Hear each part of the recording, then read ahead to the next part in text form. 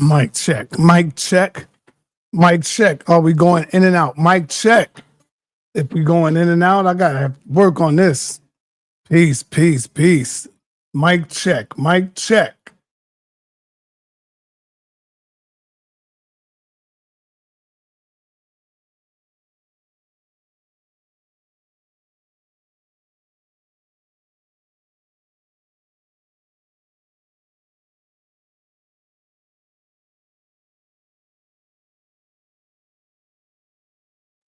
Mic check. Mic check. Mic check. Mic check. Just checking the mic, y'all. Mic check. Mic check. Just checking the mic, y'all. All right. Mic check. All right. Mic check. We sound good. We sound good. I had to reboot the computer. You know how that do. Sometimes you got to reboot it. All right, family. What I was saying was we coming down to the wire this Friday. Is going down at 6 o'clock this Friday at 6 o'clock. And I'm telling you, if you're not in the building for this debate, this is going to be one long and powerful debate. So I'm letting you know right now, get what you got to get your popcorn, your chips, your Franks, you know, everything they sell at the movies. Get it ready, because this is going to be a long one. They both agreed. Listen to me. This is going to be worth your money. They agreed to 30 minutes apiece. Wow. For each round. So you know they got mad information. Both of them really want to go in. Not only 30 minutes for each round, but I think 5 minutes for rebuttal. 5 minutes opening. And I think they said 10-minute closing, if I'm not mistaken. Let me look on this. Yep. 10-minute closing. So I'm telling you, be ready, be prepared. Dr. Inky and man, Jabari said today on the phone, he said he's hoping Inky is really prepared. Jabari have mad clips of Inky. This is going to be information exposed. Trust and believe me, if you don't got your tickets, here's where you get your ticket at. Get your ticket. Don't wait. No, don't play games, man. I'm telling you, get your ticket right now. Get your ticket. Don't come to me, sir. How can I get a ticket at the day of the debate? Because I'm going to be so busy. I'm going to be so busy. You can get your ticket at the description. You get it on the description. All right?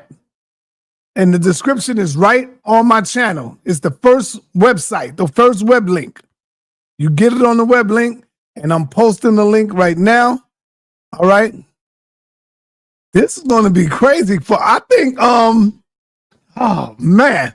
I think Inky might get spanked, or Jabari might end up getting uppercut, you know? But I don't know if I'm going to go to the audience. No, I do know. I'm not going to go to the audience on this one and ask who won, because most of the people in the audience, like I said, most of them didn't see the debate, but they would just come in and say, oh, Inky won or Jabari won. That's not genuine. You got to be real. You got to be real with it. So, Moses, what up with you, brother? What up with you, Moses? 777 Moses I'm talking about. All right, you got to be real with it, man. So I'm not going to do no poll, because in order to do the poll, y'all got to see it. It's not going to be on YouTube. Then I'll do a poll, but it's going to be on Zoom. So what we got coming up is my man, one of my champions. All right. Kemetian Adept. Kemetian Adept will be in the building. He's probably here already waiting on me to drop that link. Let me drop the link for the brother. He's probably already waiting. Let me drop the link so he could get up in here. Yep. There's that link, good brother. The link is in the chat. Let me pin it. And there's the pin. Now, don't take what I say for granted. Get your link. Get your ticket now. All right? Without any further ado, Let's get it in. Strike 3. H-O-K.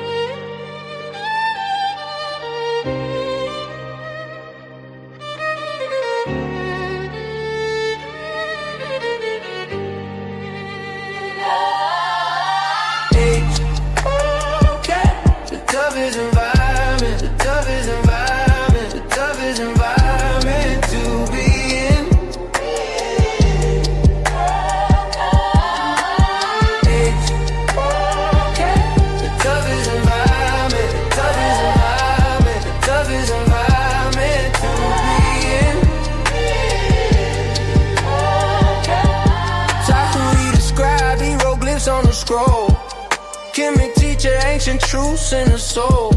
Napa the queen, her crown never bends. Wisdom in her voice, the cosmos ascends. Jabari the veteran, the bass sharp as blades. Dr. Reggie from the Bronx, history's cascade. Apostle Bible soldier, scriptures in his veins.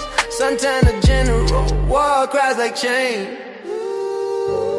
You need tough skin, where the battle begin. Source up your information, I'm a thick ass king. Hey, okay. The toughest environment, the toughest environment, the toughest environment to be in.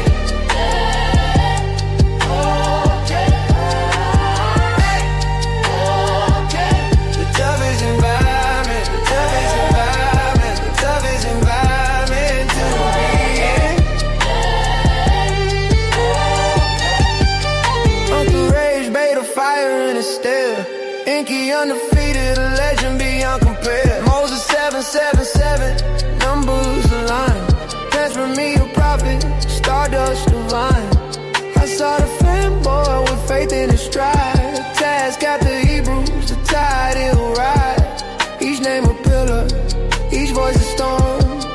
In the temple of debate where truth is born. Strings cry out, violence wail. 808's thunder, breaking the veil. Human beatbox echoes through the fight. HOK warriors, their words ignite.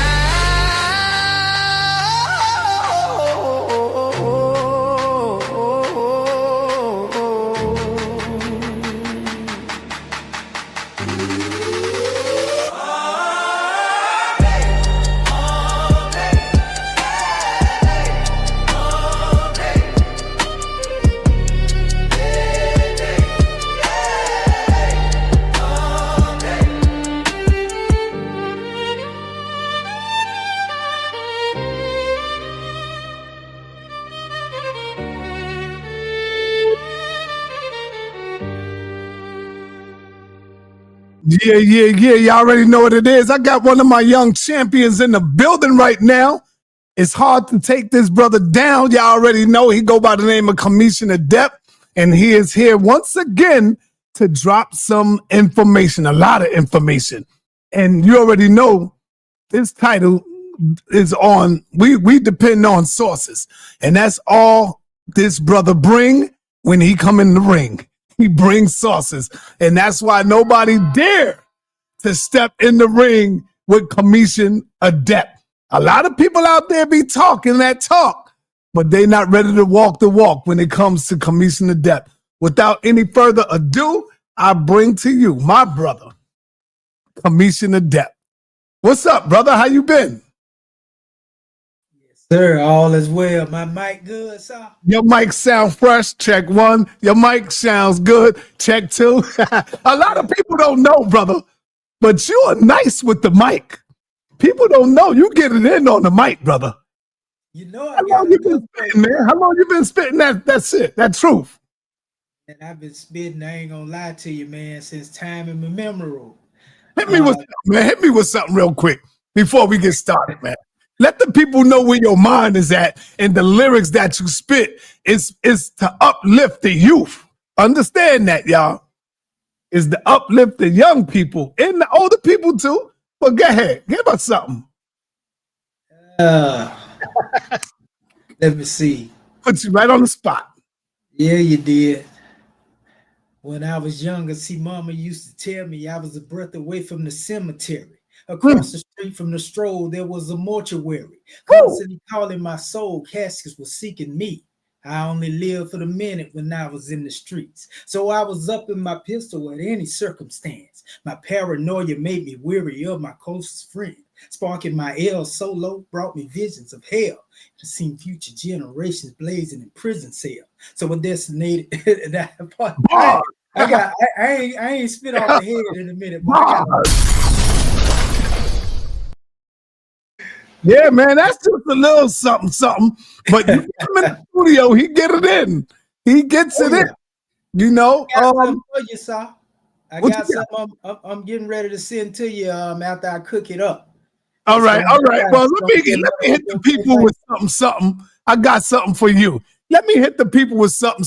What I need y'all to do is pay close attention and listen to this by Kemetian Adept. Yeah. And we're going to get this thing started right.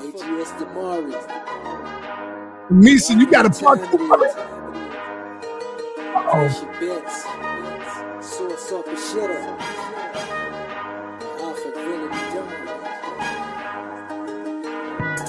The Bay Coliseum, you pseudo sideline. Yeah, I got plenty motion. You blind, lead the blind. I'm in the HOK, sourced up and ready. I got the drop on every op. Yeah, who wanna test me? The Bay Coliseum, you pseudo sideline. Yeah, I got plenty motion. You blind, lead the blind. I'm in the HOK, sourced up and ready. I got the drop on every op. Yeah, who wanna test me? Stepper with a cane and top had to match. A Lord of Ice, supreme ruler, that's right in his act. Double or nothing, 2 for 1. That's how I'm coming. Do the math and do the knowledge. I'm March 100.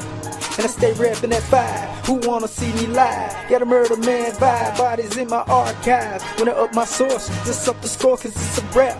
And I be that more. You don't remember he was cap called blabber lacking in his babble. Ran down on him. The real driller from Manila. I stood over homie. I took his feds. He was fake and he was false flag. And I'm here to rep that right way. And I'ma keep spazzing. Behind my people I stand on business. Yeah, I'm crashing out. And if you cross my golden path, yeah, I'm flashing out. Got a bucket list of future bodies in my inventory. My peer reviews are undisputed. You can keep the glory. Every appeal to authorities just to cry for help. And intellectual cowards, they die 1,000 deaths. Who really want it with me? I stay war ready. Round for round, got 100 slides. Who wanna test me?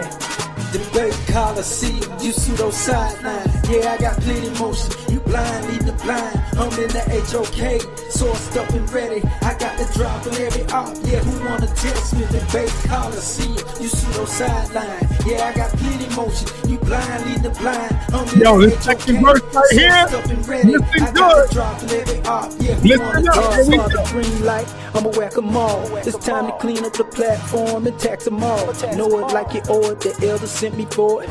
Retaliation is a must and that canopus bogus. It's pseudo killer to kill when I'm in the battlefield. They say steel sharp and steel, my real isn't real. Yeah, this that simmer talk and I'm ready to drill. Train to go and fully equipped to break that Roman seal. Grinding the powder and get power to the masses. If it's smoke, then it's smoke, I'ma get axed. Tell them come with it. Done did it, we split it, they can all get it. I got 7 deadly venoms, been sick with it. I can behead them in public and still get acquitted. I put in work on house niggas and tell them I hit them. I'm that runaway slave they wanna capture. I took the whip from his hand and punished master. He's just another widow son of a bastard. I wage war on infidels and call them Kafirs. If sa.neter give me that card in your chapter. Knowledge is power, test mine and I'ma smash it. Coliseum, you pseudo sideline. Yeah, I got plenty motion. You blind, lead the blind. I'm in the HOK, sourced up and ready. I got the drop on every op. Yeah, who wanna test me? The Bay Coliseum, you pseudo sideline. Yeah, I got plenty motion. You blind, lead the blind. I'm in the HOK, sourced up and ready. I got the drop on every op. Yeah, who wanna test me? Come on, man. Y'all gotta stop talking when I'm putting my sound effects on. I'm saying uh-oh for a reason. You see that young champion, the future champ in the building, goddammit. He ain't afraid to pop up in this mud, huh? He ain't afraid. Y'all playing yourself. That's right. Yeah, what you talk that talk. The man didn't ask you nothing about what's important. He's asking you, he's challenging you to do so. Okay, He ain't asking y'all, is it important? Y'all was talking that bungo shit. The man popped up. He's challenging y'all. Yeah. There you go. That's what I'm talking about. Can't wait till part 2 come. But anyway, are you ready? Are y'all ready? In the words of my man Loda Lux, are you ready? Are y'all ready? Let's get it. Let's get it, Kemetian. You got the floor, brother. Shout out to Suntan. We got Suntan in the back. We got Suntan in the back. I'm not gonna open up the floor yet, Suntan.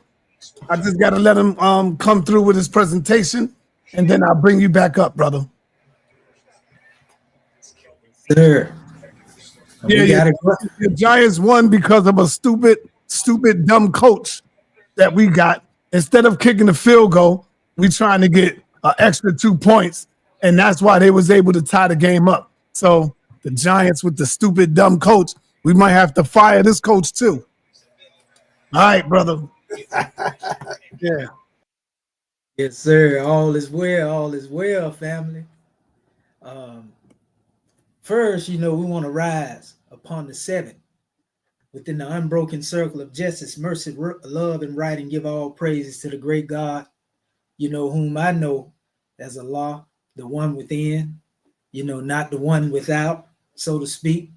We give honors to our holy, prophet, Egyptian Adept master, as we would call that particular one, our brother Noble Drew Ali.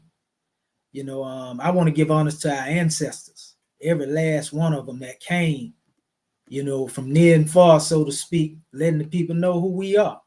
It don't matter what paradigm they came from. If they did something good to uplift fallen humanity and they had good intent, I honor them, because who is me not to honor those who came before me and say that I'm Ma'atic, because according to the laws of Ma'at, we are told to respect our ancestors, just as we were told to respect our elders.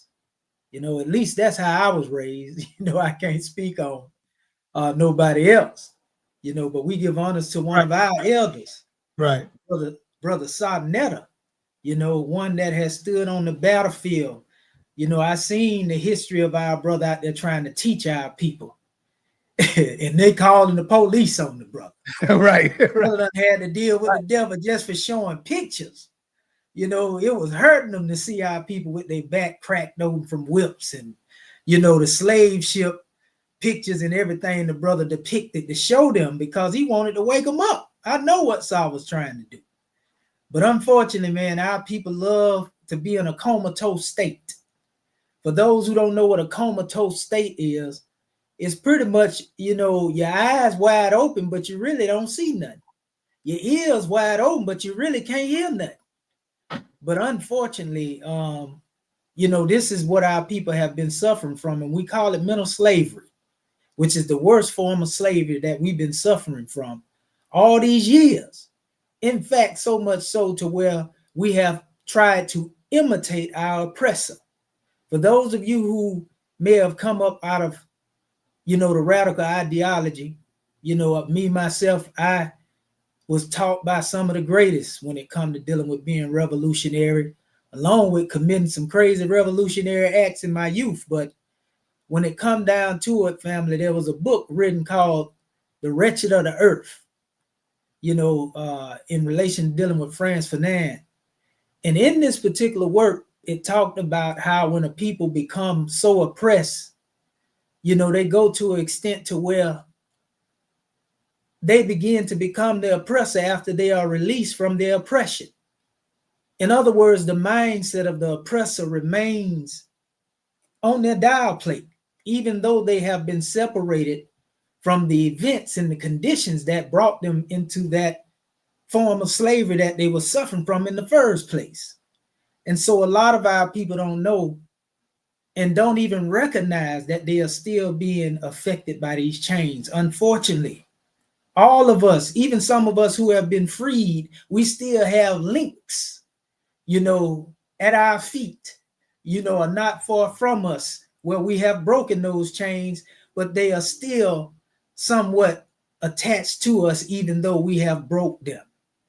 You know, so this is what we have been dealing with when it comes to dealing with information. Prophet Noble Drew Ali said, Moors, if I can just get you to thinking, you'll save yourself. He didn't say if I can get you to thinking I can save you or I will save you, I'll be your savior. He said, if I can get you to thinking, then you will save yourself.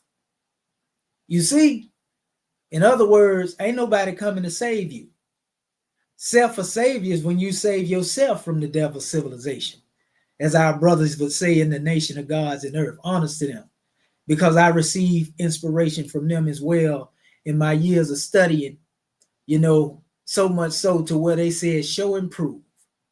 And that's where I got it from. Long ago, you know, I had it in the foundation of my information that I will always show you better than I can tell you.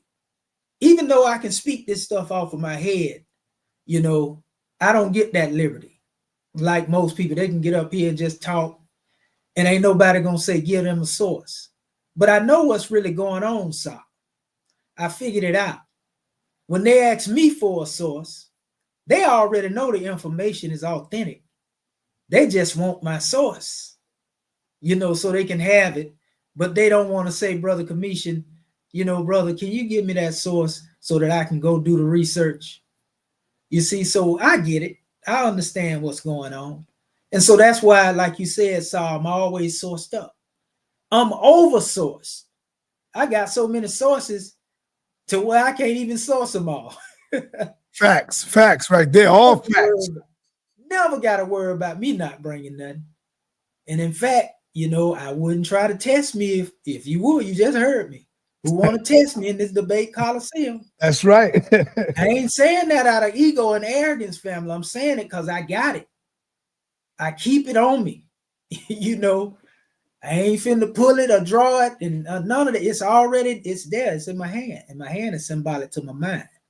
You know, because that's what we use to mold, to shape, to obtain, to retain. That's why the hand is symbolic to the mind. That's a Morris Jew I'm getting. So what we're going to do, we're going to go into a measure tonight, and we know we're going to stir them up some. Because of the science, or the word science being used, period. This going to upset some people. And furthermore, oh, you mean Kemetian finna present, you know, his own scientific model? Yes, sir. Darwin presented his and didn't have nothing to back it. Some of his stuff ended up being accepted, you know, but they accepted it later on. Some people still accept it. That ain't a shot at him. So if he can do it, I can do it. You know, what is science? What is it based upon? Observation and experimentation. What are the tools that you can use? Well, it's various different tools you can use to experiment. The particular tool that I will be using is common sense tonight. Y'all already know we demonstrate from a level of 5D thinking, 5-dimensional thinking, you know, where we can see not only what we call time, space, you know, and all the distance, the widths and depths and heights and all that right there, along with what we would also call looking at creation, reading the book of creation, and being able to see these things in yourself. These are the other dimensions outside of the ones you normally know of, the three, so to speak.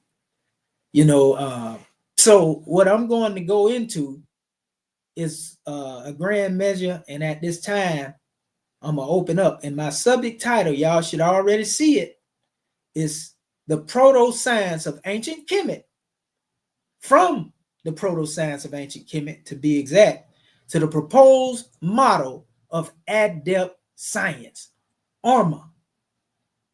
Now, what is Adept? Adept means to be skilled in a thing. It means to be proficient in a thing. So I've been studying this subject for over 30 years, family, the cosmos and cosmology. In fact, that's what made me rise in love when it comes to dealing with studying science. And praise be to the Most High for guiding me into this insight. You know, I give honors to our ancestors in ancient Kemet. You know, I give honors to our beloved brother, Honorable Elijah Muhammad, as well, because, you know, reading his book, The Theology of Time, Message to the Black Man, and I really mastered those lessons, even though I never became a member of the Nation of Islam. You know, I can quote that stuff off my head verbatimly, dealing with the 78 trillion year cycle, 76 trillion year, 72 trillion year, you know, coming from the history of man, as he would call it. That was his thesis. That was his motto. You know, the stars coming 72 trillion years, and he went into measures dealing with 66. You know, all this was NOI theology. Some people say, oh, that's pseudo. It don't really exist. You know, that's their opinion. But nevertheless, I received inspiration from these measures to study science from a serious perspective and not be somebody that just read a book because it sounds good or what's said and run with that. You see? And so for the person that just come in here, again, the title is the Proto-Science, from the Proto-Science of ancient Kemet to the proposed model of Adept science, A.R.M.A. So now let me get to share my screen so we can get into this right here and you can see what it is that we teach it. Let me see here. Want to make sure I got, okay, yeah, I got that file up there. Do this here. We got us a new apparatus, so we're going to be smooth sailing today, family. Got us a new laptop. Okay, I'm going to hit entire screen because I don't see it giving me my edge tab. Oh, yeah, there you go. There you go, right there. There you go. You see that, Sa?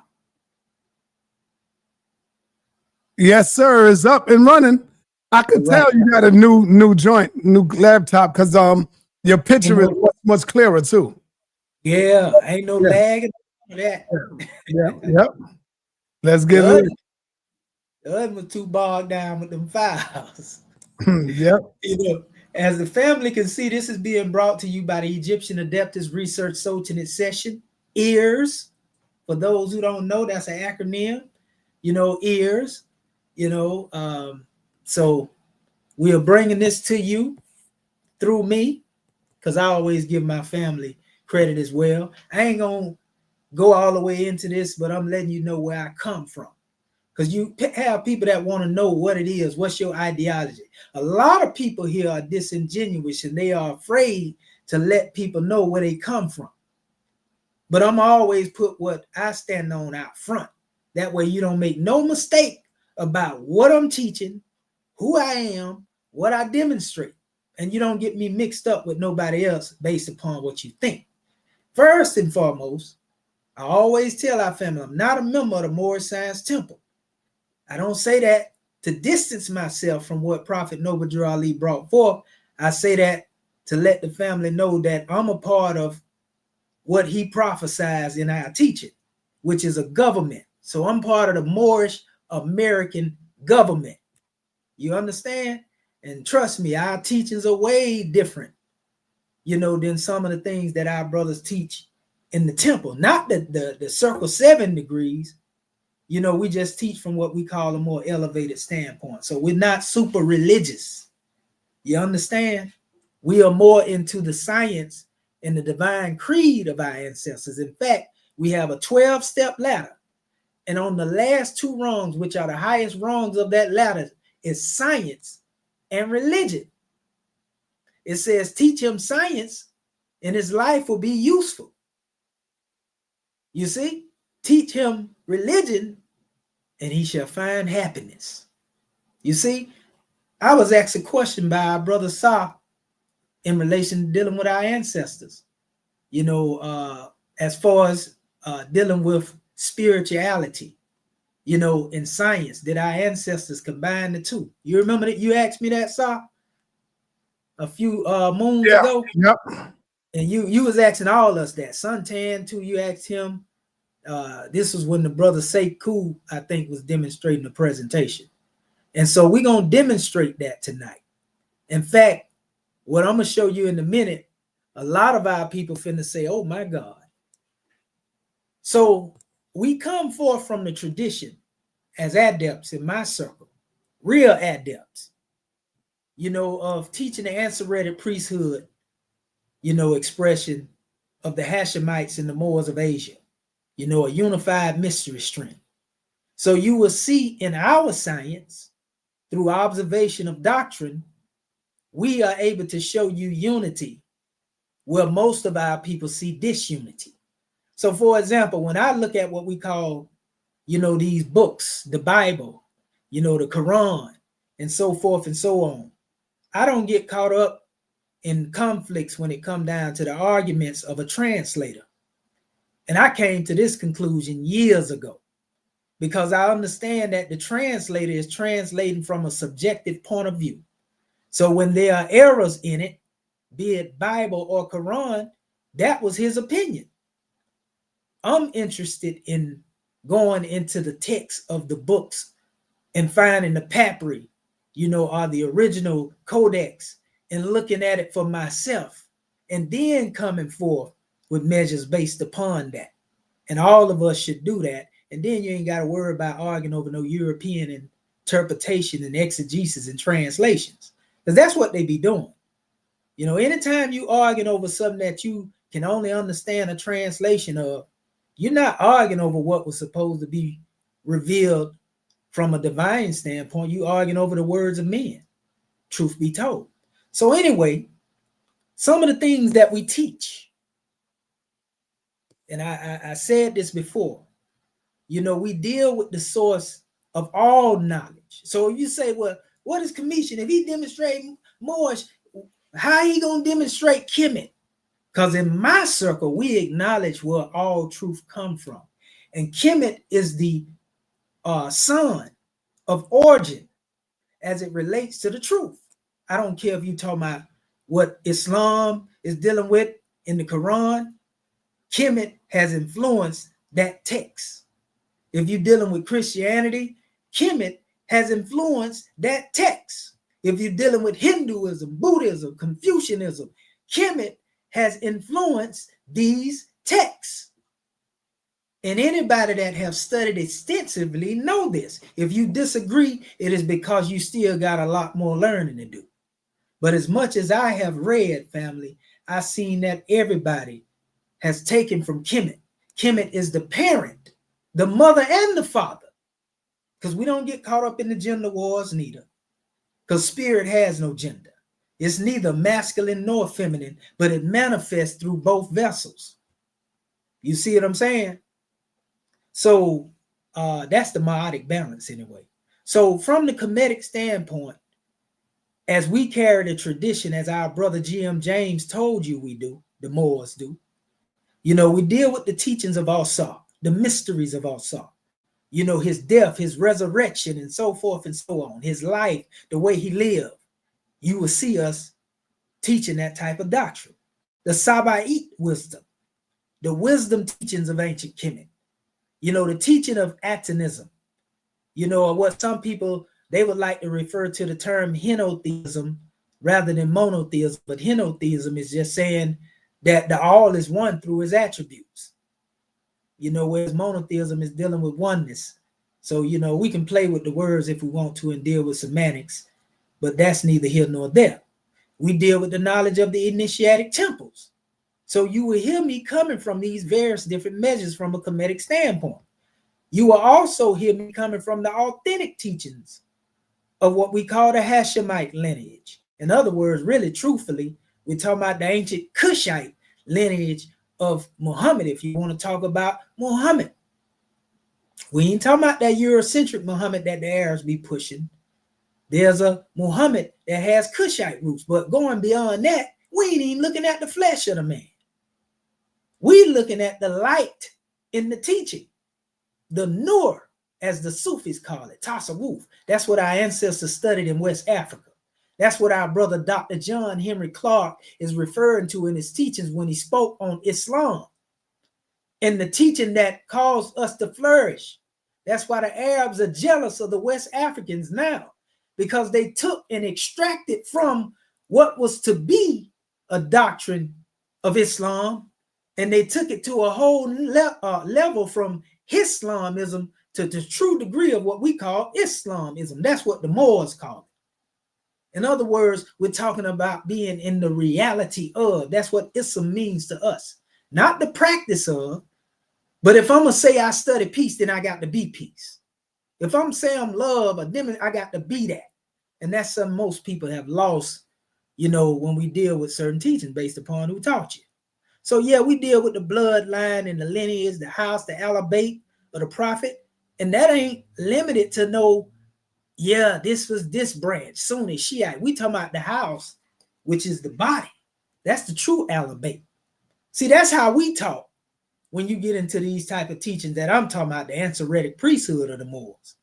We ain't limited to man worship and personality worship. So don't put me in that category. Put some respect on my name. You understand? I'm a different type of Moor. Ansoretic brotherhood, we deal with Gnostic cosmology. We deal with wine allegories. Huh? Because if your cup is full, then that's a problem. But if you have an empty cup, then you can be taught. That's a symbolic expression of the wine glass, and we throwing you an alley hoop. You know, the hidden A.R.M.A concept, in other words, dealing with reincarnation cycles. We believe in that. You know, I'm telling you this. You ain't got to wonder. You know, and reincarnation simply means that the same spirit is in me is the same spirit that my ancestors carried.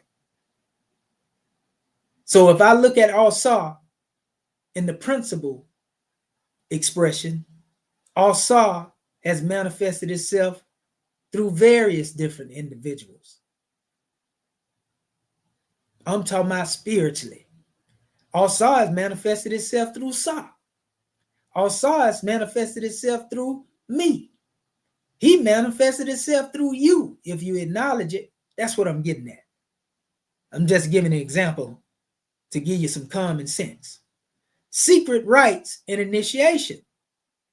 We have rites, ceremonies, and forms that we deal with. You know, then we deal with the Moors of Asia Major. Maritime law, divine harbor, Asiatic identity, nationhood, and God. And trust me, it ain't got nothing to do with what you think Asiatic is.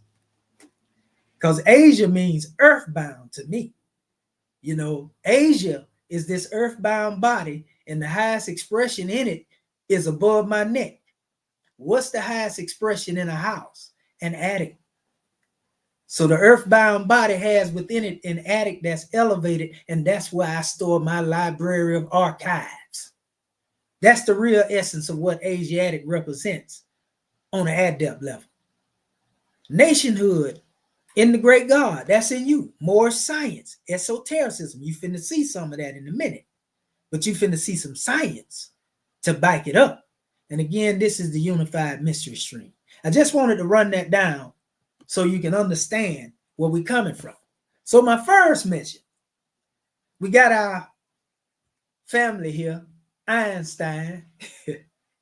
And I use that family thing, you know, being funny because I seen that he's supposed to have some type of connection, you know, to some of my markers when it comes to my DNA stuff, right? So I was like, this is funny. You know, I strike the European out of my record in normal cases or whatever. But I use this right here to be, you know, somewhat sarcastically and also truthful at the same time. Because Einstein is said to be one of the greatest minds in scientific literacy in the modern age, so to speak. At least everybody looked at him because of the foundation he laid. You know, so much so you had some crazy people that actually took his brain. One individual took his brain, chopped it up into pieces, and, you know, literally studied the man's brain. You know, at least he was trying to study his brain, you know, but that's neither here nor there. But I want to go into something he said, being that he was more influential in this subject matter relating to my information. You know, everybody that deal with science have to recognize, you know, his premise. But these statements are very important. He said, the more I study science, the more I believe in God. All right, this is a scientist saying this. The more I study science, the more I believe in God. Well, I thought if you were scientifically literate, then God ain't have nothing to do with it. What God got to do with it? He also said, I believe in God who reveals himself in the orderly harmony of the universe. He didn't say it in the words, but he was talking about Ma'at. He didn't use the word Ma'at, but that's what he was talking about. The God who reveals himself in the orderly harmony of the universe.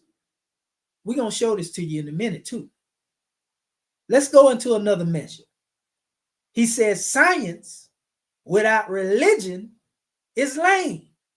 Religion without science is blind. Oh my God. sa.neter, what is Einstein on here? What is Einstein talking about? I don't know, but he's looking way more familiar to me than he may do to anybody else. You know, but this lays a great foundation into my measure in relation to this drawing. From Proto-Science of ancient Kemet to the Adept science of the model of A.R.M.A. Let's go into the definition of proto-science. In the philosophy of science, the term proto-science is used to describe a new era of scientific endeavor in the process of consolidation. You know what that word means, right? The bringing together of a thing. It says scientific skeptics sometimes refer to proto-sciences as pathological sciences. The term proto-science is sometimes used to describe a hypothesis that has not yet been adequately proven by the method of scientific method, but is otherwise consistent with existing science, or where it is not, overtly states, pending new facts or research. And that's what this information that I'm presenting is going to be dealing with, because though it would be dealing with science, a lot of the science that's on the manifest is emerging science. It's science that is still being tested, but it has not been debunked, nor has these scientific expressions, so to speak, been cast away. You see, they have neither been confirmed or denied, but what they have found has not been rejected. You see, this is one expression as it relates to the concept of proto-science.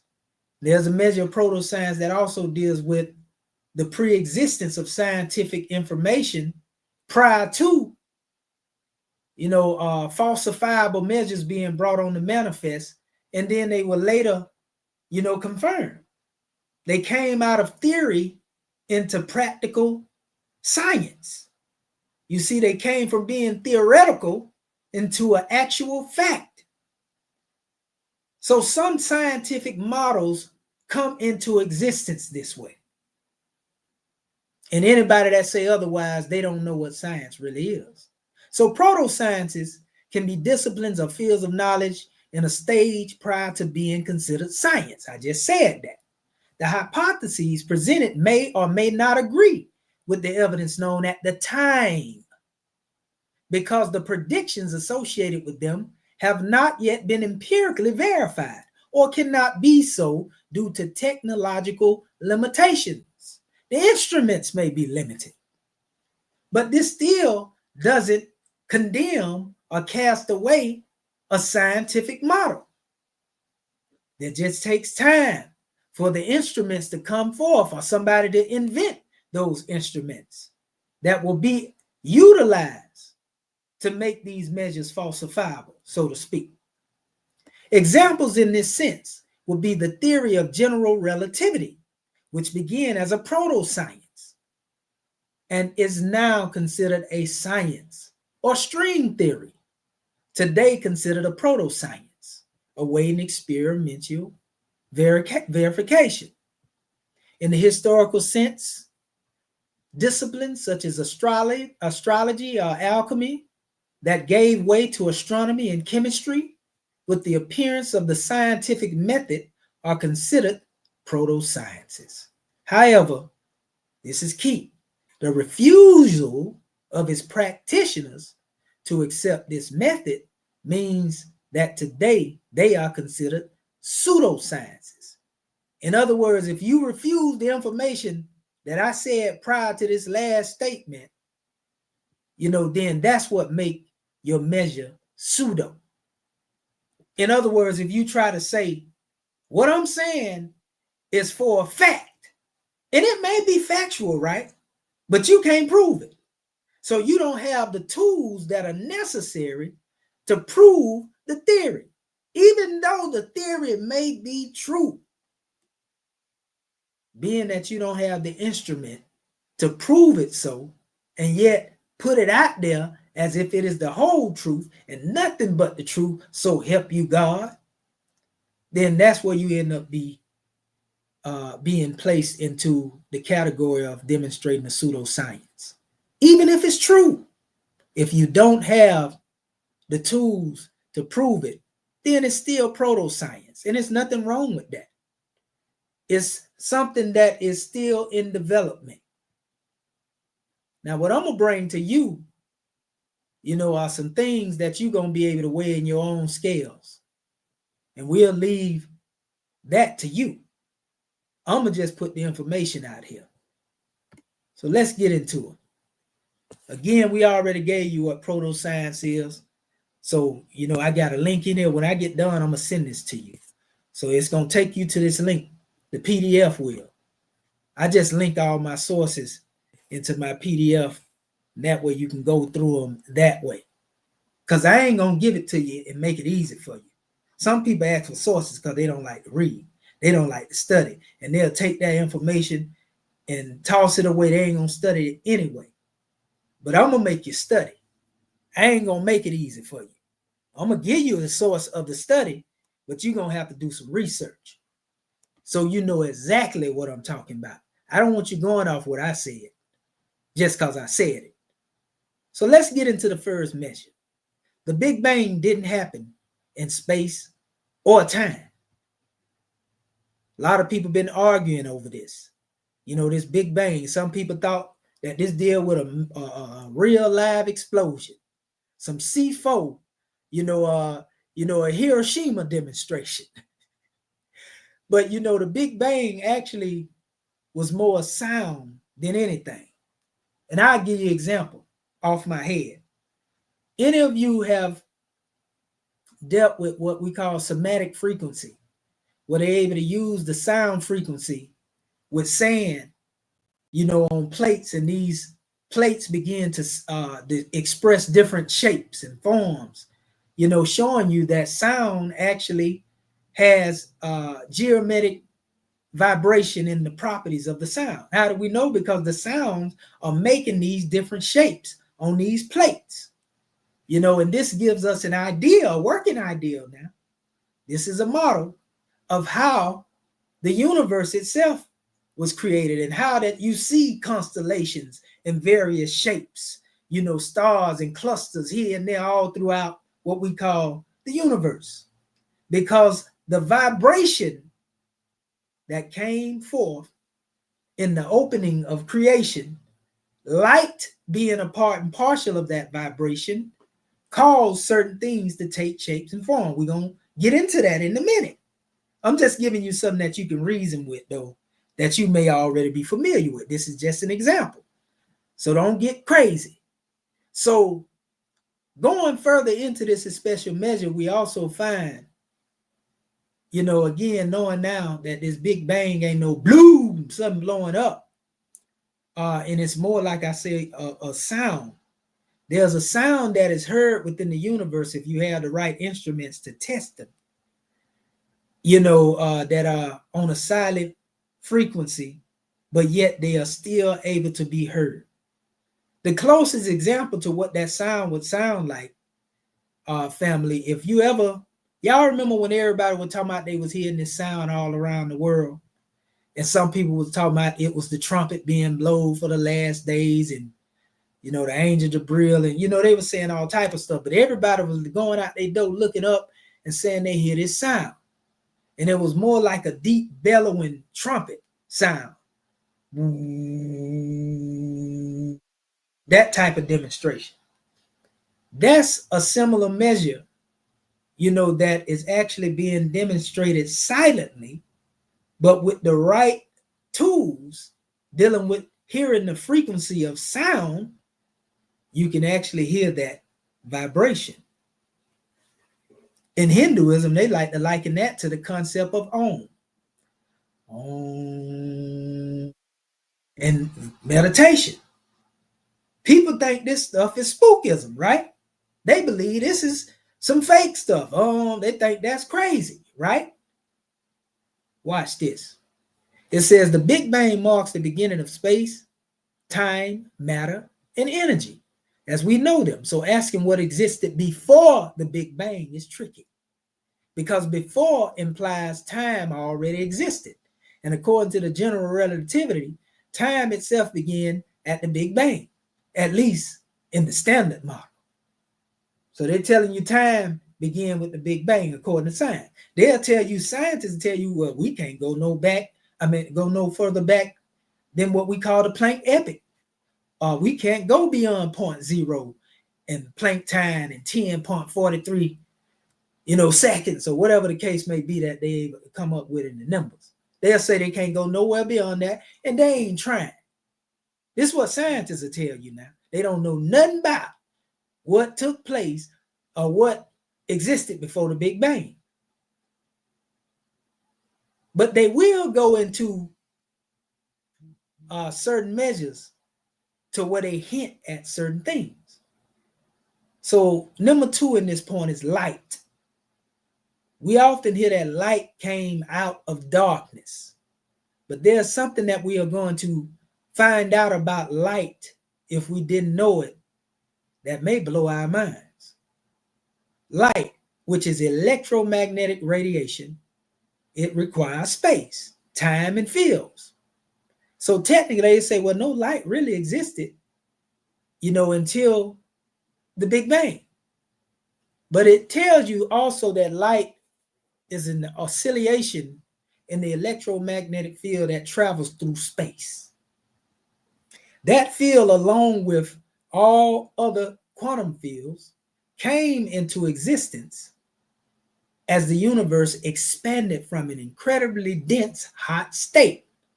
So in the first instance, Planck epoch, 10.43 seconds, I mentioned it earlier, we cannot meaningfully talk about light existing separately.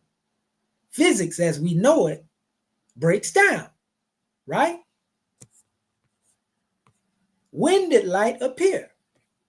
After the Planck epoch, around 10.36 seconds onward, the universe underwent rapid inflation and then cooled. And during these early moments, high energy photons, this is the very important point we have to keep in mind. Energy photons. This is going to be our star for the night, our star witness. You know, high energy photons existed everywhere in constant interaction with particles. So light did exist, but not in the sense of traveling freely. The universe was opaque because photons were constantly scattered by free electrons like light in a dense fog. It wasn't until about 38,000 years later, the recombination era, that atoms formed, freeing light to travel unimpeded. That light is what we now detect as the cosmic microwave background, CMB. We ain't talking about Cash Money Brothers. But when we get into this in special measure, family, to be truthful, light has always existed, just not as our light, until it came into our view. Imagine looking into the darkness and you see nothing but darkness in front of you. And then imagine seeing, you know, a dot beginning to expand as it is moving closer to you. And the closer it comes, the brighter and more radiant it becomes. You know, and they get in your face. Now, bloom, you got light all up in your face. You know, this is an example of the expansion of the universe. You know, just to give it to you off the dome and give you an example of what it is. Some people say when they get into the realm of, you know, mind travel, they say that's what they see. Darkness, and next thing you know, they're traveling through a portal of light. Now, I wonder why this is often symbolically similar to the same thing that it is said that occurs when the universe is expanding. Well, we already know that we are the microcosm of the macrocosm. In other words, everything outside of us in creation is inside of us. It exists within us. And this is scientifically proven. Did light exist before the Big Bang? From a physics standpoint, the concept of light before the Big Bang doesn't make sense in standard cosmology. Listen, in standard cosmology, because space and time or energy begin with the Big Bang. However, there's a but to this special demonstration. Alternative cosmological models like cyclic, aperiodic I'm thinking about elements and molecules, but aperiodic universes or sudden quantum gravity theories propose a pre-Big Bang phase where energy or radiation fields might have existed in a prior universe or vacuum state. And this is what we're trying to tap into tonight. And we're going to show you what science has been, we ain't going to say in denial because I believe they know. You know, but if they go here, then they got to admit that there was something greater than just a causeless cause and rootless root that brought things into existence. So they don't want to say it. But, you know, energy fields or radiation fields, so to speak, you know, it goes into an existence prior to the universe in a vacuum state. And this is where proto-science of our ancestors in Kemet come in. Where the European fit a tread in their science, the Kemites most definitely went there. They took the people up through there. We bear witness to it now. In those models, something analogous to light could have existed, but it would not be our light. This is the same way light exists within our bodies right now. Vibrating at a very low expression in energy, but nevertheless, that light is there. And in fact, the emerging science, which I'm going to touch on in a minute in relation to dealing with that, biophotonic light is actually emerging very swiftly now to where people are going to be able to come into some healing. You know, so I'm going to say this right here.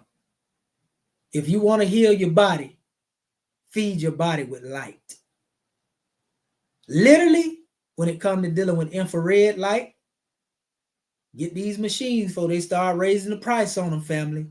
Get you some infrared light modules and start healing your body.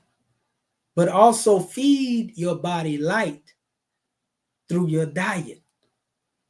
Because we've been eating wrong, family. You know, most of us don't know food that doesn't have life in it has no light. And when you place it in your body, it's dark. So this darkness will cover, you know, anything that can be potential light if you overflow your body with it. In example, I'm talking about carbs, high carb diets, and so forth and so on. Diets that deal with ultra processed food. All of these things will put your light out. Literally, spiritually, and physically if you ain't careful. Let's just put it that way. Right? Light is found in vegetables. Light is found in live cultures as it relates to food. You see? Things that hold bacteria of life, living essence. You know, fruits, good fruits, nuts, all of these things are light. So feed your body that, family, and you can heal yourself from a lot of ailments. So let's go on. We got another brilliant brother, one of ours, Brother Neil deGrasse Tyson. And he made two powerful statements that are relative to this presentation. He stated the atoms of our bodies are traceable to stars that manufactured them in their cores and exploded these enriched ingredients across our galaxy billions of years ago. For this reason, we are biologically connected to every other living thing in the world. That's what I was talking about. We in the universe in us. We are chemically connected to all molecules on Earth. And we are automatically connected to all atoms in the universe. We are not figuratively, but literally stardust. This is a scientific mind demonstrating this. You see, the more science is advancing now, we can see that this science is being reconnected to spirituality. I'm going to say it. I can say it because I have not received a degree from any of the Ivy League, institutions that Rome has established, modern Rome, the United States, that they have to basically gatekeep your information. So even if you know the truth, you can't speak it in fear of your credentials being taken away from you. So the things that we talk about, one that has received the degree can't talk about. Because if their scientific peers find this information, then they will surely be outcast. And that's why, family, when you hear those who are hell-bent on holding their position and everything you can say make all the sense in the world, and they will go against that because they got a dog in the fight. They can't think free like you do. And sometimes those who are in that state of mind, knowing that they got shackles or handcuffs on their intellect, they jealous of you because you can think that way. So yeah, they're going to come up there and throw monkey wrenches in everything you say. There you have it. And some people are going to be mad because I put that out there. It says the knowledge that the atoms comprise life on Earth. This is another quote from our brother. The atoms that make up the human body are traceable to the crucibles that cook light elements into heavy elements in their core under extreme temperatures and pressures. These stars, the high mass ones among them, went unstable in their later years, and they collapsed and then exploded, scattering their enriched guts across the galaxy, guts made of carbon, nitrogen, oxygen, and all the fundamental ingredients of life itself. These ingredients became a part of, it says, gas clouds that condense, collapse, form the next generation of our solar system stars with orbiting planets. And those planets now have the ingredients for life itself. So that when I look up at the night sky, and I know that, yes, we are a part of this universe, we are in this universe, but perhaps more important than both of these facts is that the universe is in us. Again, same thing that I was speaking of earlier. Macrocosm of the microcosm. Microcosm of the macrocosm.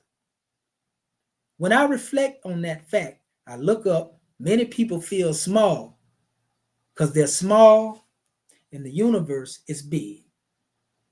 But I feel big because my atoms came from those stars. Again, Brother Neil deGrasse Tyson. I want to give honors to that brother. That brother say, we are not figuratively, but we are literally stardust. We're going to get into that in a minute because we got a lot of people that have been speaking on certain measures in relation to dealing with panspermia. And truth be told, I first began to speak on this measure because panspermia is also emergent science. It is not a complete science, but you have people who have been calling it pseudo, and they're wrong for doing that because it's still emergent science.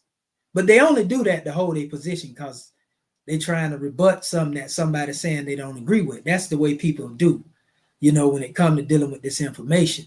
Even if it's the truth, they'll rather outcast the information as falsehood so they don't have to deal with it. You see? And I hate when people try to play in the face of our people like that, thinking that they are so ignorant that they can't pick up on the idiocy that one is demonstrating.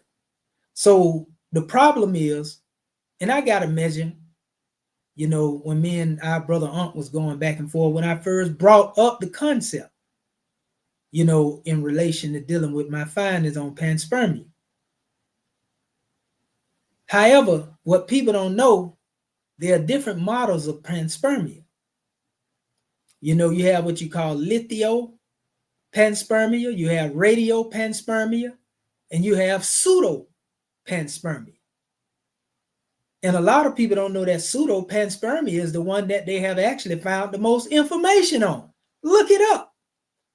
It is more promising, so to speak, than the other two that were mentioned prior. But there is also a context in relation to dealing with panspermia that many are leaving out when they mention it. And this is where they go wrong. Because all of the measures of panspermia are not, dealing with an equal expression, so to speak. They're all based upon conditions, that were tested with certain methods. Panspermia, as I myself, refer to as what we call directed panspermia.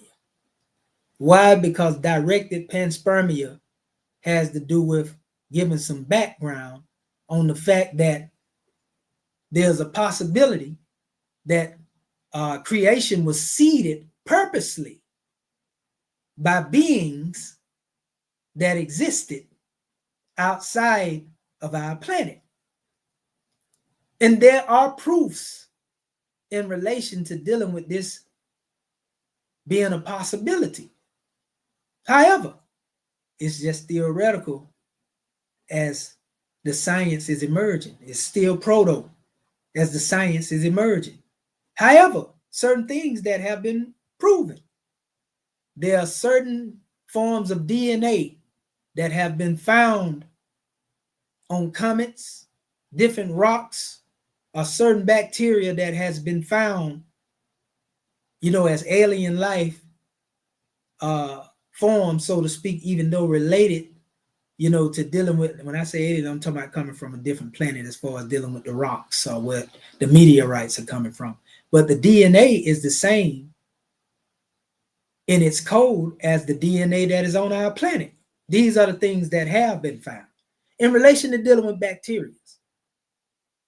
So panspermia is not something you can just dismiss. It's just really based upon your knowledge of what panspermia is, and again, the context. Are you talking about litho panspermia? Look it up. Are you talking about radio panspermia? Are you talking about pseudo panspermia? Are you dealing with the concept of what I was speaking of in the context of directed panspermia? I choose to accept that model because that model relates or it resonates, so to speak, with me as it relates to what our ancestors demonstrated in their proto-science. And we finna bring some things to light. So what we have here in front of us, family, these are fragments of papyri, and they deal with mentioning Zep-Tepi. You can see the hieratic that's written on the papyri. You don't see no hieroglyphs on there, or what they call metal-netter. You see hieratic, because mostly hieratic was the things that were written on papyri, and a lot of the symbols you find upon stone and rocks, even though you'll find some ostracon with hieratic written on it as well, but mostly you find hieratic in these original papyri. And hieratic is the oldest writing, by the way. I dare somebody try to debate me on that. Zep-Tepi, the first time, or the time before time. We say in the Moorish Holy Quran, in chapter 1, creation and fall of man, time never was when man was not. In other words, what we call spirit man existed from the never-ending days of the past and will be on the manifest to the never-ending days to come. You know, time never was when man was not. In other words, we saying in, you know, our divine form as consciousness, we always existed. So if you want to know what existed before the Big Bang, that's one hint. Our ancestors taught this.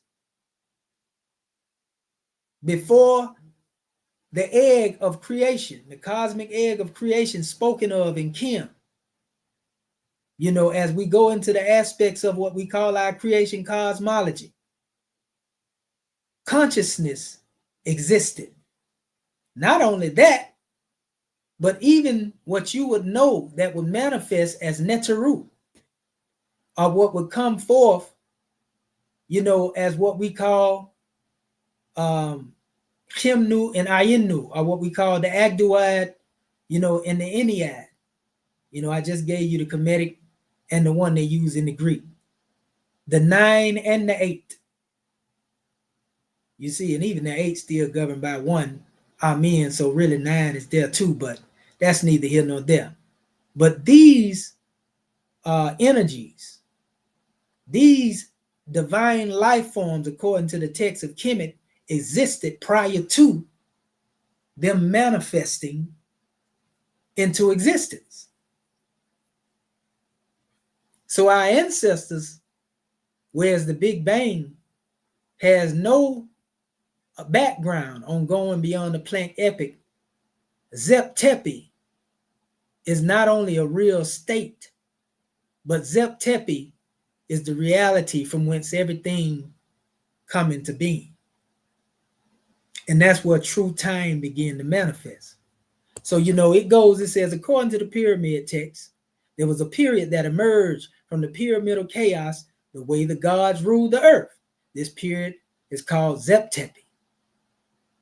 Is this just another mythological tale? Or can we find facts behind Zep-Tepi? Yeah, you can, family. It's written in various different papyri. You see? It says, according to several researchers, among them Armando A.R.M.A, Zep-Tepi is a historical period that can be traced back to a specific date, 36,420 BC.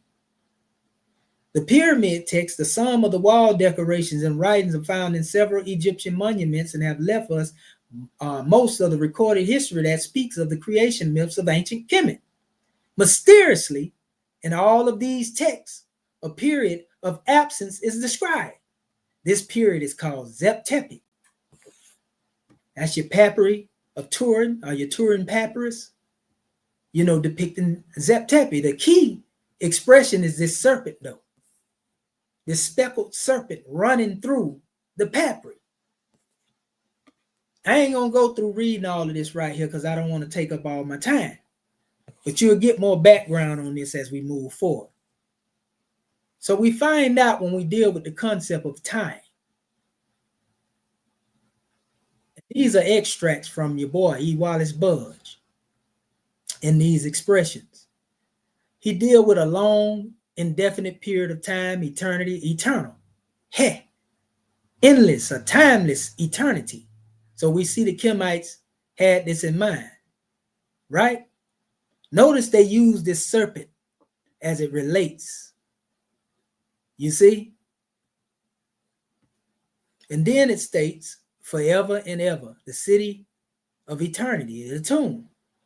He, the God of hundreds of thousands of years.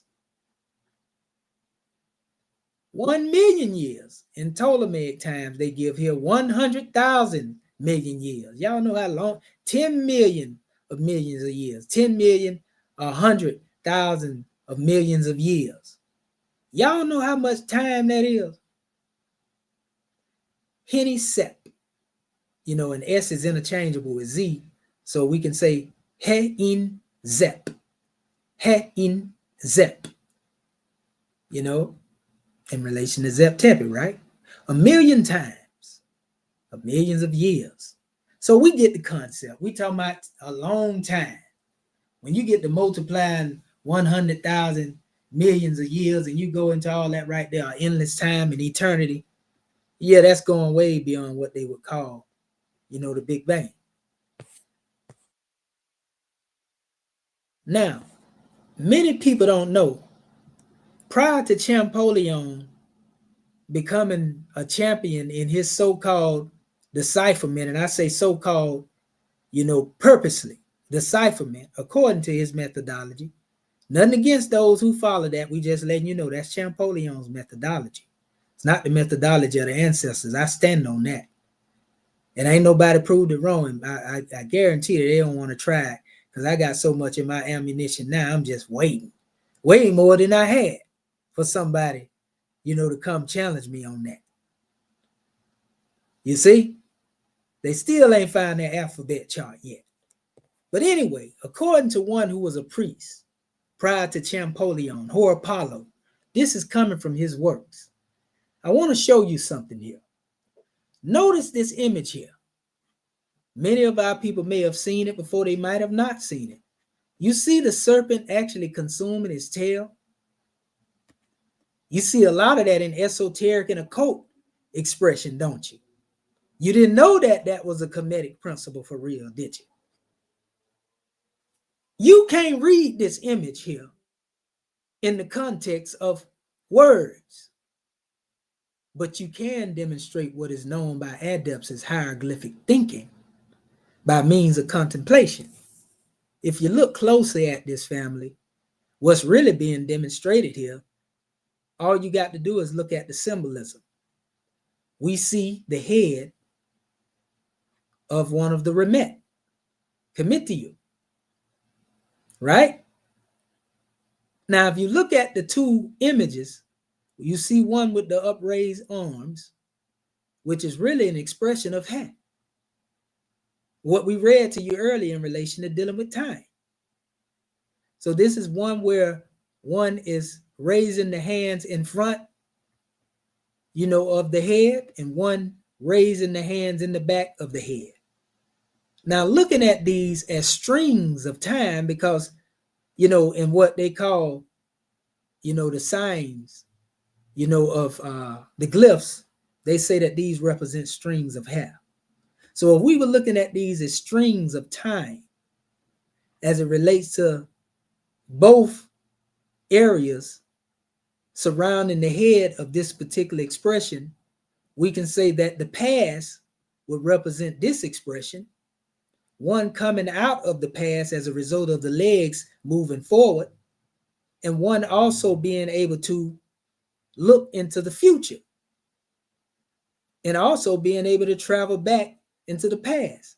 But if we were to look at this serpent quarreling to bite its tail, we will see that it's going in a clockwise manner. So if one were to travel past into the future, then one would go through what we call a cycle of past, present, and future. So this symbol represents the present state of consciousness, and the other two represent past and future. That's the expression that's being demonstrated here. And this deals with the strings of time as it represents Ha with his upraised arms. Our brother Horapollo wrote in his book, and he was speaking on how the universe was depicted by the ancient Egyptians. He didn't have no alphabet chart, but he explained the original text was written in Greek, translated in English, and it really ain't no such thing as Greek. It's really Hecopter. But anyway, it says when they would represent the universe, they delineate a serpent. That's the serpent you see. Be speckled, and you've seen the speckles on the Torah and Papyrus, with variegated a variegated part instead of scales devouring its own tail.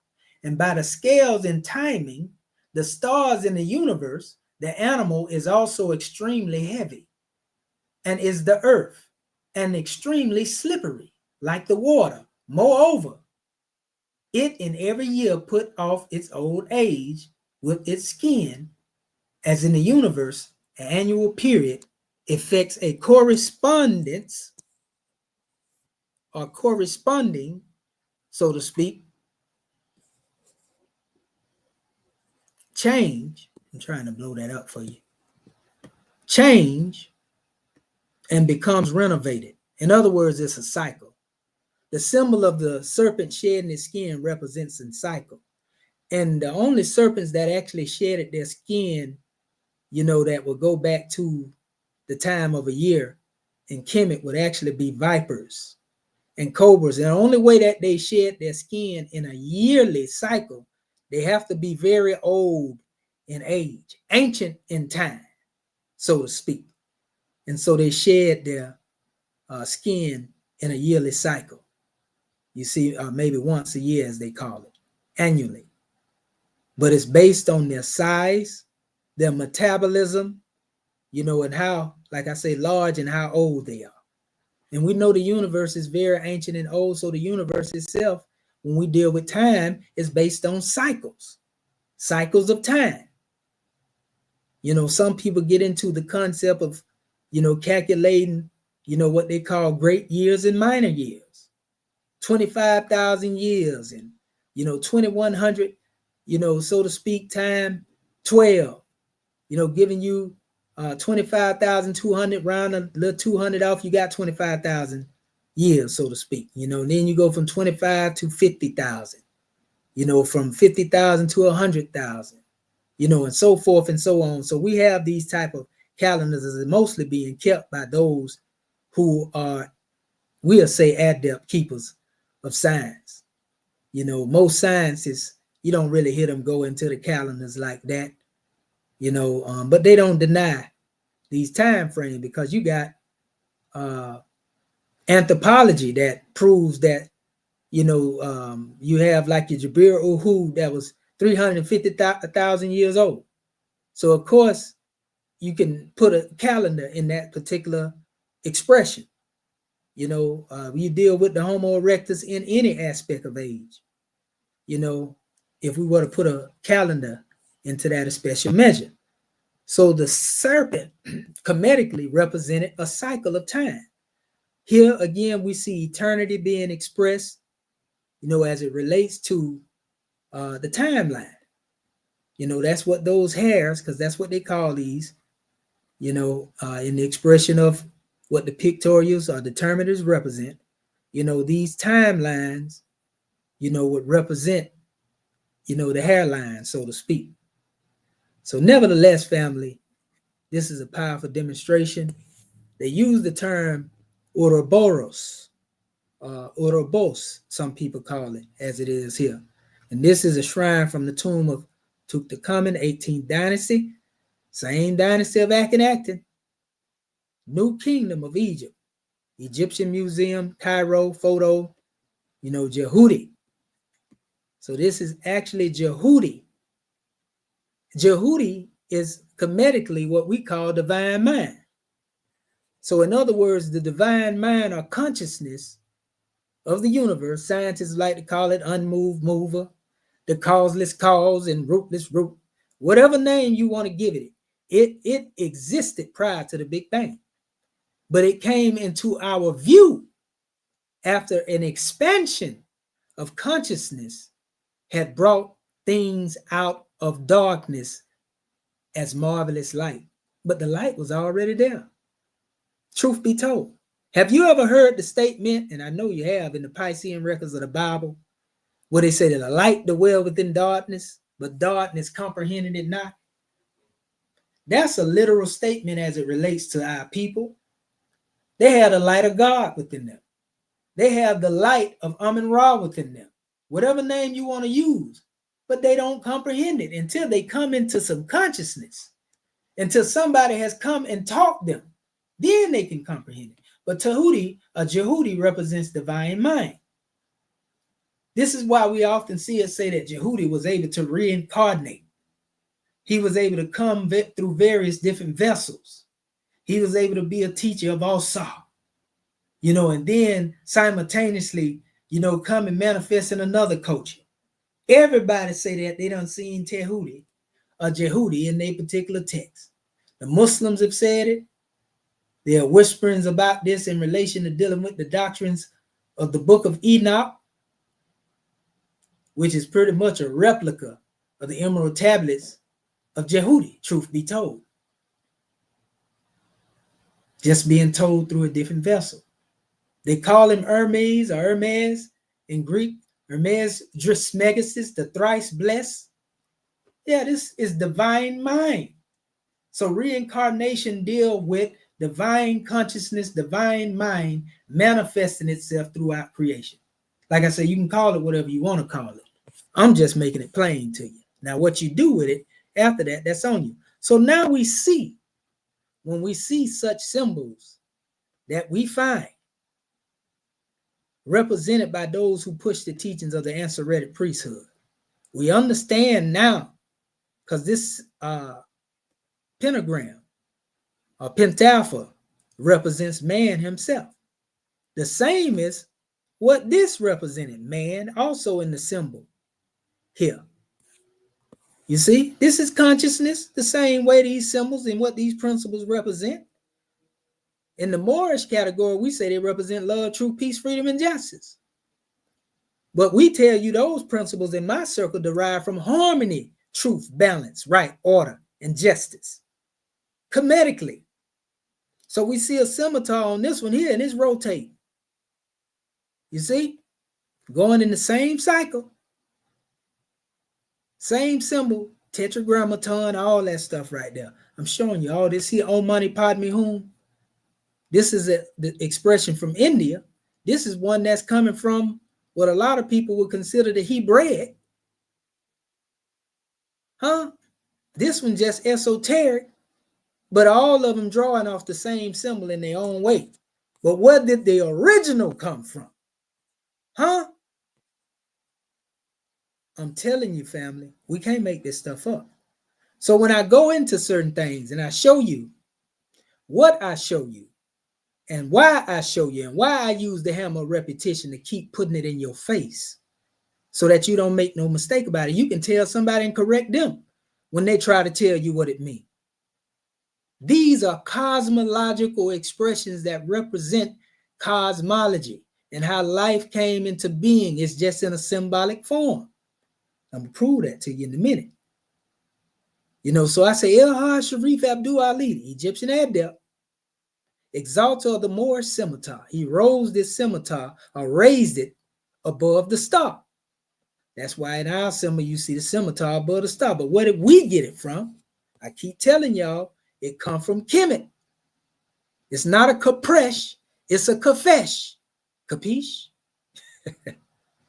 So you see, this is really what they call the leg of a bull or legs of an ox above a star.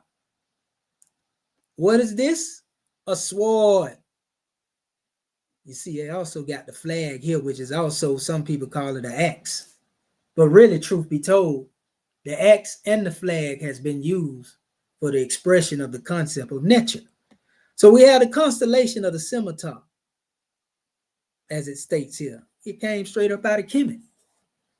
That's why it's the Egyptian adept symbol of the Moors. There ain't no shrine or symbol. You know what I mean? That's just one to grow on. And I told our people, this thing is so universal that you find it among the Orishas. I got to put it in your face again. This is all leading into what we're going into now. We ain't done with the science yet, but this is going to tie into it because this deals with cyclic patterns. This is the crown of the king among the Orisha pantheon. This is the crown of the queen, the scimitar and star.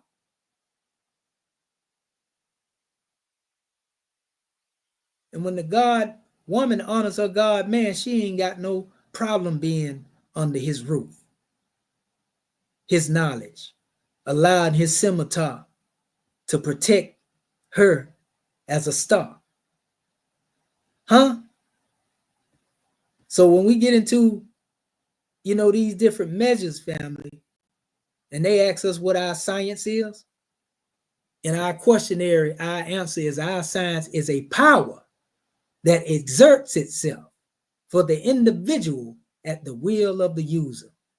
In other words, the God power that you say you have, ain't no proof that you got it if you can't use it. So it ain't in the possession of a thing, but the use of it. And this is why you got a lot of people going atheists, because they don't know how to tap into the power. The power, in order to tap into it, you have to go into a state where you can demonstrate high vibration. And that's how you activate the Heka. That ain't some fake stuff. Heka ain't just something that mean word of power. It's a real thing. So it ain't strange when you look at these symbols in Orisha pantheon, you see Ish and Isha, how it relates to Ashe and Eshu. And Adeptly, which they get mad at us for saying this in the public, they think this supposed to be secret, but we don't keep secrets. Hierophants are revealers of the light. We don't conceal the light.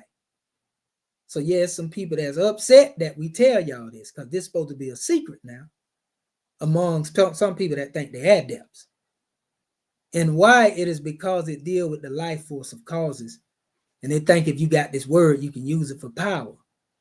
Truth be told, if you got this word and you try to use it for power and you don't have a pure heart and pure mind, you'll tear yourself up. So tread lightly when thinking you just gonna use it. You can't even unlock the universe if your heart ain't pure. So, so when you get into the Orishas, you got the 7 African powers, and this corresponds to what we call the 7 Elohim in our Moorish background. Make no mistake about it. I'm showing you how these things are tied together. You've seen this before. This is a collage of all of that information. And if you notice at the top here, it says the gate of God, because it is said that all of creation came out from this constellation of Meskheti, from the star. They say we come from stardust, but this is the center of the universe, according to cosmology, Kemetically, because the scimitar rotates around the polarises. It's the Big Dipper that is rotating around the polarises. That's what the leg of the ox and the bull really is. See, we showing you this stuff in reality and what it really means. This ain't something we making up. We can prove it to you. We got sources to prove it to you. I dare you to try to debate me on it. Meru, Mera, Mesura, Mizra, Mizro. Terms and phrases that we looked at in the biblical narrative in these different books were really referring to cosmological principles that have to do with creation coming into being. You see?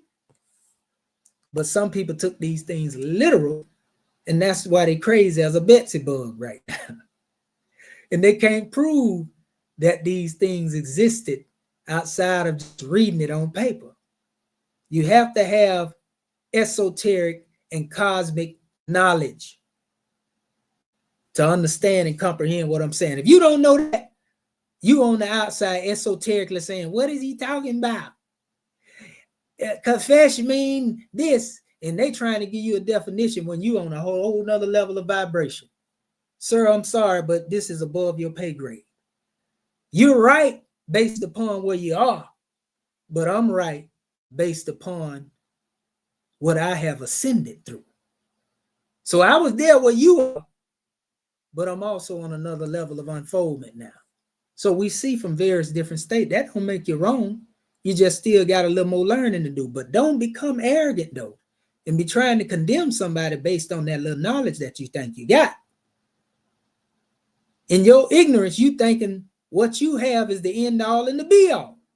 But what I know from doing the research going beyond what you think is the end all and be all, I have come into more and continue to come into more, so I won't settle for less, and I won't settle at all. I understand to know is to know that you don't know, so I can continue to grow in knowledge. Only a fool will reject information because they never heard it before without proof to be able to rebut it. I'm going to say that and I'm going to leave that alone.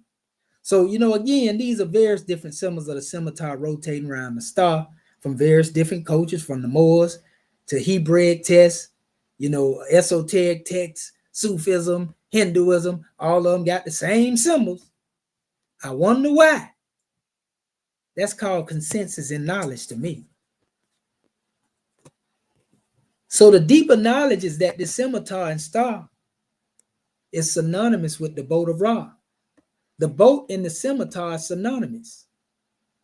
Just as the Big Dipper rotates around the Polaris, the boat of Ra, or the bark of Ra, which you see Heru in, it is moving through the Unduat, or the stars, in the Kemetic text.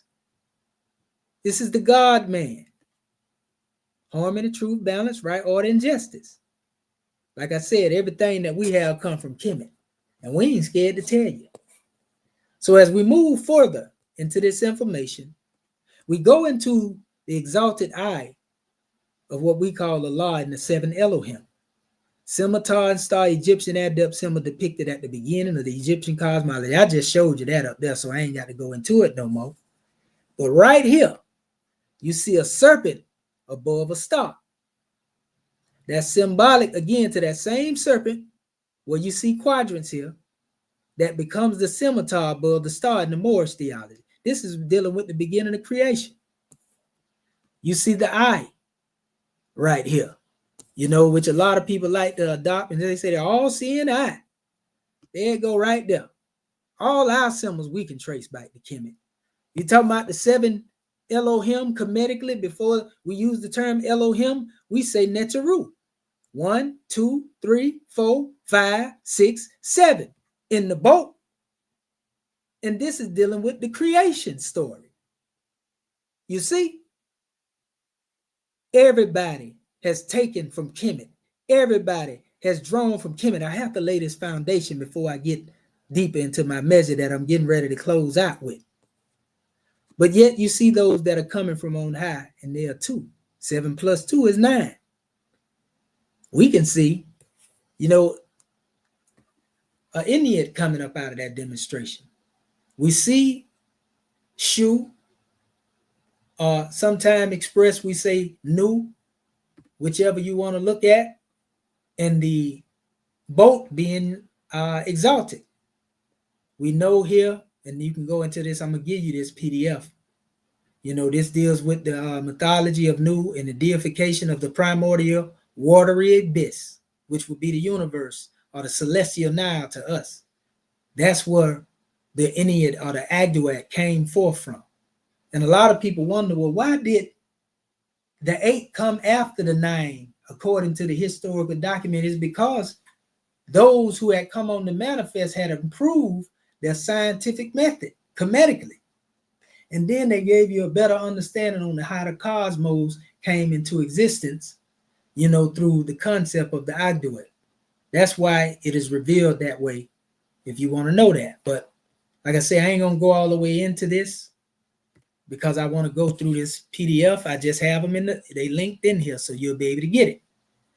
Everything in creation, after everything that I've spoken thus far, the true language of creation are numbers, family. And these numbers are also connected to letters. They call it Stoicheia. Some of you may be familiar with what we call Stoicheia. We call it Gematria. K is interchangeable with the G, so we no longer use the term gematria. We say Gematria. And this is the science of numbers. And these numbers and these letters are referred to as elements, the very elements that were utilized to bring creation or speak creation into being. They say in the beginning was the word was God, the word was with God. They say that in the Bible, right? The Piscean record. But it takes letters in order to express a full word. And when you have command over language, you can bring things into the manifest just as the Creator did Kemetically. Just as the Creator is said to do biblically, the Creator is said to do Quranically. You have the power yourself. This is the truth.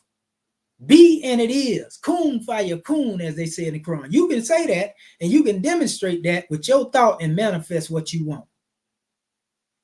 Ask me how I know. We ain't talking about no spooky way. I know everything that I speak into existence come to pass. I know everything that I have spoken into the universe and meditated and listened for response has manifested in my life. I can't speak for nobody else. So it ain't nothing that no atheist or no unbeliever in a supreme being can tell me about what the Most High do for me, because I know what has been done. I have been shown based upon that. Everything that I asked for, I have attained. Let that marinate a bit. So I want y'all to get this book right here. If you want to learn about what we call the letters of the creation cycle. You know, this was written by Mustafa Gadala. You know, and it goes, this is just the chapters of the book. They don't really give you a whole download of it here, but it goes through all of the alphabets as they relate mathematically, you know, and you have alpha, you know, and this is called the first sphere letter. So this is number 1. That's the stoicheion of value to this. You have B, you know, divine mind consciousness. This is the second sphere letter. You have chapter 8. This is the third sphere letter. This is G, the generative, the universal soul. You have the fourth sphere letter, D, which is the orderly plan. And we go on and on and on. You know, H, the divine infusion, the fifth sphere letter. You know, the sixth sphere letter, we have W, connectivity between the upper and lower realms. And there's a complete breakdown on each one of these letters in this book. The reason I have to go into this, because if I would have presented what is to come next dealing with my model, y'all was going to say I made it up. Now, I did come into an expression of putting these things together, but I only use my testable methodology by doing the math. So the math that I did manifested this model to me, a model that I had been studying for years and didn't even know that I was to come into this. So I didn't just sit down and say, I'm going to come up with this. It fell on me, you know, from an ancestral gift of a thought, let's say. So what we have here, getting into this model, A.R.M.A. This is A.R.M.A right here, A.R.M.A. You see it's moving in the same cycle that the serpent was moving in that bit its tail above in the other cycle. The 7 is synonymous with man or consciousness being the life form, the embodiment of that, as we would call it. Same thing, just in symbolic form. Arm, leg, arm, head. We talking about the man. You see? Man is a manifestation of a result of this cycle. This is the science of life, family. This A represents Amen. Amen is the hidden.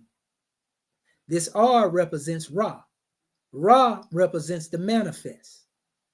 Then this M represents Mar, M-A-U-R, which is a name of Amen, despite those who have tried to refute it. Then we have Atum, which is the full manifest that comes out of this cycle. So what we have demonstrated here is what we found in our research, family, out of everything that we was talking to you about, the cosmology.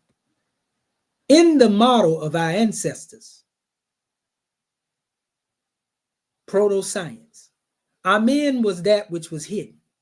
We would call this conceiving phase, the conceiving phase.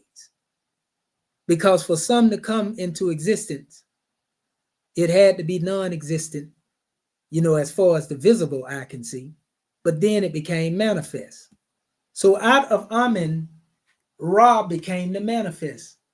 Yet Ra, if you do your research, you will find Ra has always been present. according to the Kemetic text, A.R.M.A has ever been present. But A.R.M.A was the hidden that became manifest, right? And after the manifestation of Ra being the light, then we have this phase as it relates to A.R.M.A being Ma, and this actually represents light beings. And we're going to get into that in a minute. And then the light beings personified themselves into the first expression of what we would call elemental life. So this is really the concept of your Agduad or your Iniad or your Kemenu degree or your Ainu, referred to the 9 or the 8, however you want to look at it. We're going to put it in order.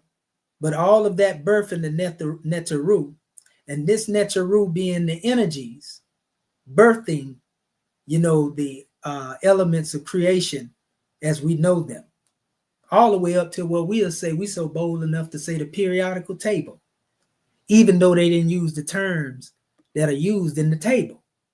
There are Kemetic expressions that relate to that's a whole nother show in and of itself. So coming from this stage, in the state of A.R.M.A, in its hidden state, this would represent quantum potential in the scientific model presently. Quantum potential can be seen with the physical eye, but its effects can be seen, after the evolution, of activity brings about things that are more solid in mass, so to speak. After the unity of various elements and molecules, and you understand what that quantum potential was able to manifest. But what comes out of the quantum potential is an energy field, and that's synonymous with Ra. What came out of the energy field is information transfer, and this was the Neteru, or the life forces, or the light beings transferring this information into another form, which became the biological form. Oh, wait till you find out what this biological form is. A.R.M.A.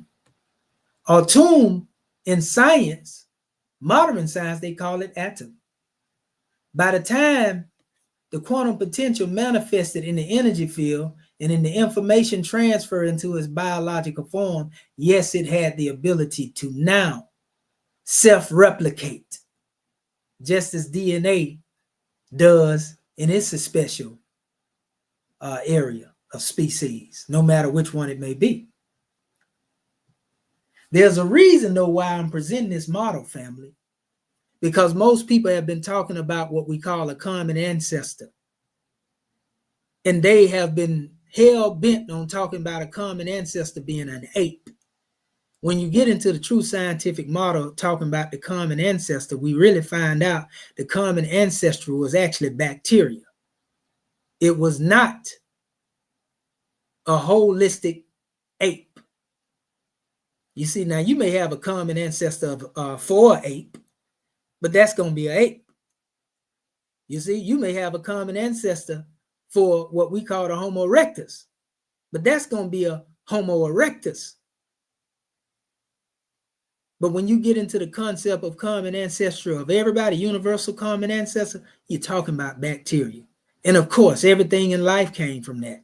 Snakes, cats, rats, bats, dogs. But people have been arguing from an oxymoronic standpoint because they have not been telling the people that the true common ancestor is bacteria. And that's what people have been going crazy at. But we done made it plain to you. What you do with it after that, that's on you. I'm not finna argue with you. I'll go back and forth. But it states ancient cosmology or Kemetic, or more, it's the emanation of creation from A.R.M.A, the hidden, to A.R.M.A, the manifest. So I just told you that this is A.R.M.A, this is Ra, this is Ma, this is A.R.M.A. That's the cycle. But check this out. Let's do the math on the sphere letters. If we go into this special expression, we see the 20th sphere letter plus the 13th sphere letter. That's 33. That's the divine creation machinery and divine craftsman. We ain't talking about no 33 degrees in masonry. Don't get it twisted. You see? So when we go further into this demonstration, we also find we have 36 when you add the 4. Pardon self, not 33. Yeah. Well, yeah, we on point. And then we come into what we call 35. No, 35, 30, 38 is what I'm saying. You add that to this one right here and you get 38. And then once you get 38, we look at this as the one and all. So the one and all is always 1. You see? And that 38 dealing with that one and all going into 1 brings us into the degree of 39. You see? Then we come into 47 if we add the 7 to it. Now, I don't know nothing about nobody else, but we get into the concept, of 47, and this has a grand drawing, as it relates to certain problems, if you know how to solve them, that is. But the grandest degree up here is if we isolate the 4 and the 3, we get 7 alone. If we were to count, the 7, I'll just say 13 and 1, we get 14 here. And we said 20 and 21. 14, and 7 more added, that also becomes 21. But if you add the 7 at the top, you get what we call 28. That's 7 times 4. I'm just dealing with a little Kemetian here, dealing with the math. And I'm going to show you why I'm going into this in a minute. We can even see Ma'at manifest in the same chart. But I want to go into the numbers that I was giving you just then. In the numerical science of the 7 created spirits, if we count 1 up to 7, we're still dealing with the universe now. And we come up to this special number, 1 all the way up to 7. Look at it. We say it's 7 days in creation, 7 days in circle, 7 days in a year in the Moorish paradigm as creation manifested. If you go into the center between the numbers 1 and 7, you see 3 and 4 equals 7. Moving from the center to the outer bounds, as you expand, 5 and 2 becomes 7 again. And then when you go into 6 and 1, as we expand out again, dealing with the year, all these cycles go 7, 7, and 7. And then you have the 7 that was isolated between the numbers. You add that 7, you get the number 28 again, corresponding with the model that we showed you above, and then that equals 42. But wait a minute. If these are dealing with laws or principles that are manifested in the universe, and all of this 7 adds up to this, and then we get 42, then we must be able to bear witness to the principles of Ma'at being in existence, the cosmos, our creation, being the underlying principle. Did the ancient Egyptians teach this? Yes. They taught that the laws of Ma'at were on the manifest. So do you see the beauty so far in what our ancestors taught? Not only did they have a cosmology, but mathematically, they were governed by laws. Not only the principles themselves, but the very essence of the cosmos is what we're getting at. Where do we get these things from? We said Tehuti was in the beginning when we showed you that other image. This is an expression of Tehuti. This is not, some crazy being that one is being demonstrating. All of these different qualities that are represented here have certain symbolic meaning behind them, which I ain't going into right now because I want to move ahead. But Jehuti is said to be the father of letters. His wife, Setet, is said to be the mother of numbers. And these principles exist within the universe. We're not looking at these as literal people floating around in the sky. We're talking about principles and people being able to manifest and personify these principles. So when we drop, our isolation of the first two numbers here, 12 down, 12 represent the number of government. In other words, there's a celestial government in the cosmos that represent the same laws of Ma'at, whereas we instinctively know right from wrong by everything that has been placed not only in us, but the principles that have manifested through us in creation. Remember, we are descendants that consist of stardust. Everything in the universe has some form of information that's attached to it because DNA is present. Make no mistake about it. Coming from these three cycles as they carry over here, isolated alone, we see the 21 again that I mentioned earlier. Again, plus that 7, that's 28. And we see what we call the ABGD, Egyptian alphabetical creation cycle. Going right back to what I was showing you, because it's 28 of these sphere letters that relate to these 28 letters. 2 plus 8 is 10. 2 times 8 is 16. You see? And when we come into the concept of 10 and isolate, the 1 from the 0, then it becomes 1. To us, that represents the great God, whom we call Allah. You can call him whatever you want to call him. You can call it the principle that underlies the universe if you want to. The one which is all, if you want to call it that. I ain't mad at you. So don't get in your feelings. 1 plus 6 from the 16 is 7. You see? And this degree to me represents what we call Adeptism, Lordism, Islamism. To us now, Ali. You see? Or we call it the 7 Ali. In the Adept teaching, there is a Kemetic teaching that referred to the 7 Ali Allah. It represents what we call third heaven, or what we call second Allah, a state of being. 1 plus 7, 1 times 7, also deal with the 7 postulates. So we have a conceiving phase of the Ennead equaling 9. We have an Ennead of the orderly manifestation of equaling 9. We have the Ennead of reunification, equaling 9. That's a cycle. Conception, returning back through rebirth.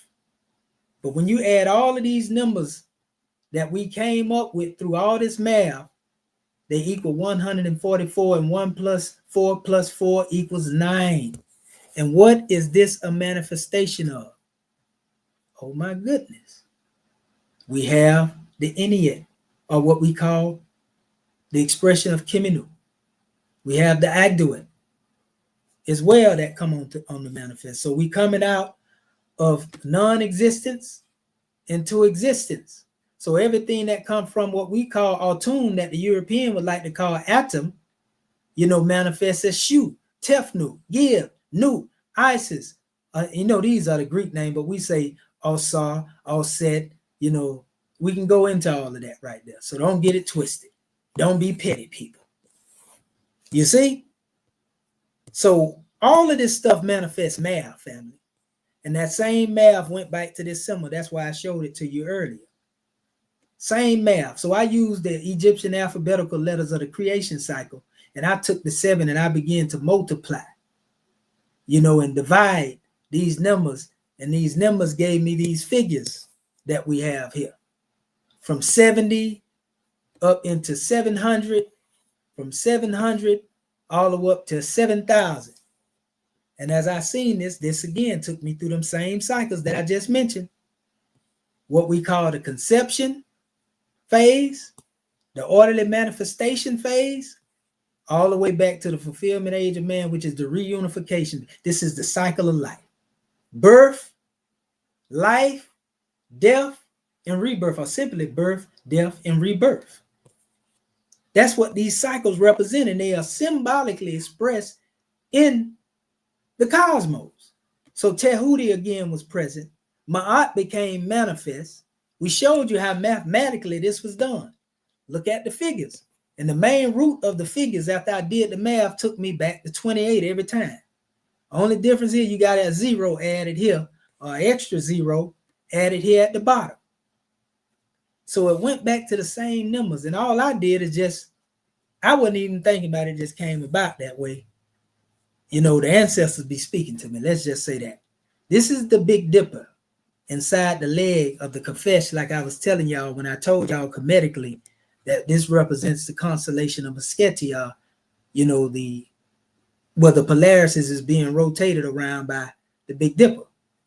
We can't make this stuff up. We got plenty more to prove it. You know, get this book, family. It'll give you more background on it if it let me go into it. Look like it ain't letting me open that one up, but that's called the Egyptian Cosmology of and that was written by Mustafa Gadala.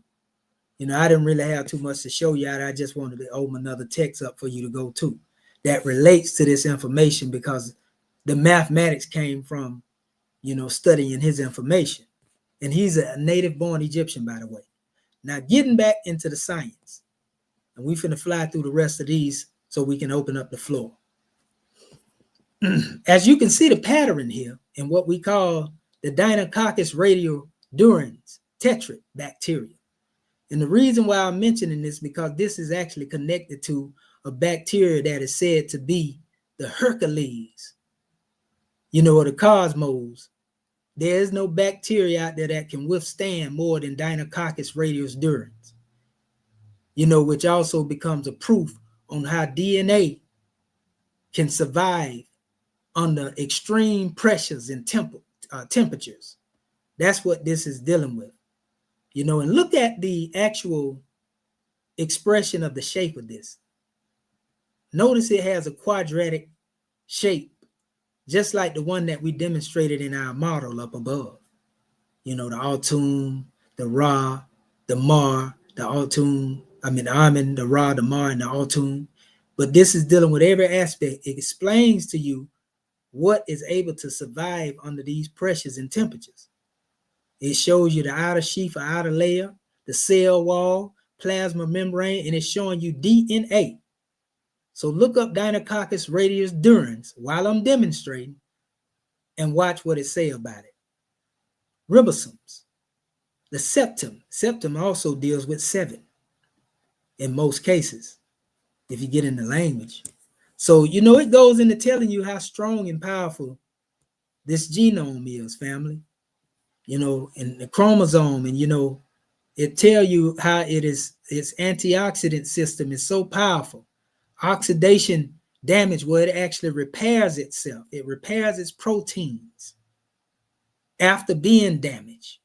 They're doing so much research into this now. They're trying to see, you know, how there's a possibility in the link of using some of this science and possibly some of these elements, you know, to deal with some healing on the cancer level. You know, damaged DNA, they can repair its own DNA. It can repair itself. Tell me that ain't what we would call intelligence in the design. Well, they want to erase the stuff up out of here now. This was a link to something, but I guess they took the item down. But it's all right. But you can look it up on your own. It was dealing with how well these things can survive under radiation and certain things. Here's another model showing, you know, the same expression. I love the way this thing is so symbolic to our Circle 7 model. And so it brings me to this point, something that has been there that our people have never paid attention to. And this says the original man or God was flesh divine, right? And this is coming from the book of Proverbs, chapter 8. I want you to listen to this. It says, the Lord possessed me in the beginning of his way, before his works of old. That means this individual, some people say it was David, he acknowledged that he existed before the works of old, in the beginning of the way. It says he was set up from everlasting, from the beginning. or ever the earth was. And the word that's used in here actually is kadam, which means antiquity, ancient, for a time, everlasting. When there were no depths, I was brought forth. When there were no fountains abounding with water, before the mountains were settled, before the hills was I brought forth, while as yet he had not made the earth, nor the fields, nor the highest part of the dust of the world, stardust. When he prepared the heavens, I was there. When he set a compass upon the face of the depth, when he established the clouds above, when he strengthened the fountains of the deep, when he gave to the sea its decree that the water should not pass his commandment, when he appointed the foundations of the earth, then I was by him as one brought up with him, and was daily his delight, rejoicing always before him. Now, a lot of spooky people go to telling you, oh, that was Jesus existing with him. Stop it. This is talking about intelligence. There's a measure in the Grand Quran where it says Allah has created the seven heavens, and his design, moreover, his design comprehends the heavens and the earth. The design represents divine intelligence. That divine intelligence represents divine consciousness. And it is that same divine consciousness that existed in the beginning as divine consciousness that existed in the forms of different life forms, some that are able to withstand better, harsh environments, some that are not. But nevertheless, there are various different species of their own that come forth from this intelligence, and they are able to replicate. Some are able to repair their own DNA like this right here. That's intelligence, family. That ain't no something that just happened. You got to prove that, or else you'll be a pseudoscientist. If you can't prove that things just happen, and they continue to replicate the way they do, for example, an apple tree, an apple seed has information in it that continuously produce apple seeds. They don't just start producing apple trees all of a sudden and then come up producing orange trees. They don't just start producing pear trees and they are apple seeds. And, people have to breed and crossbreed to make other things. But yet instill the intelligence that's in the essence of the seed for it to self-replicate. Can the scientists explain that? No. Can they deny it? No. Because we see these things come back as they do all the time.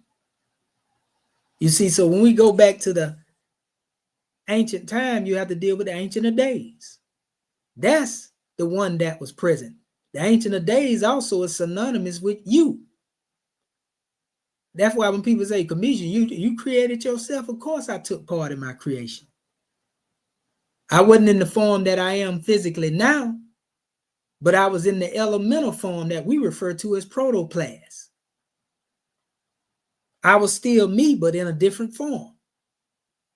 I was in the form of my common ancestor when I took part in my own creation from the bacteria that I evolved from. But I was there. Energy is neither created nor destroyed. So the energy that I am made up of existed prior to me becoming this physical expression. And that same energy will not be destroyed even when I leave the body. Let that marinate a bit. You see?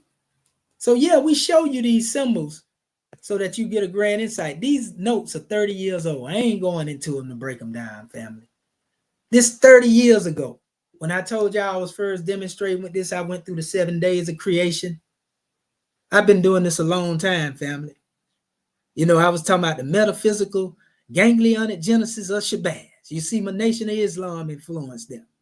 30 years ago, the original atoms of earth, ether, water, day 1, 2, and 3.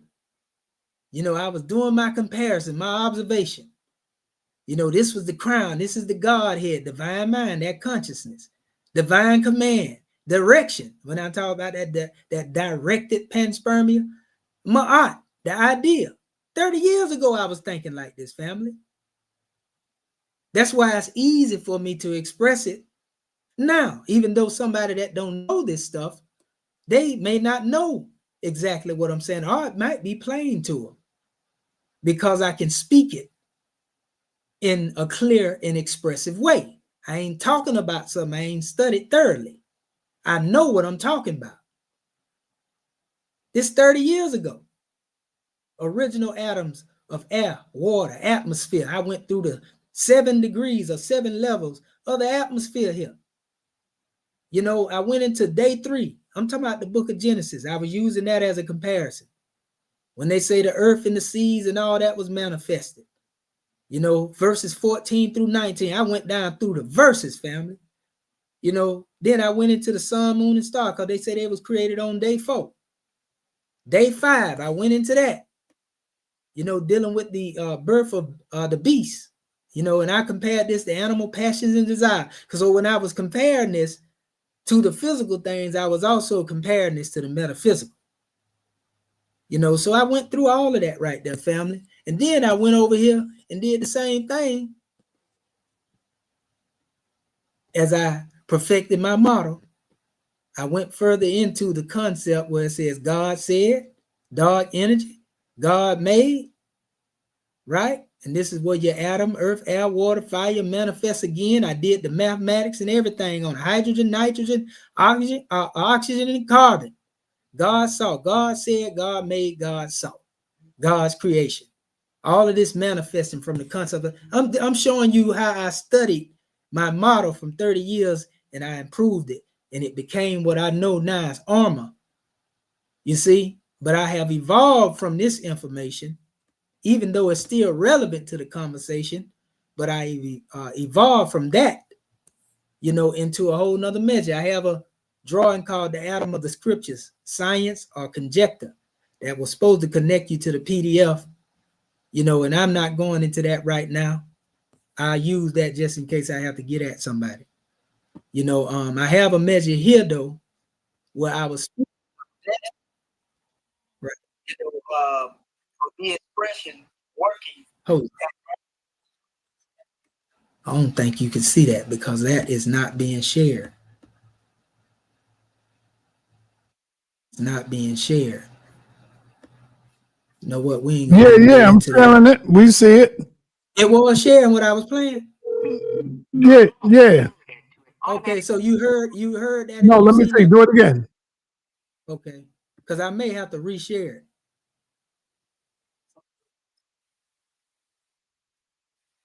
You don't see that, do you?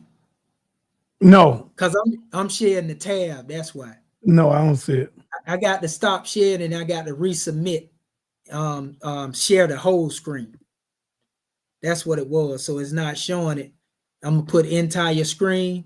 Right. There we go, right there, and then you can see it. You know, they ain't getting it. These people, I see somebody talking about this is not science. What they ain't seeing is I'm showing them how these various different religions have taken from the concepts of Kemet. I'm giving you science in the midst of it, and I'm finna All get you into gotta the do is plane. tell them come on in and explain why it's Yeah, not science, but they scared to do it. that's what I'm talking about. That's exactly what I'm talking about. Now there it go right there, so you see that now? Yeah, I see it. You hear it? No, you gotta hit sound with it, volume. When you share Oh, it, I you didn't gotta share. put I didn't share the share the sound. audio. Right. Okay, let me share the audio then. That's my bad. Okay, share the audio.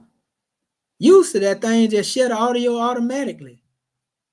But now I guess, okay, yep, it's off. You're right. The audio is off.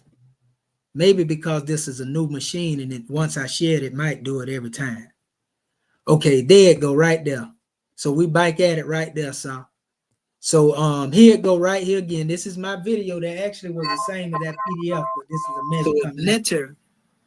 You know, for being expression working at that special level, then that nature in ancient Kemet would be equivalent to what take place in the realm of the string theory, because you're dealing with quantum physics when you go to dealing with them quarks. You know what I mean? You have a neutron that manifests out of that, the gluons and so forth and so on, and it builds itself all the way up into, you know, a mass of matter. But your next measure with the neutron, you know, and everything there dealing with the Neteru as well. Now, you see, you have the new. All of this is in the new, or the darkness of the universe, the cosmology, these elements. We just showed you the model. And then what manifests after that is the atom. You know, and this is A.R.M.A is in ancient Kemet. So if neter, so right, and as I would go on, you have A.R.M.A.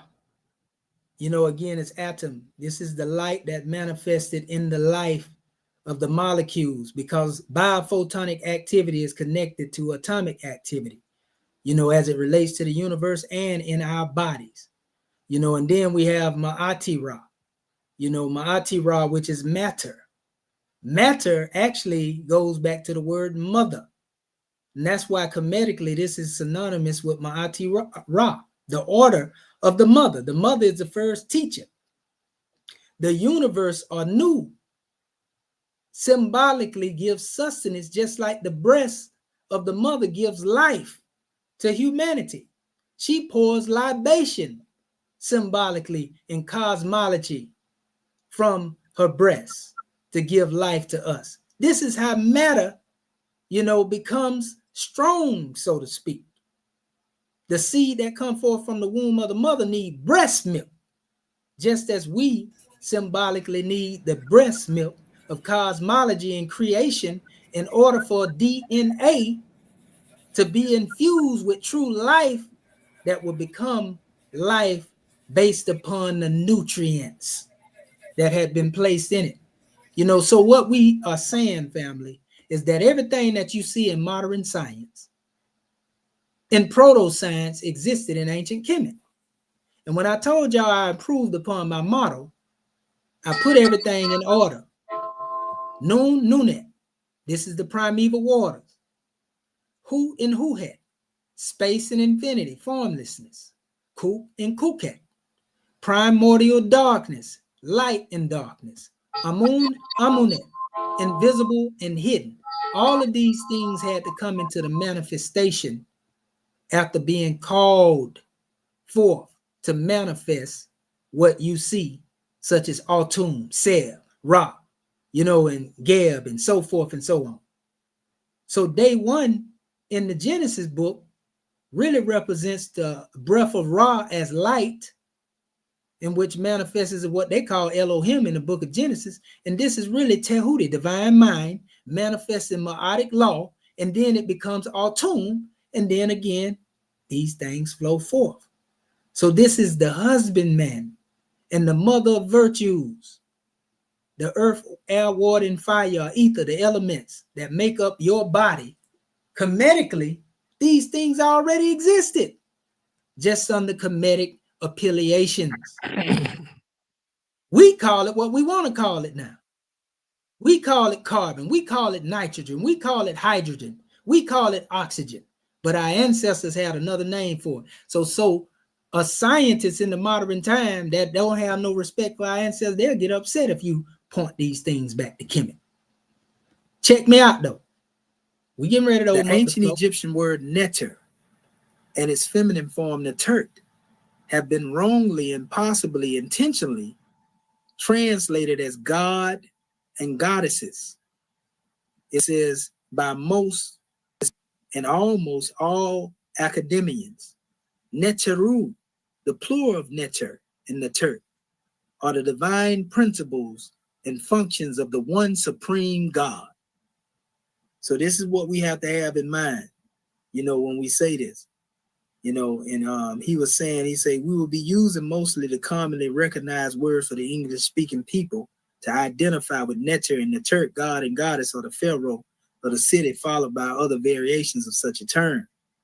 You know, and he said it should be noted that the real name of the deities, gods and goddesses, were kept secret so as to guard the cosmic power of the deity. Okay, so we see that when we say, oh, they worship many gods, they pagan idols. No, this is why we're telling you that Neteru represented the principles. Just like I showed you, they manifested from, different expressions, and they were called different expressions based upon their functions.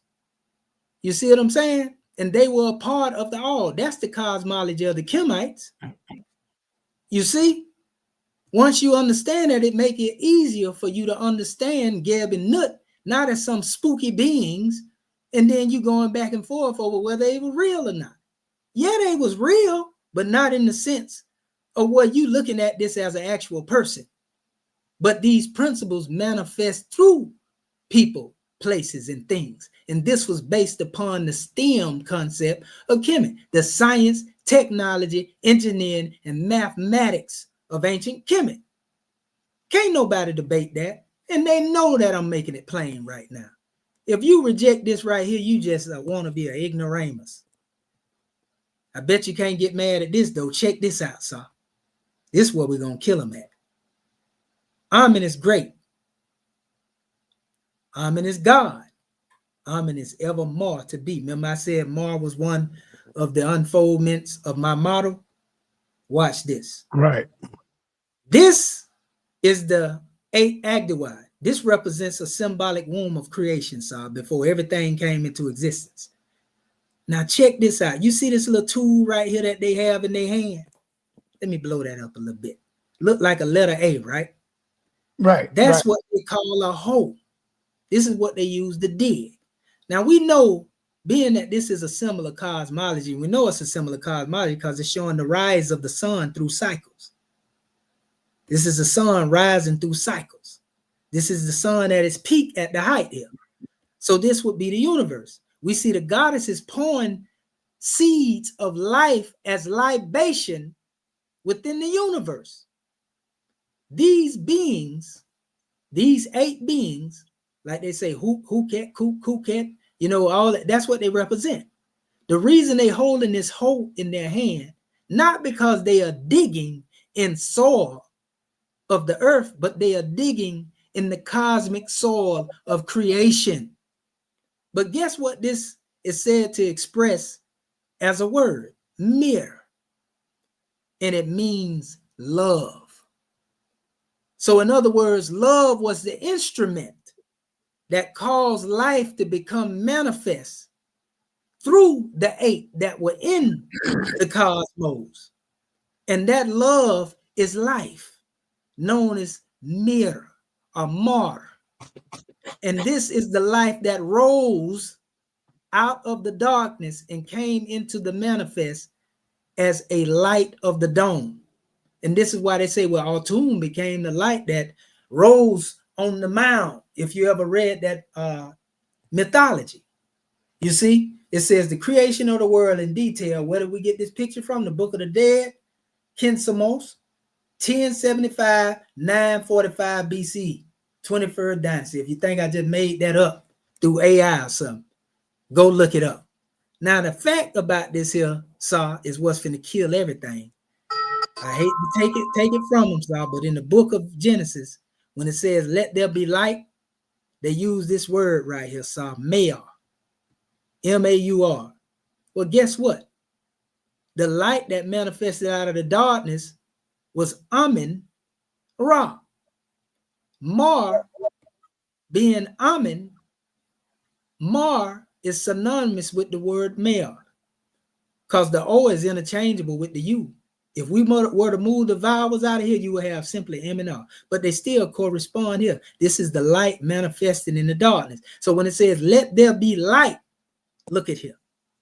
See what it say in Genesis 1 through 14, let there be lights in the expanse and let there be lights in the firmament. Let there be lights in the expanse of the heavens. That's the word Mar. And this is showing you that the Hebrew language is a child of the Kemetic language, so we can't make this stuff up. Look at what Mar means. A luminary. A luminary. But guess what? It also, if you go deep into the definition, means light beings. And they are your light beings that seeded creation with life. Here again, you know, I had that here as well. I can see it didn't bring one of my pictures in here, but that ain't nothing. It just had A.R.M.A with a scimitar. And I was getting ready to say that A.R.M.A used his scimitar symbolically to rend the veil of darkness that light may enter. But here's another book, and I think you had this guy on your channel before, Ralph Ellis. And in his book, yep. Well, yeah, he was talking about Eden in Egypt, Adam and Eve, but he spoke on Mar and Mari. And it says a good example of the original Egyptian origins of the text. And he talking about the book of Genesis, verse 14, same one I quoted.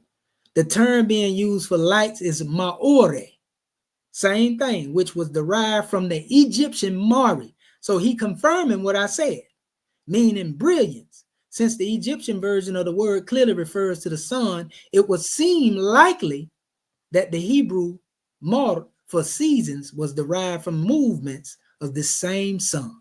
The final word in this verse is Shene, meaning year. So it's getting into the cycles and everything again. Like, we can't make this stuff up.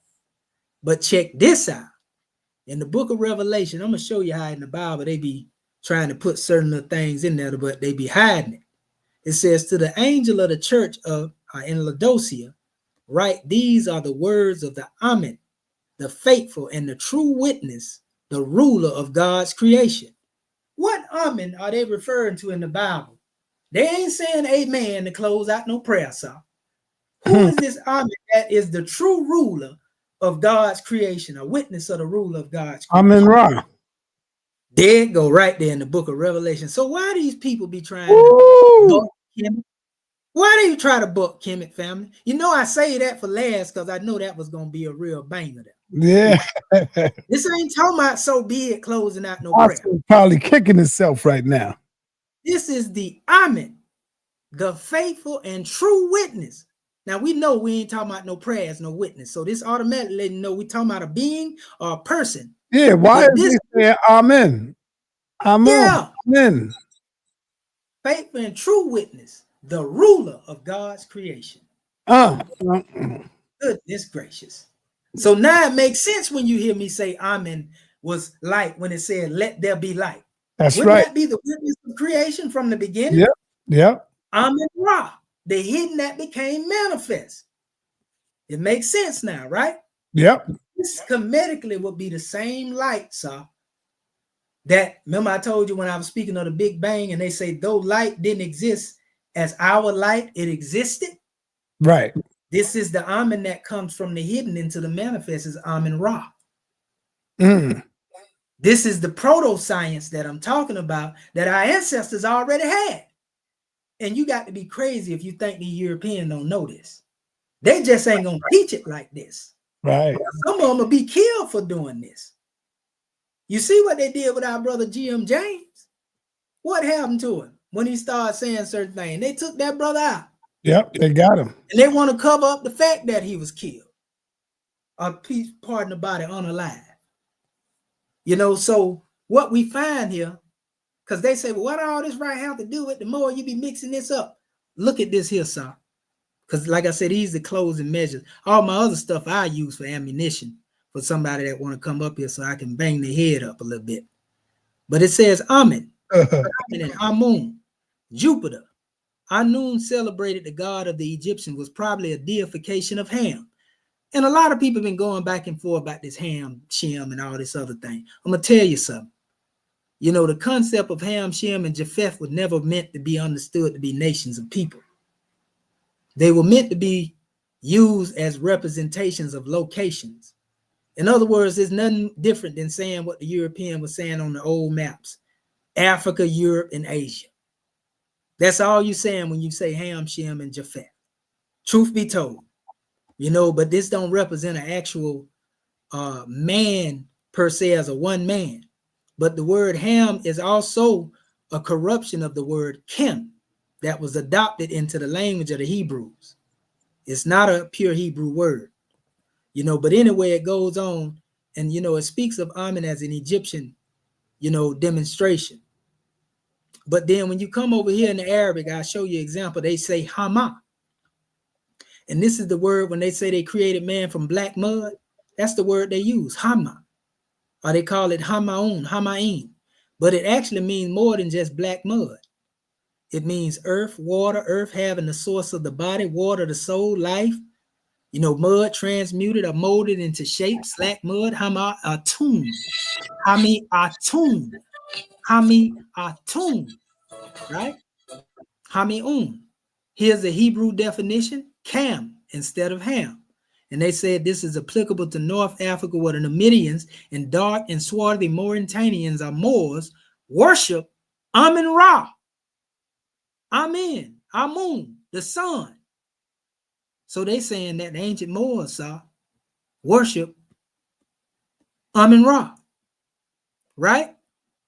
Even when we come into the concept of Akibalan, a lot of people don't know that Akibalan, you know, is actually related to the concept of Kim as well. Because B is interchangeable with the letter M in what we call sound shifting. A lot of people don't know that. So if we say Keb instead of Kim, you know, you will see the connection between Akibalan. But they say Akabalanu. You know, that's a name. So we was given the drawing, and this is coming from the Moorish Holy Quran, corresponding with the same information. They say seeds do not germinate in the light. Anybody know about planting seeds? You got to plant them deep in that soil or they ain't going to grow. It say they do not grow until they find a soil to hide them, and they hide themselves away from the light. And it says man was evolved a seed of everlasting life. Let's go back to the time of Amun, when he was not a physical full man, but in the ethers of the triune Allah, the light was far too great for the seeds to grow. And so man sought the soil of corner life in the darkness of the earth, and he found a place where he can germinate and grow. The darkness of the earth, when man comes into the physical, relates to the soil. That's why our body consists of melanin, and melanin is from the element of carbon, having 6 atoms. Everybody know that. That's common knowledge. I ain't saying nothing you don't know. I'm just showing how this concept deal with us coming out of creation as elemental beings, light beings, manifesting through the elemental aspects, taking on this full garb through the process that we came through. And if we are able to see ourselves through this light in creation, it becomes a new model. You see? So in the history of the Moors, they came into a concept of Demari. You know what it means? Moorish gods. And these Moorish gods have their root in Kemet. Remember, they just say the Moors are worshiping Amun-Ra. And then they talk about Ma'ur, which are the high priests of Anu. People think that's pseudo, but watch this. The Damari had deities, Look at the deities that are referred to, just like Kemet and Aduad. Amun was the chief deity. Tadnet, which is a symbol. If you ever seen that crescent symbol, a goddess symbol with the moon in it, and it's a triangle at the bottom, that's Tetnet. You know, Saturnus, Africanus, you know, Ifru, you know, Gazil. See, they got the scimitar in their hand. Abal Haman, Amen. We was just talking about that a few minutes ago when we were reading about Amen. Anzar and Neith, which is also a Kemetic deity. These are the gods, or Moorish gods, that was a part of the original Moors history. See, they ain't never taught you this right here, You see? And so, you know, we got our own calendar and everything, but I ain't going to go into that right now. This is another book. This is an older source talking about the Demari. Again, that means Moorish gods. In the Depatri, it says there is no doubt. Corippus believed that Amun to be the chief god of the tribal Moors. And you see they got the Atef crown on. This has also become the Canaanite deity El in their teaching. You know, but this is actually, you know, an ancient Libiu, or the Libyans, because it go all the way. That's how it came. It came through the Libyans to the Moors. You know, and so when we get into all of this history that has been gone and misappropriated, and they go to talking about a Kusha, Mesra, Put, and Kanana, in proper terminology, you're really talking about the Sabians, you know, or what they call, to now, they call them Egyptian, but we call them Kemites. You're talking about the Numidians. You're talking about the Moabites. These are the proper names for these different measures they mention biblically. But all of these names start with a root that go back to the same word, M&R. All right. You Yeah. ready? Yes, sir. That's why I'm getting with these last ones here, closing them out. So these like literally the last 2, 3, 4 slides here. There's a ceremony given right here, sir. And this ceremony was given by the Kemites to the Moabites. Right? Mm-hmm. So people try to make it seem like they was in this 1309 to 1151 BCE. Between the Laden Bronze and I, you can see this one got what I would consider a proto-fez on his head, and you can see the Kemetic gods blessing this one in. What are the Kemites doing blessing a Moabite as a king, sir? Mm-hmm. You see? And this paper examined the puzzle in reference to the king of Moab, and they would call him Masuri, translated as the Egyptian. A Neo-Assyrian royal inscriptions, they said that this actually means either to denote that the ruler ethnicity, or it dealt with those to signify their close cultural ties to Kemet. So you can even see the Moabite script that the Hebrews claim as their own script. When they call it Canaanite or Proto-Canaanite, they're really talking about a connection to the Moabites. We can't make this stuff up. So the Moabites gave them the script. The first time the name Yahweh was mentioned, it was mentioned on the script, in the script of the stele of the Moabites.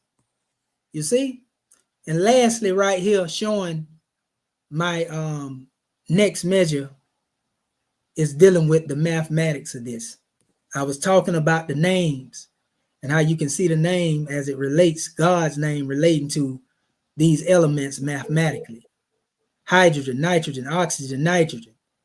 You know, God code in the DNA within the body. All this going back to the same thing. We can't make this up. There it is right there, the God code. Yeah, so we opening the floor right now. I got a whole lot more to go through in reference, but I address that, you know, as I deal with somebody that wants some smoke. I got it right here. Everything that I got right here. There you go. Don't let them see everything. Wait until they come up thinking that they got you on something. And then exactly get it. what I'm gonna do.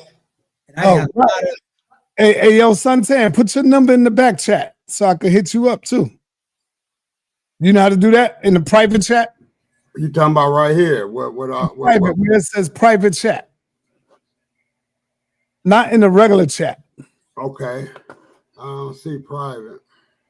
You don't see private chat? You right in here, right on here where you at, on your StreamYard. Yeah, say need present. Let me see in the show. Do it say private chat on yours, Kemetian? Do you see that? People I see. Sign up. Now I just see people too. Right on the right side, right on the right, on the right. On I the see right you side. in. Yeah, all I I see is see people others. to comment, sign up, free login. I see you and Suntan over here, Tom. Suntan, you on the computer? Yeah, I'm on my Mac. And you don't see private chat right under people's? Under people, I see live and start. Let me see. Under people, group chat. Let me see here if I can click it up. Private chat, yeah.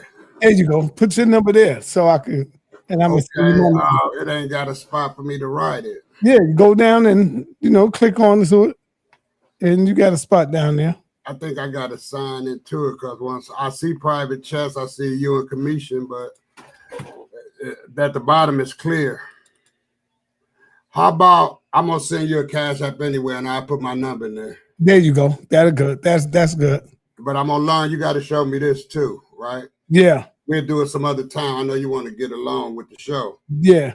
Okay, so here we are. For those of y'all who would like to ask the brother any questions pertaining to what the brother just dropped, the information that he just dropped, please, man, don't be scared. Come in to learn. If you don't know it, you ain't gotta come in and challenge his information. Come in and ask questions and ask him how he get to this. How does this, you know, ask him some questions. Well, I got some stuff. All right. So let's do it. You know you're my guy. Mm-hmm. All right. Now, what you did for me was, because I'm a free thinker, you opened it up. You canceled out a couple of people. This is my private opinion and my thought. You canceled out you canceled out the spirituality part by because your testimonies that you presented in this presentation is the spirituality that I carry. And if that's personal, nobody don't know what the creator did for me. And that is a great thing because I do believe it's a creator. I'm not going to be Yahshua and all of these names because it's no name. Nobody don't really know the name. It's just what them Europeans wrote, and they got this Shalom and all this other stuff. All I'm saying is it's within me that I believe that there is a creator. So I'll move on. And you canceled out, you skip, you chronologically skip past evolution with proto-science, right? That bunny hops evolution for the simple fact that we are the element. You got to start at proto-science before you get to evolution. And then another thing that is very great is that you put it all into one presentation. So somebody like me, I understand this presentation, right? I understand that we got two creation stories. One is we walked up out of the water through evolution. The other one is Adam and Eve, and God said, let there be. But you bunny hop them with the elements which we are made of, which you name in your presentation, right? Our body are the elements of the universe. We are made of these proto-science elements, which became more literate to us as we grew. We had learned more about, that's where the periodic table comes from and things of that nature. So in closing, and it's not long and drawn out, your presentation to me was beautiful because it takes away the myth of the Lord is going here just to save the Hebrews first. It takes away that. It counteracts the point of evolution because proto-science was first, right? Then you damn Charles Darwin. Let's go and hear from our people, right? Because our people talked about it first. Charles Darwin had his idea, which I'm not knocking him, which was good, right? But you got to, I deal in chronology, right? So that been my thing that pulled me away from Christianity because I was born into Christianity. It was spoon-fed to us, right? So now I knocks nobody and I do not go in nobody's paradigm trying to move furniture around, telling them what they should believe, how they should believe. We got some rich thinkers in our community who want to define us by words, right? But how can you sit and tell me, Suntan, identify this word? What do this mean? Telling me about my mind when I know, Kemetian, that I was in trouble one time and I prayed and God showed me. Nobody else don't know that. So how can some philosophical person come and tell me his philosophy about my mind, right? With these identifying the words, right? And I'm going to get the guy when he come back because I ain't even got to mention no names because like I said, I'm straightforward. In your presentation, for anybody, a free thinker, they can grasp it. But if you caught up in the box, you're not going to grasp it because you're going to stay stuck and feared in that box that you're in, and you're going to keep the spoon-fed literature that's been Europeanized and weaponized to keep us slaves, right? So what's great about what I'm hearing now, you're a young man, you're a black man. I'm going to listen to you before I listen to one of these European professors or somebody of that nature. They had the money and the tools to study all these things, and I don't want to be long and draw it out. But like I said, we got to get used to our people. They took away Theophilo Bingo. They don't listen to him. They don't listen to Amos Wilson. They don't listen to Sheikh Anta Diop. They don't listen to our scientists. Do you hear you've been in so many debates and you've been in this community. Who brings them up but maybe Shaka Amos or somebody like brings up our people to talk science, right? And everybody, Herodotus said, and you know, I don't want to hear all that what Herodotus said and what all of these Europeans said. They can, I'm going to land right here. Through misinformation has got us where we are today. and I want everybody who listening to me now, what have Europeans gave us to really benefit our lives and to really make us to be better? And when I say that, I'm speaking with a broad blanket, because some European, you can't categorize everybody as bad, right? So it's good Europeans, it's good, all kind of people, they categorize, right? But as a whole, what have Europeans did for Black people to make us better? Nothing. They redlined us. They got their foot on our neck. That's why it's so much confusion now in our community. Man, you can't trust that nigga. He gonna lie. He only lies because he been having everything withheld from him. And that's another different story. Like I said, Commissioner, I appreciate this. I understand your presentation. I've seen a lot of comments in there where people don't understand it. And I'm not going to rat on them, because sometimes it's not given to them to understand. And the guys, I'm going to lay down with this one. The people who really, really kind of smart, the book says, their book says he took it from the wise and the pertinent and he revealed it to babes. This way is not hard. It's just something that if you want to go deeper and study and find your way, you can. You got people like you. There's other people like you you took the time to go deep, right? When other people want to take other people's word for it. And then, hey, Commissioner, I'm going to drop it on this one. They'll take the European word before they take yours. So I'll drop. If you got anything in response to what I was saying, I'd like to hear. Oh yeah. And briefly, I'll say this, brother. You are very intuitive, brother. You pay attention. Right. Detail is what I picked up on. And yes, I purposely, skipped over Darwinism because I have my own model. I have my own model. And I don't care who don't like it. That was beautiful. I'm unapologetically about it. I ain't going against them, bucking them. Nope. This is the model. And they ain't seen the full essence of it. I'm going to show you something real quick. It ain't even long. Watch this. Because I got way more that can be used to debate. You know what I mean? But I'm finna show you what I didn't get into. And let me be clear on this one, Commissioner. I'm not knocking nobody in what they believe. Go ahead, good brother. That's all. You go ahead with your stuff, because I'm not knocking nobody. They want to believe what they want to believe. Hey, and I'm not calling them nothing. I'm just saying, that's right. I got this the way I want to believe, so don't call me nothing. Right? That's right. That's right. It. And that's exactly what I'm saying. They got a right to believe what they believe. This is what we doing. You know what I mean? This where I'm coming from. And so, and this is the essence behind the information. Now notice, so I go to running down my points. I just wanted to show the people the lineage through which this information came and how it come from the cosmology into the biology, right? That's what you've seen already, and I wanted to weave it in carefully to where they can see this stuff where it's undeniable and put the sources in there. So we didn't, and that's why I did what I did. This was going into the breakdown. It says Kemetic Egyptian cosmology, the primordial light of Ra. Right? It says in Kemetic or ancient Egyptian theology, before creation, there was noon, the primordial waters, infinite formless potential. Remember we talked about the potential, the quantum potential? Mm-hmm. And then we go into within noon, the A.R.M.A arises self-created, the first light and consciousness. You've seen the demonstration of the light rising and going up through the mound. As it speak of A.R.M.A manifested. It says from A.R.M.A, self-awareness comes light, heat, and life.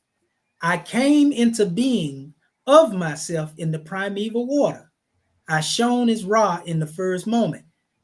So you mean to tell me they weren't conscious about creation, making these type of statements in Kemetic documents? Think about that, ain't it, Brother Suntan? Primeval water, cosmos. It all makes sense if you think about the light. Yeah, that's Proto-Science. It was already demonstrated. It was before this new science, right? Before the new science. Let me read this to you real quick. That's what I said in front of when I'm talking to you. I said, go ahead. Ra, the sun, Shu, the wind, Nut, element, sky. That's right. Gab, earth, Osiris, water. I sit there and this is my office and that's what I look at, right? Because those the elements and those the principles. That's right. Those not gods. People, That's right. when I was 4 years right. old, Kemetian, an old man took me. I stayed down in the Brewster Projects in Detroit. Old man used to give people money and stuff to learn Bible phrases. He was religious, right? I said that to say this. He told me that when I was 4 years old, he said, Ricky, the reason why, because I asked him, he was telling me about the flood and all that stuff. I said, well, why he destroyed the world? He said, Ricky, the Egyptians went off and they started to, praising other gods, and that made God angry, and he destroyed and this and that. I saying that to say this here. He spoke of Egyptian knowledge back when I was 4, and then he was probably, this in 1964, he probably was misfed the information because you know good and well that they not giving us the right information. They gave us a book that they created. So my godfather, he gave me what he knew and what he thought, and he said that the Egyptians went off praising other gods and the god with no name, which he called God. He didn't say Asherah or none of that. He just said God got mad at him and he destroyed the earth. But I know I'm all over the place, but that right there, when you fall back to the Egyptians, that was knowledge that's on the walls right now. So I just leave it there because you understand me. I can tell. Yeah, that's the biblical narrative, and Right. I was just reading this last little portion right here. This Go little, ahead. Sorry thing. to cut you off. No, you're all right. It say this means light precedes physical manifestation, right? Representing divine intelligence or order, bringing shape to chaos. Now, by reading that, we can automatically see not only Amen, the hidden coming into the manifest, we can see Ra, but we can also see Tehudi, a Jehudi, divine intelligence, bringing shape to chaos. So for Kemetians, light is not electromagnetic, but cosmic consciousness, the creative energy that causes the physical universe to merge. This parallels how in physics, the laws of nature, quantum fields precede light as energy. And it's much more on that, but I'm going to stop right there so we can hear from our other family. All right, Meta. What's up, Meta? How you doing, sir? Good. What's up? I caught the last end, man. Kemetian, you be breaking it down like never before, like chiropractic, man. And my problem is, excuse me, is our African history. Anything to have anything to do with us. Okay, you can take religion and you have certain books and things like that to break the etymology words of the book. But when we have scholars that's doing the work and going into our science and breaking everything down as far as where we come from, is pseudo. And I was talking to a brother in the chat. It's not pseudo. It's our culture. We trying to retain our culture. We lost everything. And for our scholars that's doing the work and putting in the work for us, just for we can not just gurgitate the things that's presented to us, for us to do the work and figure out and find out that, yeah, this brother, what he talking about is true. So it's not pseudo. Our culture is not pseudo. But we can take in every religion and everything else and believe that people flying on carpets and everything, and that's not pseudo. That's the truth. And then it just make me sick if we don't just take the time out and just hear and not just put the cables like on brothers like you and be like, oh man, this you was breaking things down like a doctor. You was in surgery with it, And that's, I just want to just to say that, man, and I appreciate your wisdom and your scholarship, man, because like brother Robert CL, he said you gotta get you a good Moorish understanding and just knowledge of it, because our story, we break things down, we take it back to the original where everything was stolen from. You know what I mean? It's not like we believe in this some white dude, but before a white dude, guess what it was? It was us. So let's start there. let's, I take my hat off to you, Sa, and I appreciate that, man. For real. Yeah, You know, that's Man, Saw told me this, brother. And, he been telling me for years. He said, Kemetian. He said, he want to come on here. They challenging, but they ain't standing up in the debate. So we just look at them like they're just talking. We don't really pay no attention to them now until they get in the ring.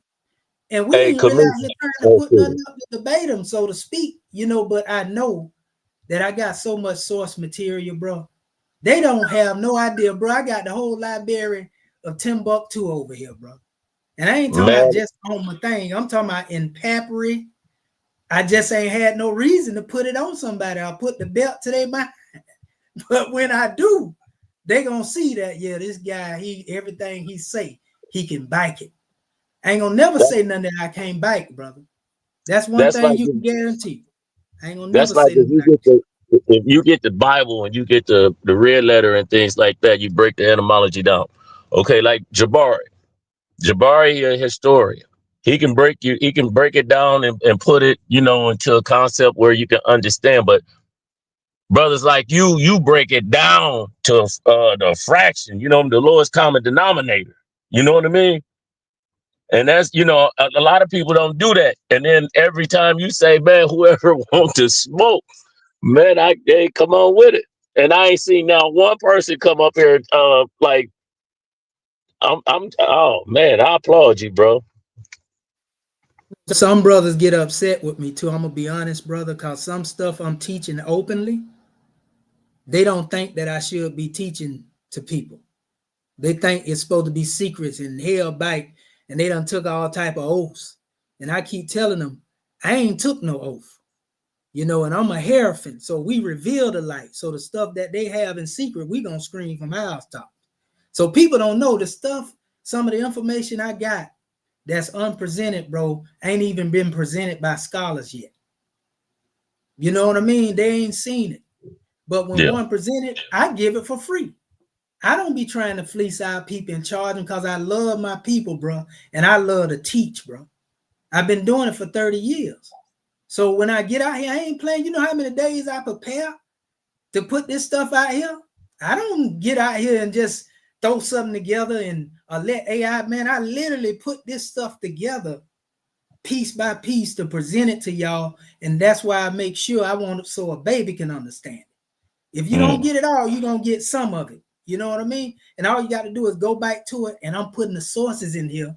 So if you go into it, you're going to be like, oh my God, you're going to see it with way more than what I put here. That's why this PDF, what I do now, I'm sending them out to the people that want them.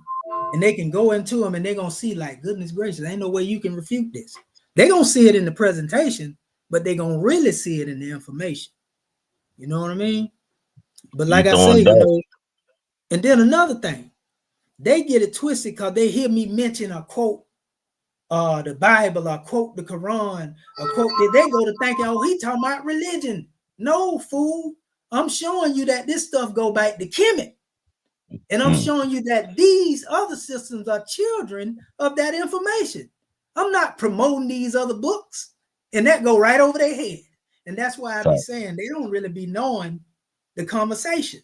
And they'll go to arguing something that ain't got nothing to do with what we talking about. We done seen it too many times. Can't stick to the subject matter. Where you stick with chronology. Right. And if you go back to my presentations, if anybody's smart enough, they're going to be able to see it's a thread that connect this presentation to the last one. Yeah, so you're going to have more understanding. I ain't getting up here just talking something to talk it. And they can go check it. They can do the fact checking because you're leaving a trail. So, just keep doing your thing because whoever it's for going to pick it up. And, we got some people, commission going to stay in the box because of fear. They think heaven and hell, man. They think they're going to burn or they think they're going to heaven if they don't, But my brother Hebrews, if they think they're going to heaven, how can you be so mean down here now? That's right. That ain't contrary with the word. Being, man, you don't tell me all that, man. You know, brother. Go ahead. Anybody if you say you Ma'atic, brother, and you follow the ways of Ma'at, and you out here raising hell, Yeah. your Ma'at ain't right. If you say you studying It ain't whatever you call balanced. Bible or Islam, Christianity, and you ain't really living that, you're a hypocrite. Yeah. So everybody got hypocrites in the body, but what we need in each one of these bodies, we need a real Kemetic teacher to come from amongst the Hebrews, somebody that got a balance, Yeah. to show they link, Yeah. show they connection, because it's there. I could do it myself, but that's for them to do. We But need then somebody that come from the Islamic community. Dazali, They come all on need- in here, Dazali. Ask the brother some questions, man. Yeah, we need him in Hey, here because Zali, the hey, evolution guy. Kemetian. Dazali is the critic. Yes, sir. You know, he Yeah, come in and critique. He the evolution guy. Yes, sir. Hey, some of our elders always said, like, okay, with some people, religion is all they know. But once they bring it back, when they bring the science back to the root of it, like the Africanness of it, Yeah. you know, if it's There you Islam, go. Christianity, whichever religion that you stand on, once you bring that original, where the source come from, and understand it, and you still can follow it, but you Right. follow it in the right light. You understand? In the right light. And That's Let me right. say this. that's what make the tradition beautiful. Let me say You this, know what I brother. mean? Let me Because say this, brother. it's all tied into one. If we want to get down to the get down of it, it's all tied Fact. into one. It's just Fact. it's just how you walk your walk of life. You know Let what I me, mean? let me say this, my brother. I'm not cutting you off, but our people is so misled that they want to make a statement, and I don't have to even mention no name. You don't mix science with spirituality. That's a point where I can't rock with that because You know why they say that, Suntan? wow. But the science is at the beginning of Genesis. Let there be light. But that's what I'm Now, trying check to. this. But you Check got this. people who said they don't mix. You got to I'm gonna tell you separate. why they say that. I'm gonna Go tell ahead. y'all why Go they ahead. say that. The reason why they say that, that's a European concept. Right. Because when we was thinking like that in the past, that's when we was able to speak things into existence. I agree with We began to manifest and connect ourselves with creation and understood cymatic frequency, and we was thinking scientifically, brother, we could change our condition. That's why they so much up. Oh, science and religion don't mix, and then you got our people regurgitating the nonsense. Oh yeah, that's what I'm saying. Not realizing that fool, these people trying to show you how to close the door of your consciousness so you remain a slave. And guess so you what? tap into the connection with your ancestors. Guess what they They don't did? want you to know. Guess what they But did? on top of what's crazy is to have a African mind with a white philosophy concept. But here's the thing. That's the most dangerous person on this earth. Let me say You this. did, and they're using that. Hold on, y'all. Hold on.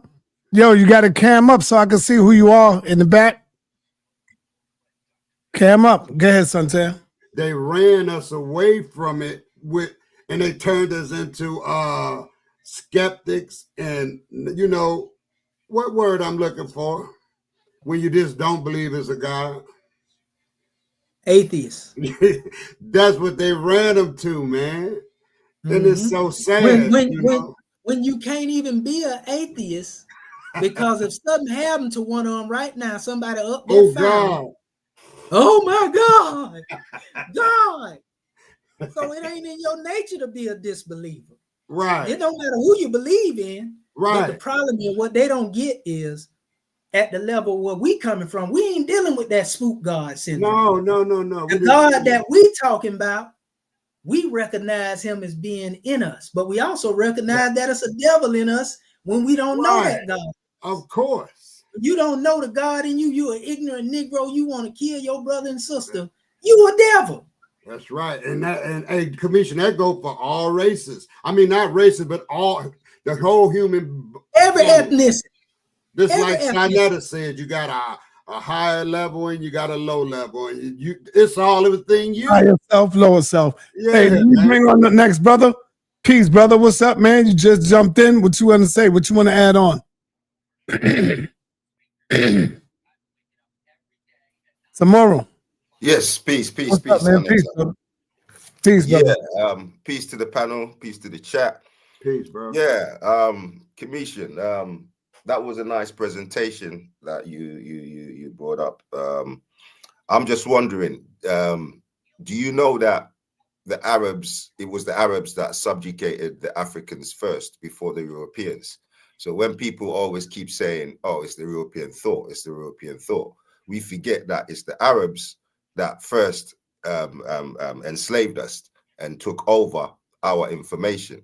So no, it's not the European thought, it's the Arab both, thought. bro. And then the Europeans got it from the Arabs, basically. So I'm asking you, is your trail of thought on the Arab thinking, or is it the African thinking?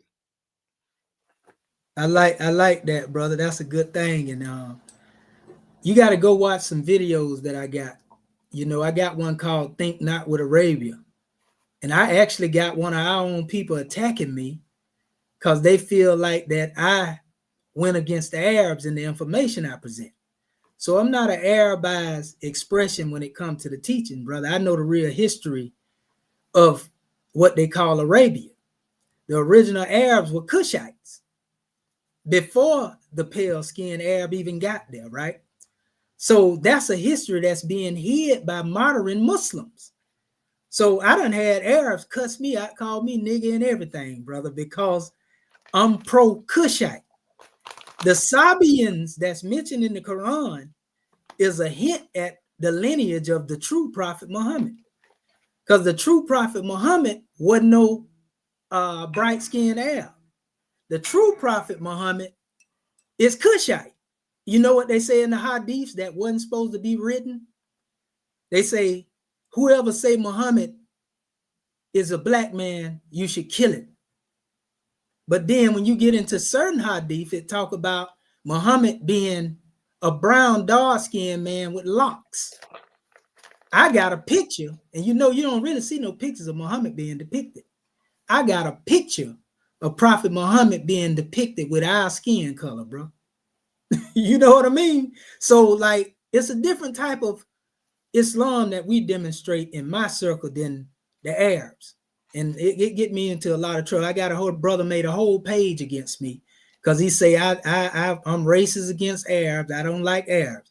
So yes, brother, my demonstration is more Cushite. And furthermore, my DNA, when I did my research, bro, it come from the Sudan. My maternal mother is 280,000 years old, and my paternal father is 180 years old. And I come from the original Cushites. Some of them that go back to that land that they call Arabia. But Check this out. Check this out. We are quick to say that, well, Africans sold Africans into slavery. But you never hear the white man. Have any of y'all ever heard the white man say, well, the white man sold white people into slavery? Because you had groups like the Romans and different other groups like different other European groups like the Vikings and other groups that enslaved people in Europe before the Arab slave trade. You had those groups enslaving other white people. Right. But you never hear white people say, well, white people sold white people into slavery. Why is that, Brother Kemetian? And we're so quick to say how we sold each other. That's called what I call that. So I call that clan philosophy. And the reason why I call it clan philosophy, because that's the philosophy that they created to make our people, be divided and conquered and demarcated in their thought pattern. Meaning, in other words, that justifies the fact that they do what they do because y'all did it to each other first. That's the narrative that they're trying to create. However, what they don't know, like, for example, when they say the Moors enslaved their people, they don't know, fool. The ones you referring to is known as the Al-Bidan. And the Albion is still enslaving the dark-skinned Moors right now. These are pale-skinned Arabs that are enslaving the people. These are the ones, but see, people don't get it. They'll look at a word and they'll run with it. And next thing you know, you got our people fighting over words. They're in opposition. And truth be told, as tribes, our people all participated in going to war with each other and doing a whole lot of things, but they didn't do it on the level and the scale that the European did it, to where it is still systematic and systemic to this day. Right. Brother Lai, I don't know if that's you. I need to see if that's you, bro. That's right. That's right, Kamish. Brother Lai, Brother Lai, I need to make sure that's you back there. Yeah. Slavery is still being demonstrated. Yeah, right now. Slavery is being demonstrated. Can I also say that in the creation, when you're speaking about something to do with creation, in the African thinking, the creation to us was that basically there was consciousness everywhere. This is what we call the A.R.M.A, basically. And I hear you talking about A.R.M.A trying to connect Kemet with that, basically. But the A.R.M.A to us was consciousness, basically. So it started off as consciousness. Consciousness was everywhere, basically. But it took one person's consciousness, which was Tridia Bonkwame's consciousness, to think about having a physical body, something that can be identified, so to speak.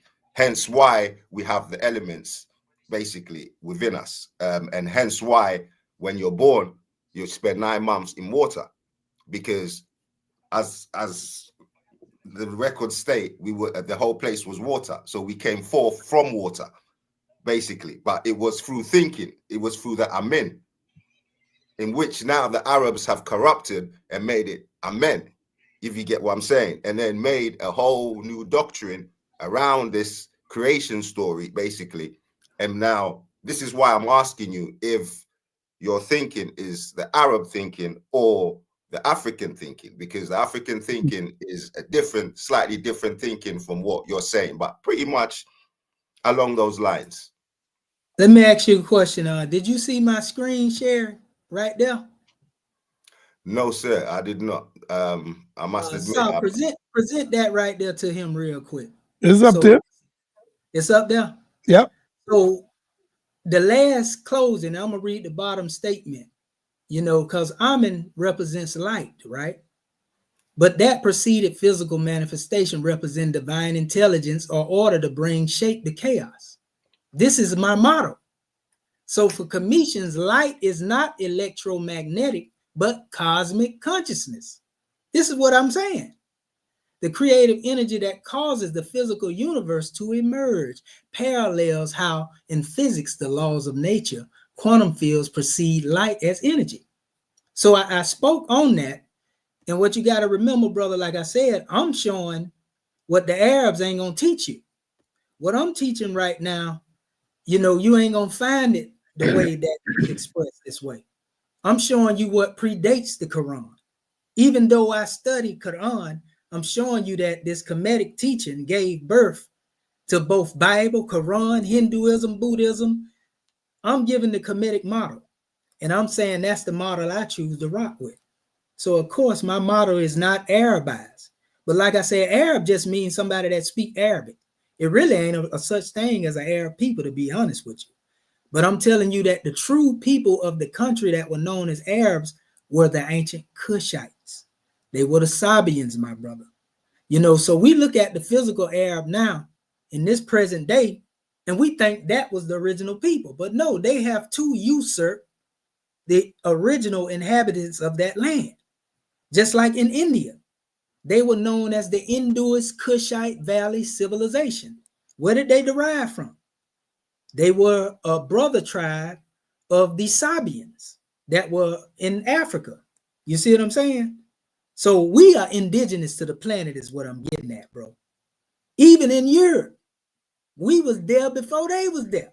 You got some European scholars that wrote books telling you that. The problem is, and that's the reason, I'm going to tell you something.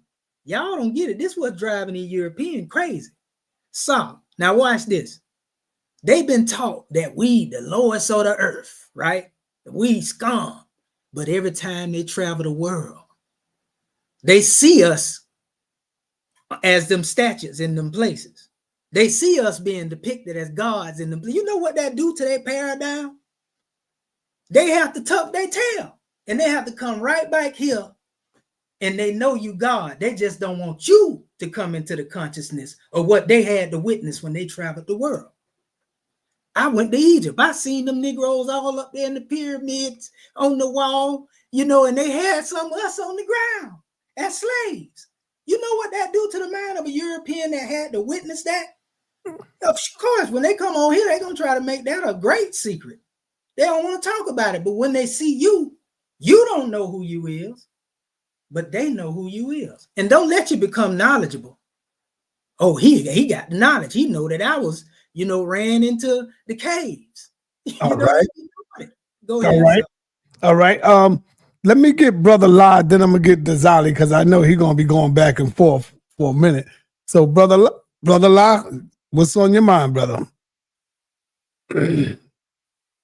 First and foremost, peace and blessings to all you brothers on the panel, as well as your families, as well as the folks that's in the chat. Kemetian. Assalamu alaikum rahmatullahi wa barakatuh. Wa alaikum salam rahmatullahi wa barakatuh, brother. كيف حالك؟ Alhamdulillah. My question to you, Kemetian, is this. I heard you say something in regards to having an actual picture of the Prophet Muhammad, peace be upon him. Ooh, whoa. That being the case, where were you able to obtain that? Because out of the 48 years or 49 years of being on this planet, I've never seen a picture from anyone, whether it be in Sheikh, whether it be in Sunni, Shiite, ever seen from manuscripts. As you already know, I read Arabic, speak Arabic. I've never seen it anywhere. How was it that you were able to obtain that?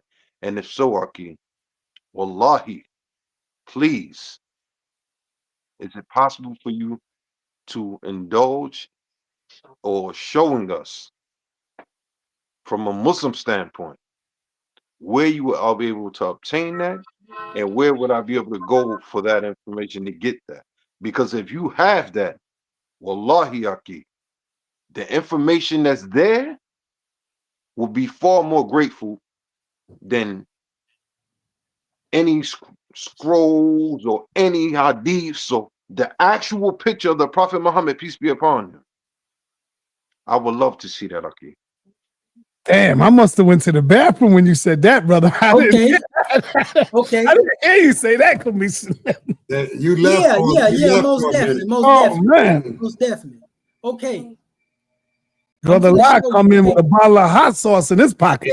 Yeah. I'm going to show you the picture. Right? That question hot, man. I'm going to show you the picture. Woo. If you listen to what I said, right, in the context of me speaking, right, I said there has not been a depiction of Prophet Muhammad, because most of the time when you see a picture where they come from anywhere, they put light on the face, right? They don't never show no features, do they? Every picture that you seen that depicted an expression of the prophet, they always show like a covered face with light, right?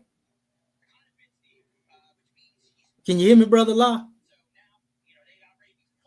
Yeah, we hear you. We hear Brother La right there.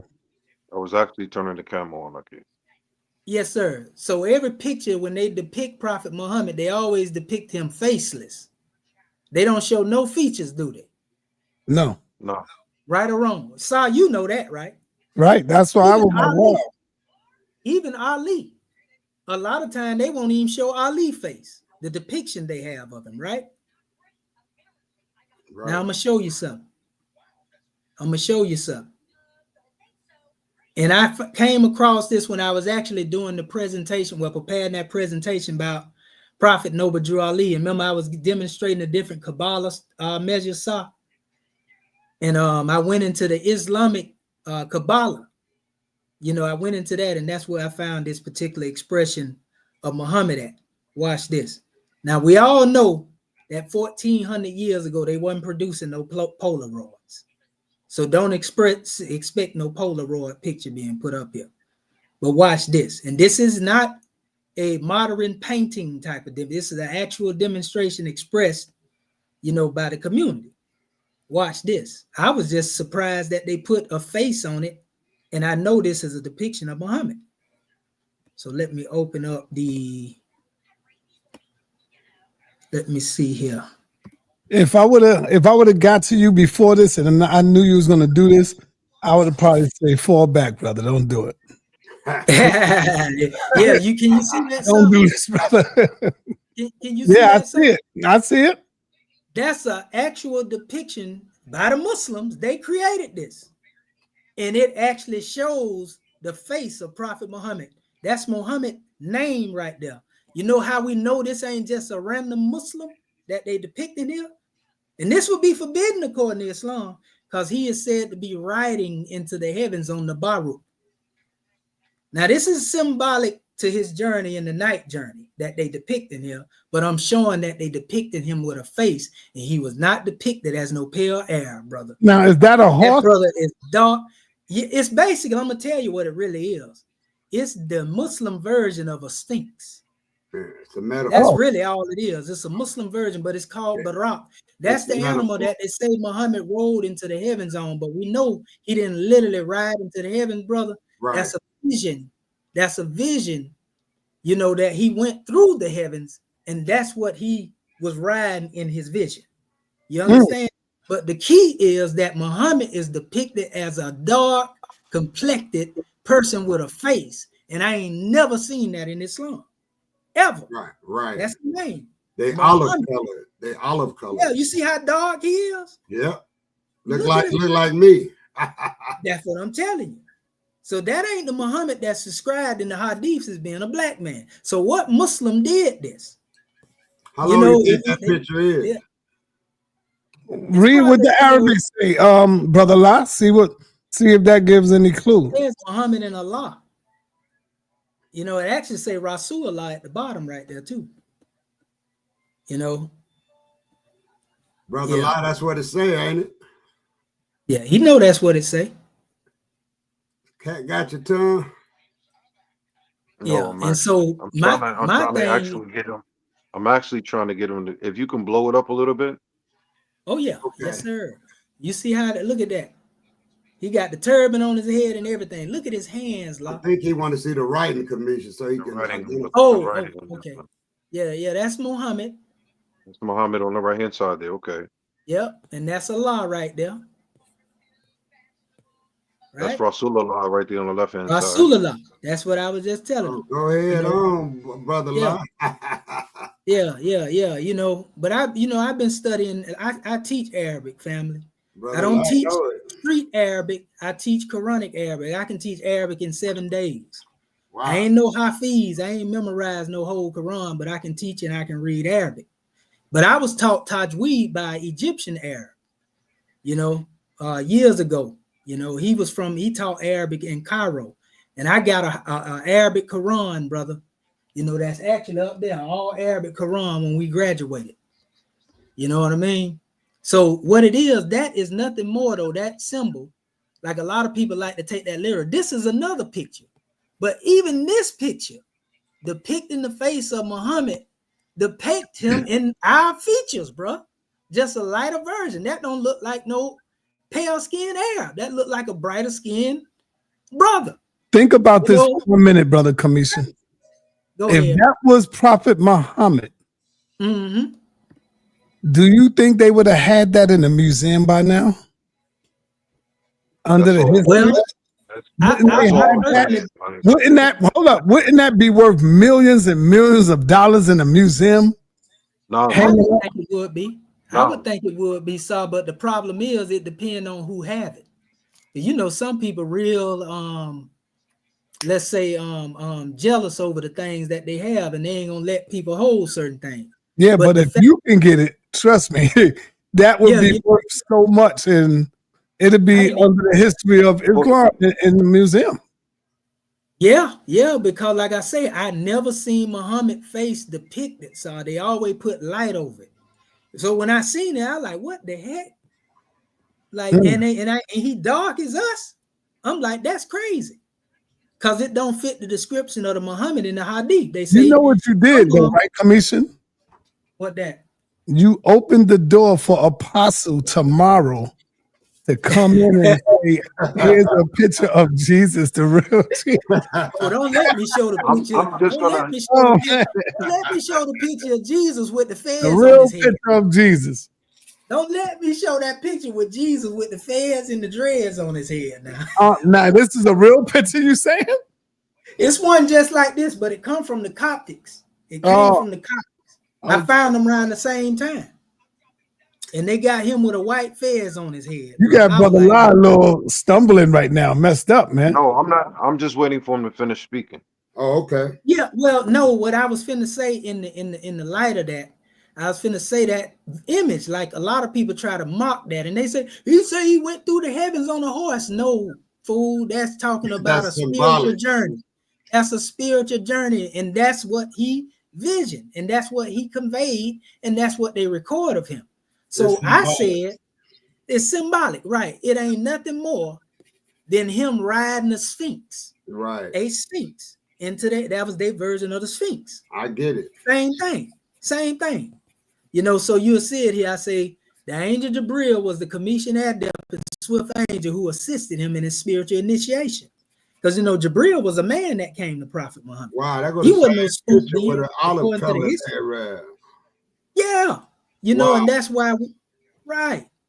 You know, oh, okay, that's good. You know, but see, it's a history that's being suppressed, brother, right now. Yes. The historical Muhammad, he's Cushite, brother. He come from the lineage of the Sabians. And that's why in the Quran in Surah 2, Ayat 138, it mentioned the Sabians. The Sabians, Muhammad was with them before he became a Muslim, as they call it. You know, he was always Muslim, according to the definition. But he was moving with the Sabi'un Hunafa, the seekers of truth. The Sabians prayed 7 times a day, brother. Them Salat modes and all that Muhammad, the Sabians was doing that before Muhammad made that the order of prayer in Islam. These was Cushites that he learned this from. And they got it from Kemet. Was Bilal a Sabian then? Yes, sir. He wasn't an Ethiopian as they claim. A Sabian and Ethiopian, brother, being truthfully, they really the same people. It's just two different names based on the based on the era in time.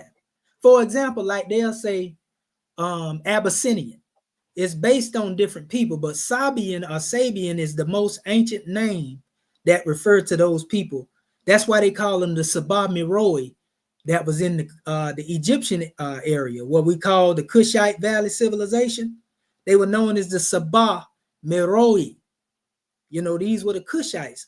When you say Sabah and Kushite, they're really synonymous with each other, brother. You know, it's based upon what area you in and also what people are talking. That's why people get it twisted. They don't understand etymology and they don't understand morphology when it comes to dealing with words. And that's why you got people be arguing about the same people and don't even know it. You see what I'm saying? What were they called? The Arabs trying to hide it, though. What were they called when the Christians brought the Bible to them? What were they called? Were they Sabians or Ethiopians? Oh, when the Christian brought their Bible to them, you got to remember the term Ethiopian didn't come into existence until recently, good brother. You know what I mean? That word Ethiopian didn't come into existence to a recent time. So they were known biblically as the Cushites. When it's talking about Cush, and Cush basically gave birth, you know, to the Sabian line. That's why they say that these Cushites are Sabians. If you go into the Bible or even in Arabic, they got a whole surah dedicated, surah 34, when they talk about them being great builders of monuments in holy cities and so forth and so on. But Sabah, Sheba, all of that is referring to a Cushite people, a Cushite person. Okay, let me give you my opinion, because everybody have their own opinion. I'm gonna let you Yes, go. sir. I'm gonna let you go. What you were saying? I'll let everybody speak because I didn't want to interject, Oh, go ahead, bro. break anybody's train of thought or anything like that. All right, go ahead. Now, with that being the case, with that being said and done, and I'm just going to be honest by saying this, it's possible to generate any kind of picture of any human being, and a human being such as the Prophet Muhammad, because that's what he was, a human. That being the case, what I'm going to say is this. In the hadiths, as well as even in the sunnah, it speaks about the Prophet Muhammad in description. The description that's spoken about in the hadith, as well as in the sunnah, shows nothing compared to that picture that I just saw. Where would the top beard be? Where would the red beard be? All of that. I've seen nothing. That's the When did problem, it ever, brother. when did it ever speak about in any hadith with the Prophet shaving his beard? It didn't see, the beard was on him. You didn't see that beard and mustache on that man? Was it red? Because they It ain't described the have to be Prophet red. Muhammad's beard. Let me share something with you, brother Law. Now, me and you gonna always have a disagreement when it comes to hadith, because you know I don't accept hadith over the Quran, and the Neither reason do you I. know why? No, You know neither why? do I. Because Hold up. some of the hadiths are corrupted. They are No, corrupted, Mahdi, and no, no. you see. Now check it out. You see me correct El Masri when it came to the hadith a while back when him and Morpheus was on here. I corrected them on that because the hadith wasn't even supposed to be I written. wouldn't say that you correct because Now check Morpheus. this out. Hold on, Aki. Wallahi, Check this Aki. out. Check this out. Hold Wallahi, up. Let Aki. me land my plane. Let me land my plane, brother Law. Because I let you land yours. I'm responding to you. Now there is hadith that exists outside of, this ain't even hadith. This is actually history of the historical Muhammad, where they describe Muhammad as brown with locks in his head.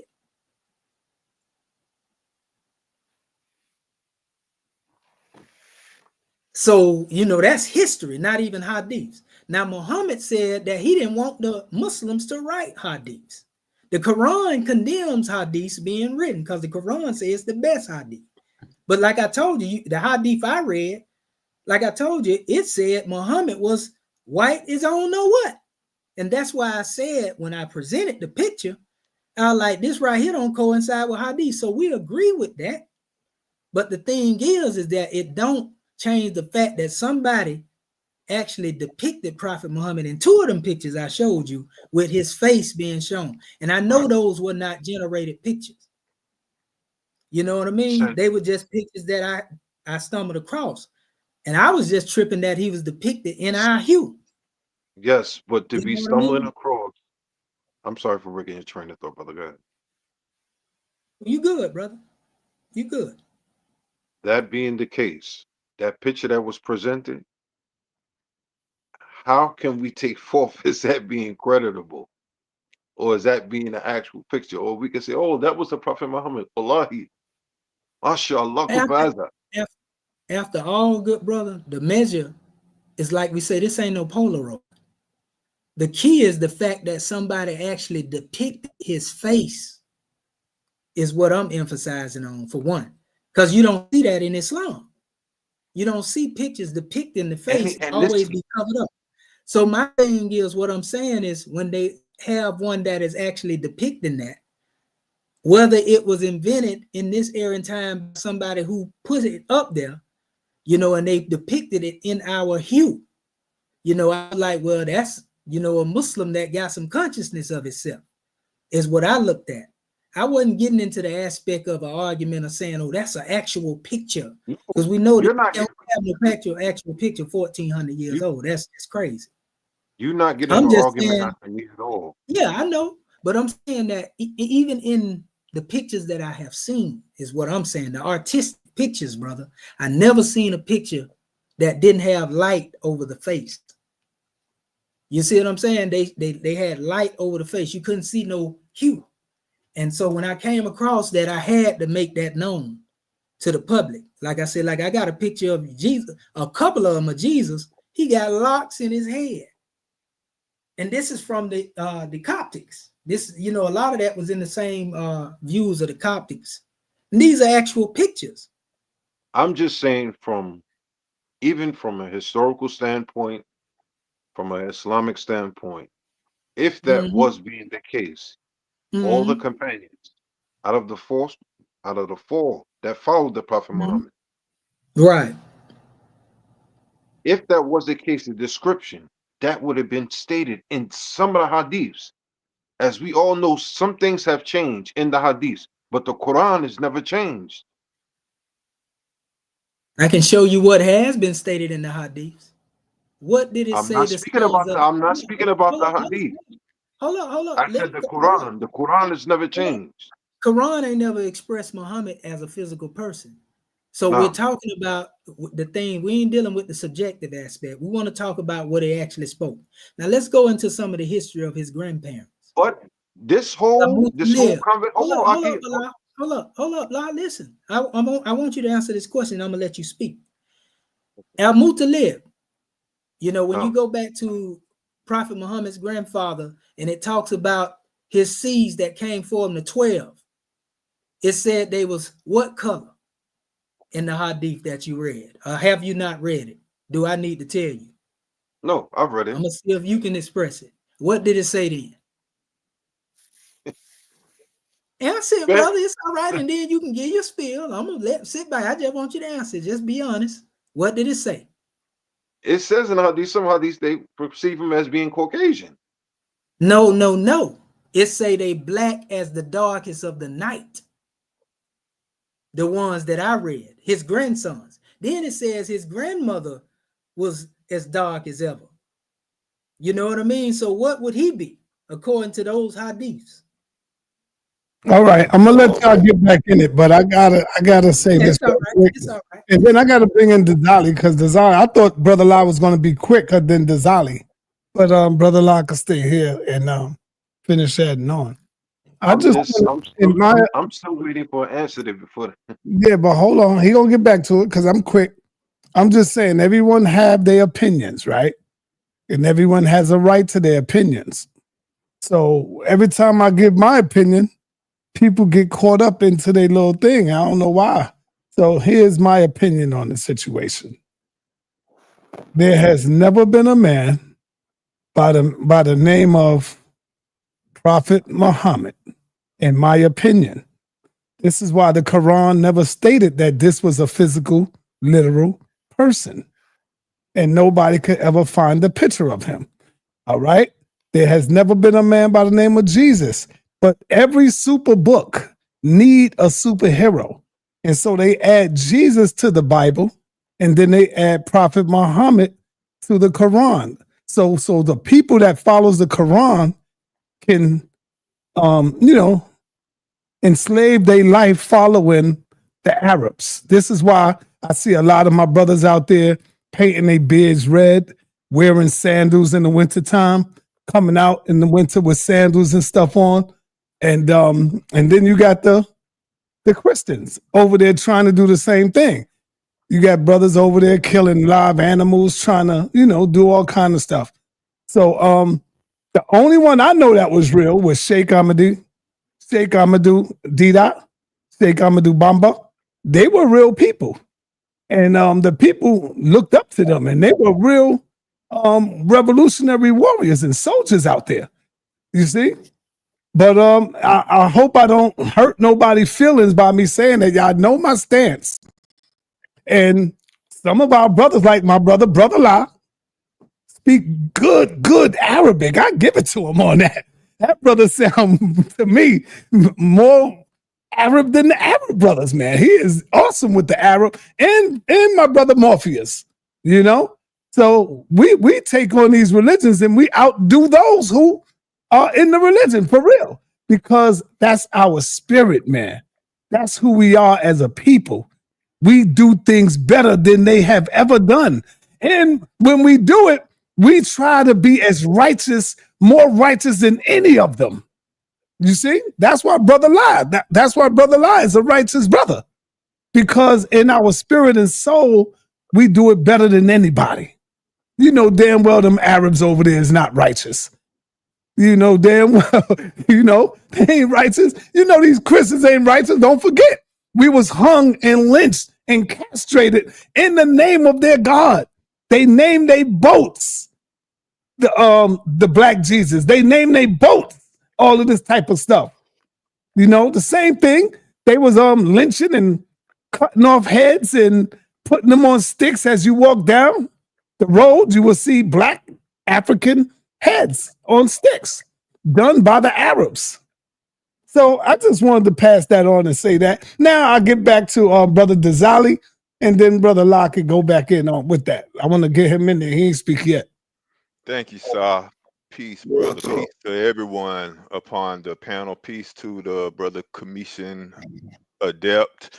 I'm going to say that I did not see your presentation. So what I'm about to ask, or what I'm about to say, does not necessarily have to do with your presentation, because I did not see that. I'm going off of the words and the things that I heard since I've been up here on the panel, and a little bit before that. Where I'm going with it is that we all know that there's two types of people in the world. Well, there's more than two types of people, but I'm just going to mention two.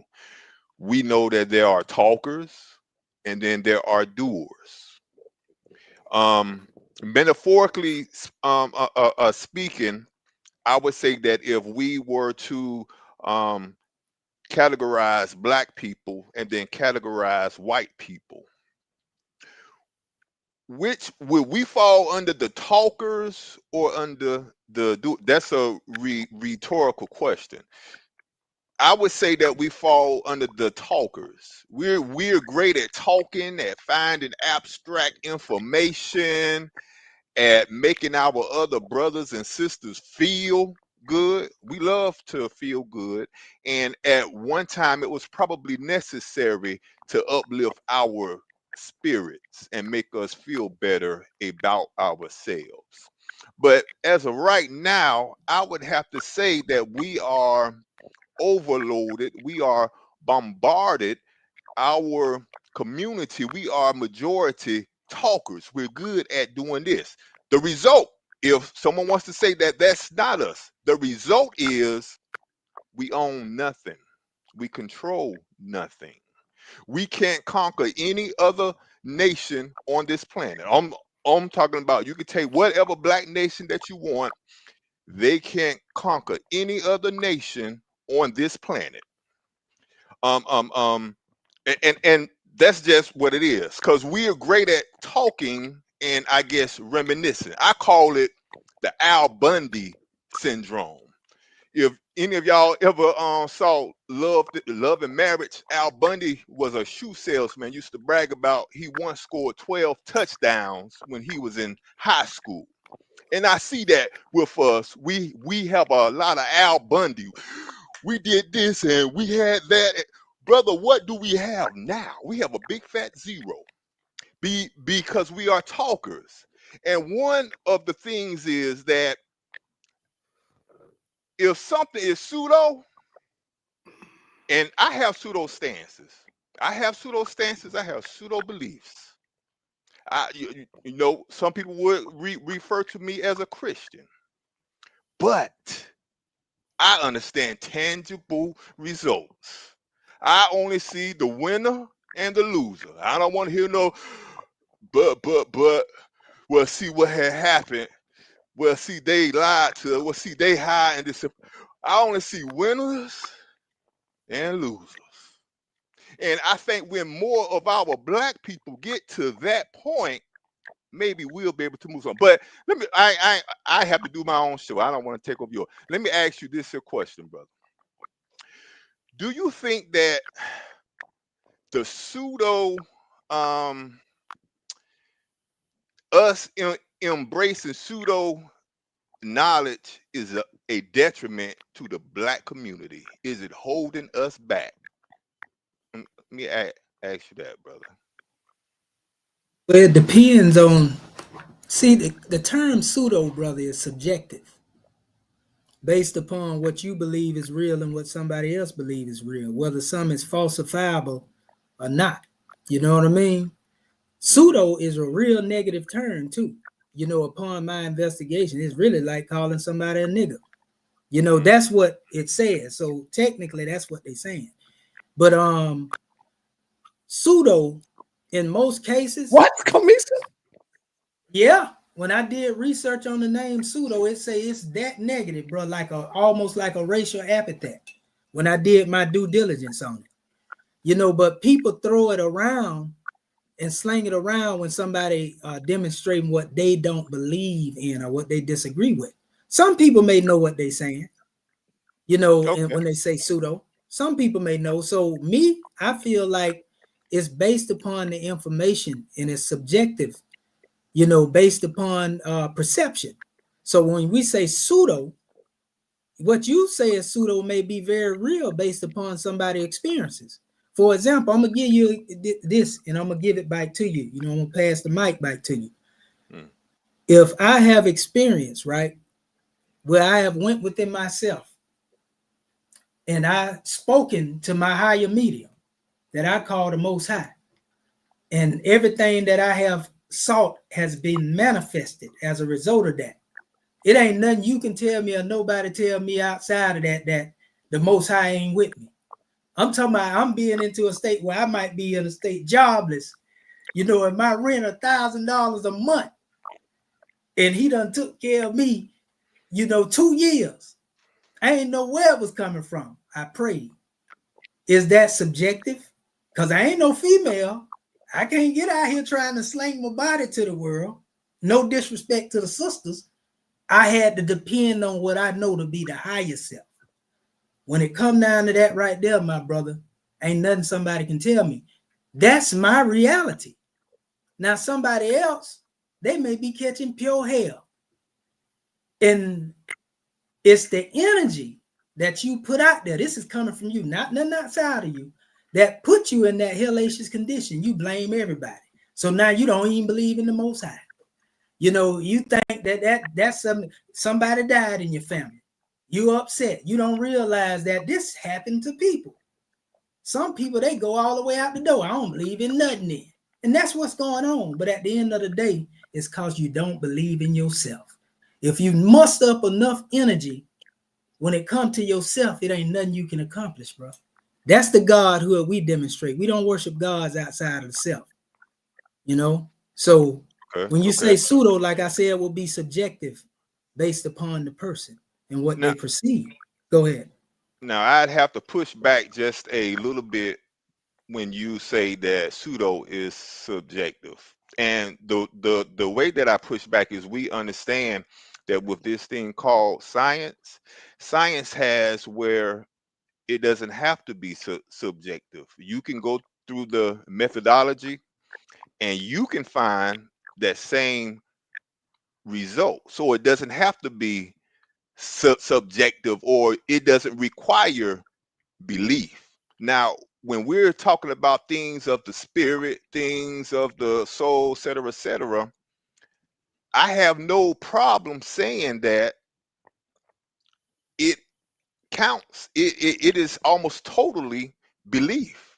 And I don't have no problem admitting to that because, like I said, I would be described as Christian, but I'm also scientific, and I split the two. I see most people have a problem with that. They're always trying to join them. I split it. And so would you agree that we have something, whereas we don't have to think that everything is subjective? We have science to where someone else can duplicate it and come up with the same results and say, well, damn, this does not require any belief from me. I can see that this is actually real. And if there are a group of people operating with that, those people will move further than the other people because they have something tangible. They tangibly built the gun or cannon. They did not depend upon their kundalini lining up and them being able to fly and flip tanks. The pseudo will always be ruled by the scientific person, because pseudo, you can't prove it, you can't get anything tangible from it, nothing tangible.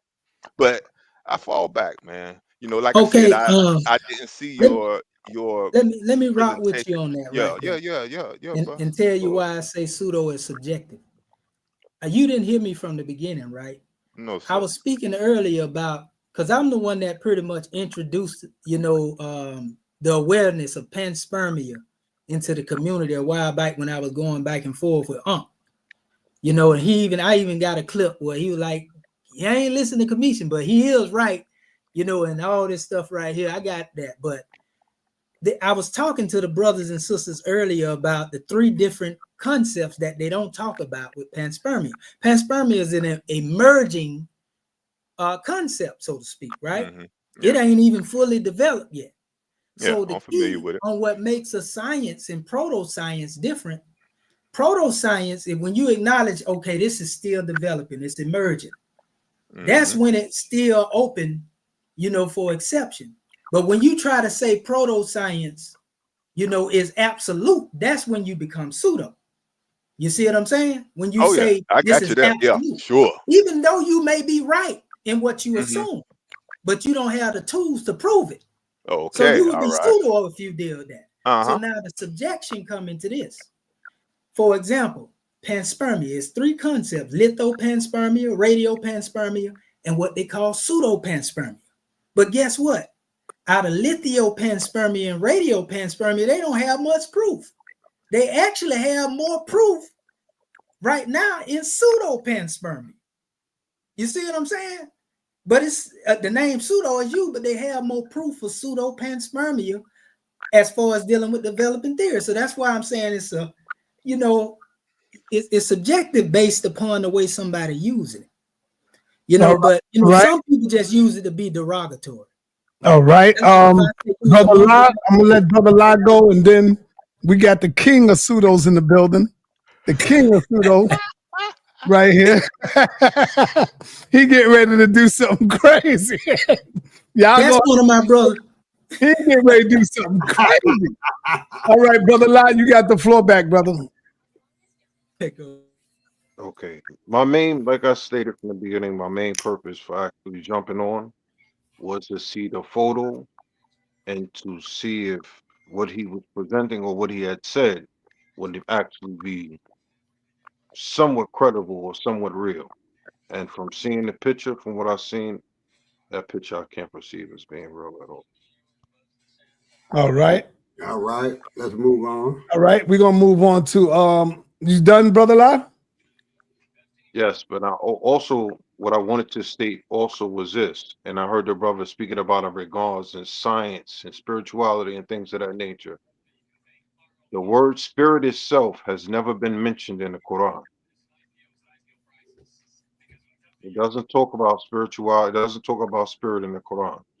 And this is the conversations that I have with Kemetian all the time in regards to spirituality. A lot of the teachings and a lot of the information that Kemetian puts forward is from the paradigm of Sufism, which is a part of Islam.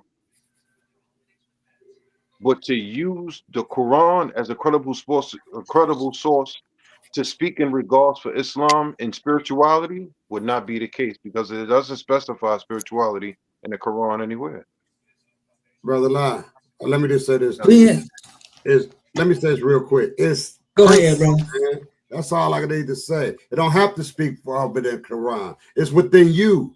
It's what you experience in your life and your private thoughts. That's the spirituality we talking about. It's not written in a book. Go ahead. Good brother. What it La, does speak is Rahul, which is La. spirituality. It You doesn't say say it spirit. don't mention. You say it don't mention spirit in Quran, right? But what it say right here? Rahul is spirit. No, It doesn't it actually ruh. say the word spirit. Right. Listen, brother. Listen. Read it. What does that say? Read that for me. Where exactly are you reading, Aki? This That is way I can Surah pull it up myself. 15. Surah 15, brother. Hold on for one. Surah 15, and that is ayat 29. And I can show you more than this here, and that's what I was finna say. What do you think ruh is? But what did that, read that real quick while he looking for his Quran, people? What that say? When have I fashioned him and do preparation and breathe into him of my spirit? For ye, Okay. yeah, that's it. Breath. Okay, and I can show you that in many different areas. He said don't use spirit in Quran. Now I'm finna go a little deeper with your brother Law. What I Said, did say, hold up, good brother. You know, it says, when I have breathed into him of my spirit, fall ye down into obeisance to him. He was telling the angels and Iblis to prostrate before the man. So if Allah was telling the angels and Iblis to prostrate before the man, then that means that man was the first Qibla before the Kaaba was built. So what does that say about man? He say, my spirit. So he had placed a portion or breathed a portion of himself in man. And that's why we don't deal with spookism. God in man, and that is ruh, brother, in the A.R.M.A. Actually, you know, it says it right there. Yeah, that's what it says. What I'm saying to you is this, and I'm going to address you as Akid. It actually says, fihi min ruhi. Now, Fihi min ruhi.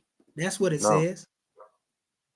What I'm going to say to you is this, and once again, I'm going to reiterate to you, Akid. I concur with what you said, Raul, is spirit in Arabic. Yeah. And once we're speaking in Arabia Fusa, it's the difference between Arabia and Arabia Fusa. As you know, what I'm going to say to you, Aki, once again, is this. Where does it say spirit in English? Anywhere in the Quran. I just showed you in the English right there. And that would be brackets, brother Law. So what are you arguing? You're making yourself look crazy. No, I'm not arguing because I'm talking about the words. I have a Quran in front of me. I have a Quran in front of me right now. Yeah, but listen, do you want me to show you spirit again and again, and it's gonna make you look crazy, brother, if I keep doing this now? Because you saying ain't no spirit there. The brother just read it. What it is, brother, we know Arabic is not English. So the translator chose the word spirit. Just like the word Allah. God ain't really a name that expressed the name Allah to me. But I'll say that to somebody that don't know the word Allah. You understand? I can say Allah is the true word, but I say God to somebody that don't know no better. You see, for their own peace of mind. So when it come down, and I know the word God really ain't equal to the name Allah to me personally. Just like the name prophet. Some people get upset when they hear that it's a prophet that came after Prophet Muhammad. When in the Quran, brother, it don't say nowhere in there that it wasn't no prophet coming after him. Is it that's another thing me and you will disagree on. You feel me? It's kind of like, and like, you know, we heard what Saul was saying earlier, but the Muhammad I speak of is outside of the Quran. It's a Muhammad that spoke of in history. And he comes from Kush. He comes from Sabi. That's a real man. But the Muhammad the Arabs have been pushing is somebody else. Go ahead. I'm going to say this. When sa.neter goes on his spills, or other people for that matter, go on their spills in regards for Muslims, sometimes what I've learned myself is just to let them go. Yeah, ain't no problem with that. We talking about me and you now. Interject. I've learned not to interject. Let them go on a tyrant way where they stand on the sign. I call it the sandbox. Let them stand on the sandbox. Talking about me and you though. We talking about what we talking about. I just mentioned that to say what I was saying to clarify. You know, I know who the historical Muhammad is. I'm talking about outside of the Quran. He don't know that. You feel me? I do though, but I respect his position. But my thing is, as far as dealing with this rule thing you talking about, you know, rule, if I pull my Arabic dictionary out right now, it's going to say the same thing. Not only do they use the term rule as spirit, but it's also referred to as soul. And it corresponds with the Hebrew word, which is ruach, because they related to each other. Now check this out. Kemetically, When it says in the Quran, Khatami Nabi'in, Muhammad is the seal of the prophets. Do you know that in Kemet, the word Khatam existed way before the Quran come into being? You know what Khatam means in the Kemetic language? It means seal bearer of God. In other words, it means one who has got a stamp of authenticity from the Most High. That's all seal means. It don't mean that it's the last, but you probably believe ain't no more prophets coming after Muhammad. Now, And that would be because of the way you have been taught, your interpretation. And that's where we go in. And my view is not solely from Tasawwuf, good brother. Most cases, I'm coming straight from the Quran. And there's nothing wrong with Tasawwuf. If you knew that as an Orthodox Muslim, brother, that's a part of the paradigm. You can't reject Tasawwuf. You know, the problem is that's what our ancestors took into West Africa. Bring it out, Kemetian. Bring it out. They didn't take the Abbasid teachings of the Umayyad dynasty of them oppressive, pale-skinned Bedouin Arabs, you know, as their teaching. And that's why I give honors to Dr. John Henry Clark, because in his speaking on Islam, he said that Islam that conquered Africa wasn't conquered by means of war. He said it was because of the doctrine of the high teaching that they had brought over there. It wasn't political Islam. It was a spiritual version of Islam. And that's why when Shah spoke on Sheikh Ahmadou Baba, which I descend through the line of the Senegalians in Senegambia, my bloodline come through that. Yeah. So I'm 85% sub-Saharan West African according to my DNA. But the thing is, what I'm saying is that from that particular teaching, brother, that's where we gain our truth from, the spiritual part, not the rigid part, I'm going to cut your head after Jumu'ah prayer, Allahu Akbar. The Quran didn't justify that. That's somebody else's interpretation. Woo! For example, This boy on fire right now. When it comes to the women, when they say beat your wife lightly, it don't literally say that. That's how that Arab who translated chose to translate. Because you know what he could have said? If you go through the doctrine, he could have said, I'm going to separate for my wife from a couple of days. Because it mentioned that in the Quran dictionary. But evidently, he had something in him where he wanted to whoops up. So he put that in the translation. You can't blame Allah for that. That's why you would hear me say these translations are, they subject as well. Even though I read them, I study the original language, bro. Yo, you lit the fuse. Kemetian, you lit the fuse, man. Watch out. Watch out. Throw it. You know, there you go. You threw it, brother. Wow. That's what we did know. But all is well. All right, let Brother Locke respond so I can go on and move on. Because we're going to get up out of here. I got to bring on Moses. Go ahead, what I was going to say, Aki, is this. I heard you say at first you were from this, your family lineage was coming from the Sudan. Now you're saying that your family is coming from Senegal. Yes, sir. And all that's true. They come straight across from the Sudan. That being the case, that was the last stop. Yes, and I'm going to say this.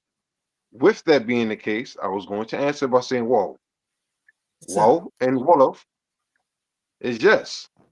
But that's in the same token, on the same token now, what you saying was, see, if you speak Wolof?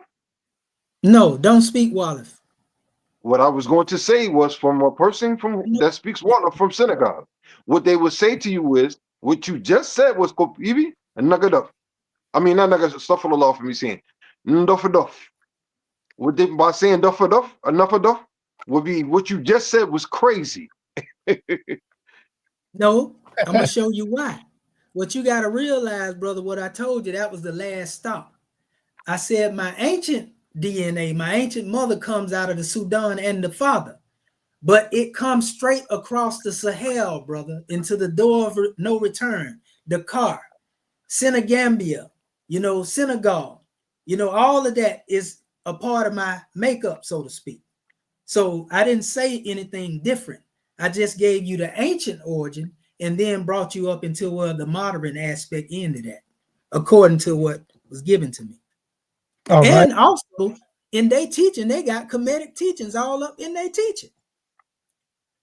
All right, yo, we got to move on. Let me see what Moses got in his pseudo presentation he want to do right now. Moses, hey, first, Moses, did you hear the new song with your name in it? Oh yeah, Yeah, see, I give you love. I give you love, brother. I give you love. Yeah, that was a shout out, support the channel. but still, I appreciate the shout out. But You support the channel, man. So go ahead, it's on you, brother. You got the floor. All right, hey, first let me say, ancestors protection be around everyone on the panel and everyone in the chat attempting to resurrect as the judges and magistrates over this planet. But Kemetian, I do got a question for you, but after I go in on Dazali, man, I got to step on both of Dazali's big toes before I step on his toe, on both of his big toes. Hey, Kemetian, didn't you say that when you hear the word, when you hear somebody call another person pseudo, that's like saying nigga, right? Yeah. He said that, yeah. right? Yeah. Yeah. According to my research, yeah. All right, so basically, Big Brother sa.neter just called me a super nigga. Basically, that's what he said, right? Yeah.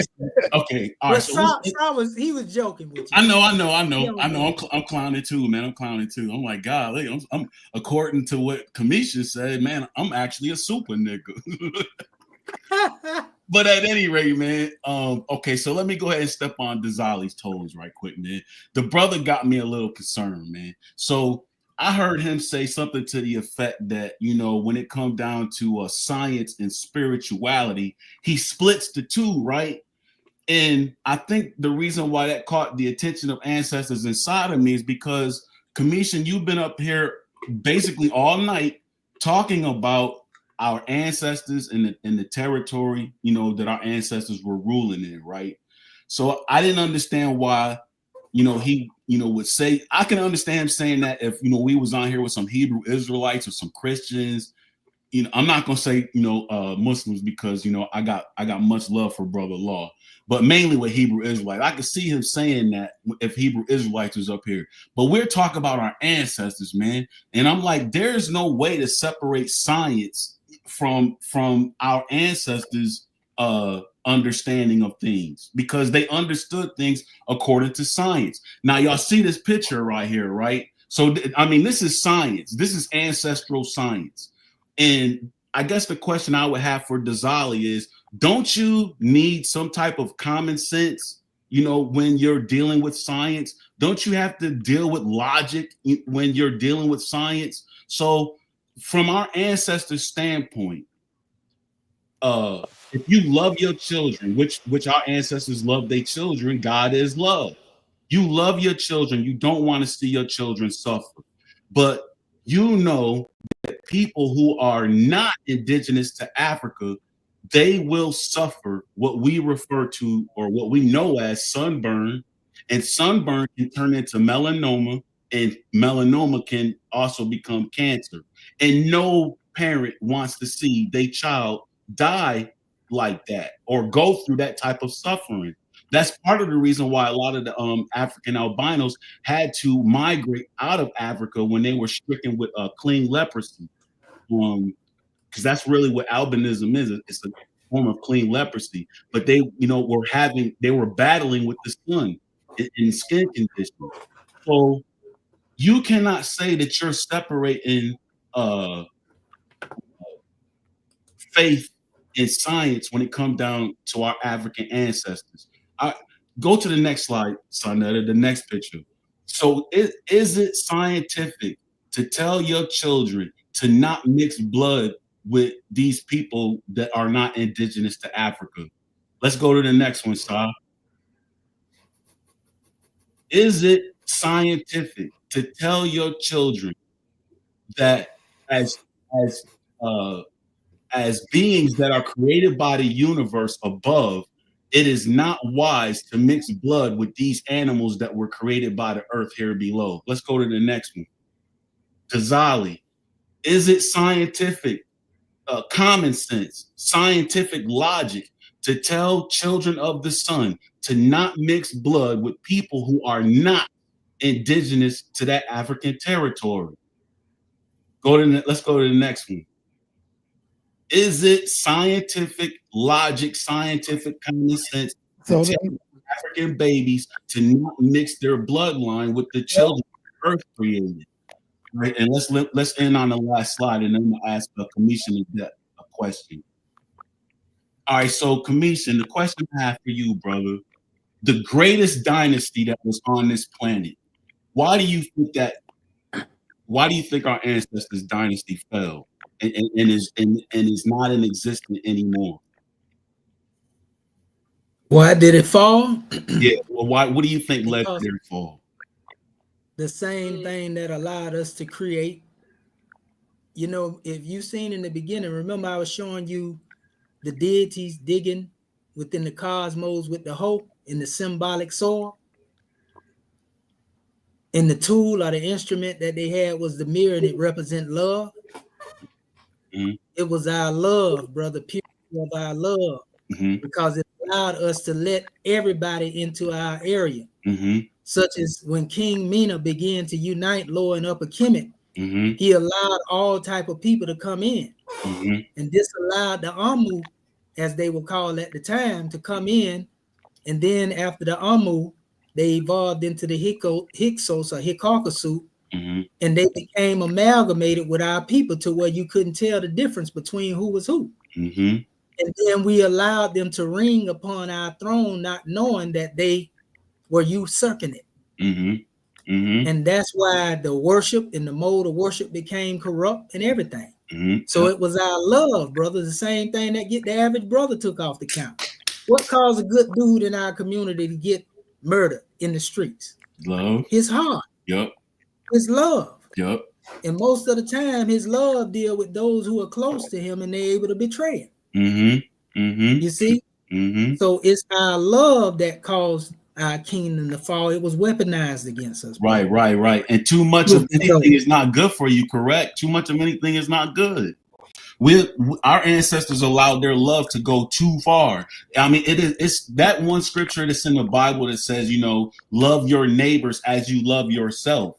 But there's another law that says, thou shalt not covet thy neighbor's house nor anything in thy neighbor's house. So that tells us that there is a boundary for the love, and it's also said among the religious people that God is love, but God was our ancestors, and I agree with you 100%. You hit the nail on the head. Our ancestors, they took their love, they allowed their love to go too far, and that is the ultimate reason why that kingdom is no longer in existence. But you'll have brothers like Dizali call somebody, and I believe I think also they refer to me as prejudice or a racist, and I'm like, brother, I'm a Nazarite, meaning I'm a separatist. I understand why our ancestors had those laws forbidding us to marry foreigners. It was just a protection for us to for our kingdom to continue longer than what it did. But, you know, you had disobedient ancestors, and here we are in America, bro. That's how I see it. So I feel like, you know, Dizali needs to, like, unlearn all of that religious stuff and understand, you know, the purpose of or just understand our ancestors, man. Understand what it was that our ancestors represented and what their responsibility was to this planet. Because then he wouldn't keep saying that stuff like, we ain't got no military, we can't conquer nobody. But see, what we're trying to do with this, the purpose of this platform, the purpose of HOK is to get the children on the continent of Africa to understand what a God really is and to understand what their responsibility is to this planet. Once they understand that, then you'll see Africa unite. And I don't think no country on this planet will be able to deal with the sleeping dragon when it awakens. Come on, 54 countries, all of them countries got militaries, man. If Africa forms like Voltron, Dizali, ain't nobody gonna be able to contend with the entire continent of Africa, bro. The purpose of keeping us divided is to keep us in our fallen condition, man. And I really need him to understand that. All right, but brother Moses, hey, hold on. brother, I need you to close out. It's time to roll. I need you. Go ahead, Kemetian, close us out, brother. Okay, all is well. All is well. You know, we want to give honors to all our family that spoke. You know, we give honors to all of y'all. And I'm just gonna close out with a small note, sir. Just to give our family clarity that didn't see what we was dealing with, and it's just dealing with the small measure of my presentation. We're gonna close out with that, and it's been a good build. That's all I can say. With all the pushback and everything, love you, brothers. You see that? Saw my screen there. Yep. Okay, so this is the unified interpretation of what we brought forth in summary for everybody. You know, the concept of the model of A.R.M.A that we were producing here, you know, it deals with an ancient meaning and modern interpretation. The ancient meaning deals with what we call proto-science, and it's still unfolding. That's a beautiful thing. A.R.M.A, you know, which represents what we call hidden intelligence, unmanifest information field, quantum potential. This is a part of the model. That's in us. We don't know the potential that's within us as the microcosm of the macro. Ra, conscious light, emergent order, energy, dealing with physical laws. These things are within us when we are conscious of ourselves, just as the universe is conscious of itself. Ma or Mayar represent light beings. Consciousness manifests as light beings. And I want y'all to do some research, family. I want y'all to go buy these light, photonic light modules that you can use on your body, and they will heal you. They will allow your blood to flow better. You can get them for like $130. Red light, family. Red light therapy is what I'm talking about. Infrared. And your body lights up. But light beings are advanced cosmic intelligence, are carriers of life. Autumn, physical creation. That's the biological life. You know, how everything manifests as it is. Directed panspermia deals with the act of Ma, or the light being seeding life throughout the universe and bringing it into our solar system, our world, and life disseminated, guided by intelligence. And this comes into the concept of an intelligent design. The mind of Ra designing the cosmos, underlining the information architecture of life. And the universal common ancestor is light. It's the same thing, that's love. And, you know, anybody want the PDF, I'll send it to you. But y'all got to get the machines, family. That's where you're going to see if how this stuff is falsifiable, what we talking about. Literal machines. You know, you can put them over your body, infrared light, and they will heal you, brothers and sisters. They will heal you at the cellular level. Look it up. This scientific. I think you could do the same thing with copper. You got to eat right. Just get copper. That would do the same trick. Yeah. All right. With that, I want to say thank everybody. I see you, Rakufu, with your lion hat on. I got you, sir. and you know how you got us?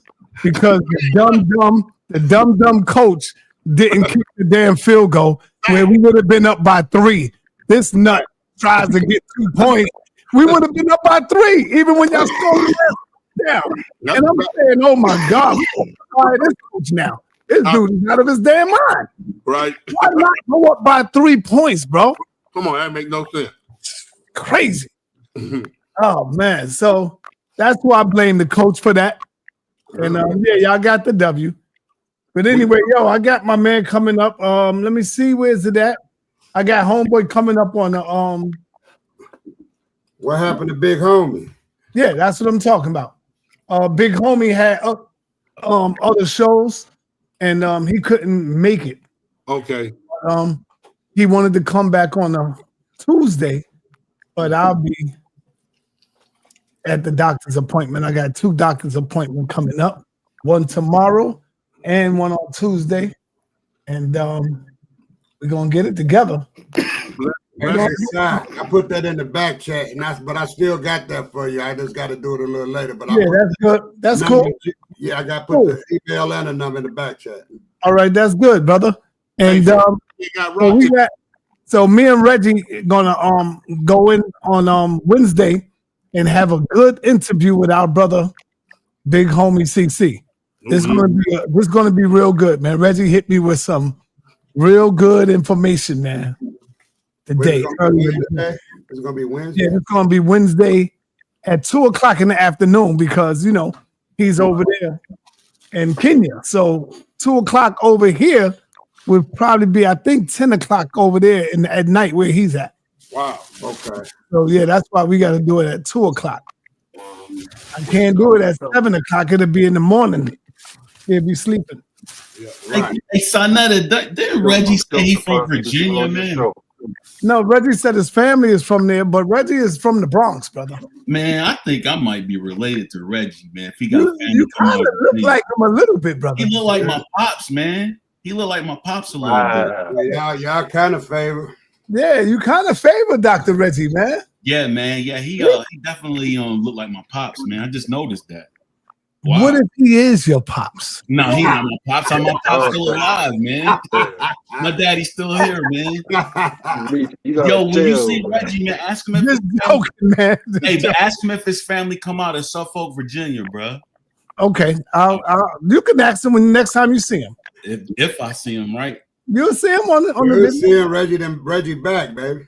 Yeah, come back. Yeah. So, Kemetian, man, he did a hell of a good show. And for those of y'all who didn't get your tickets yet, this right here, I'm telling you now, if you in the building for this main event fight coming up Friday at 6:00. Friday at 6:00 is going to be long. We talking about 30 minutes each round. So both of them is looking to knock each other out. Yes. 30 minutes each round. All right. Yeah, this is going to be. Who you going with, brother Lai? You going with Inky? No, I'm going with Jabari. Oh man, it's going to be crazy. Get your tickets if y'all ain't get your tickets. I want to go with Inky, but he can't trick Jabari. Yeah, he got to come a little better than that music. I told him. Yeah, yo, brother. You got to music videos. You're gonna have to. The Jabari, that ain't gonna phase Jabari, bro.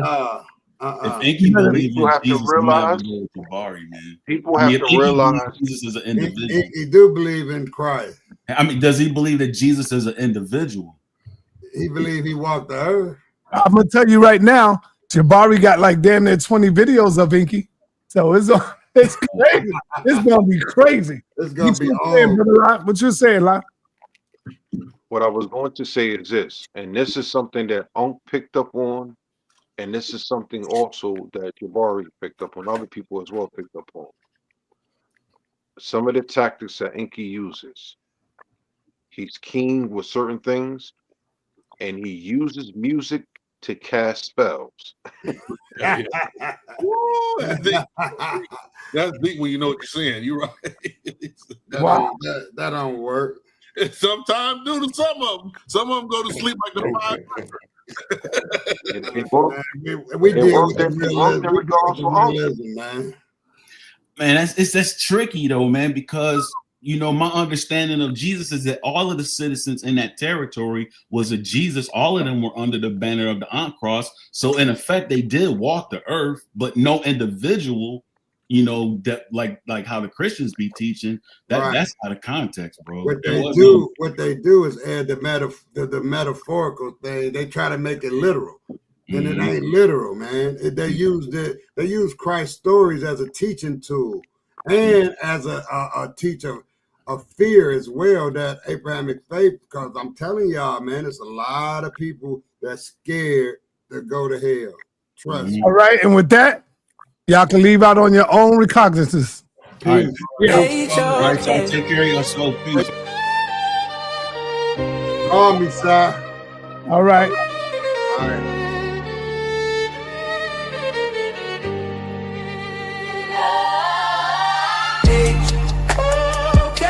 The toughest environment, the toughest environment, the toughest environment to be in.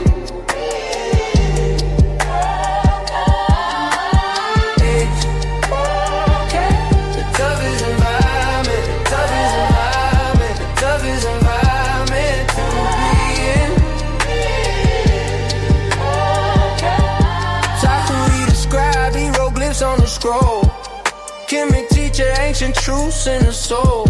Not by the queen, her crown never bends. Wisdom in her voice, the cosmos ascends. Jabari the veteran, the bass sharp as blades. Dr. Reggie from the Bronx, history's cascade. Apostle Bible soldier, scriptures in his veins. Santana general, war cries like chain. You need tough skin, where the battle begin. Source up your information. I'm a thick ass kid. Hey, okay. The toughest environment, the toughest environment, the toughest environment to be in. Okay. Hey, okay. The toughest environment, the toughest environment, the toughest environment to be in.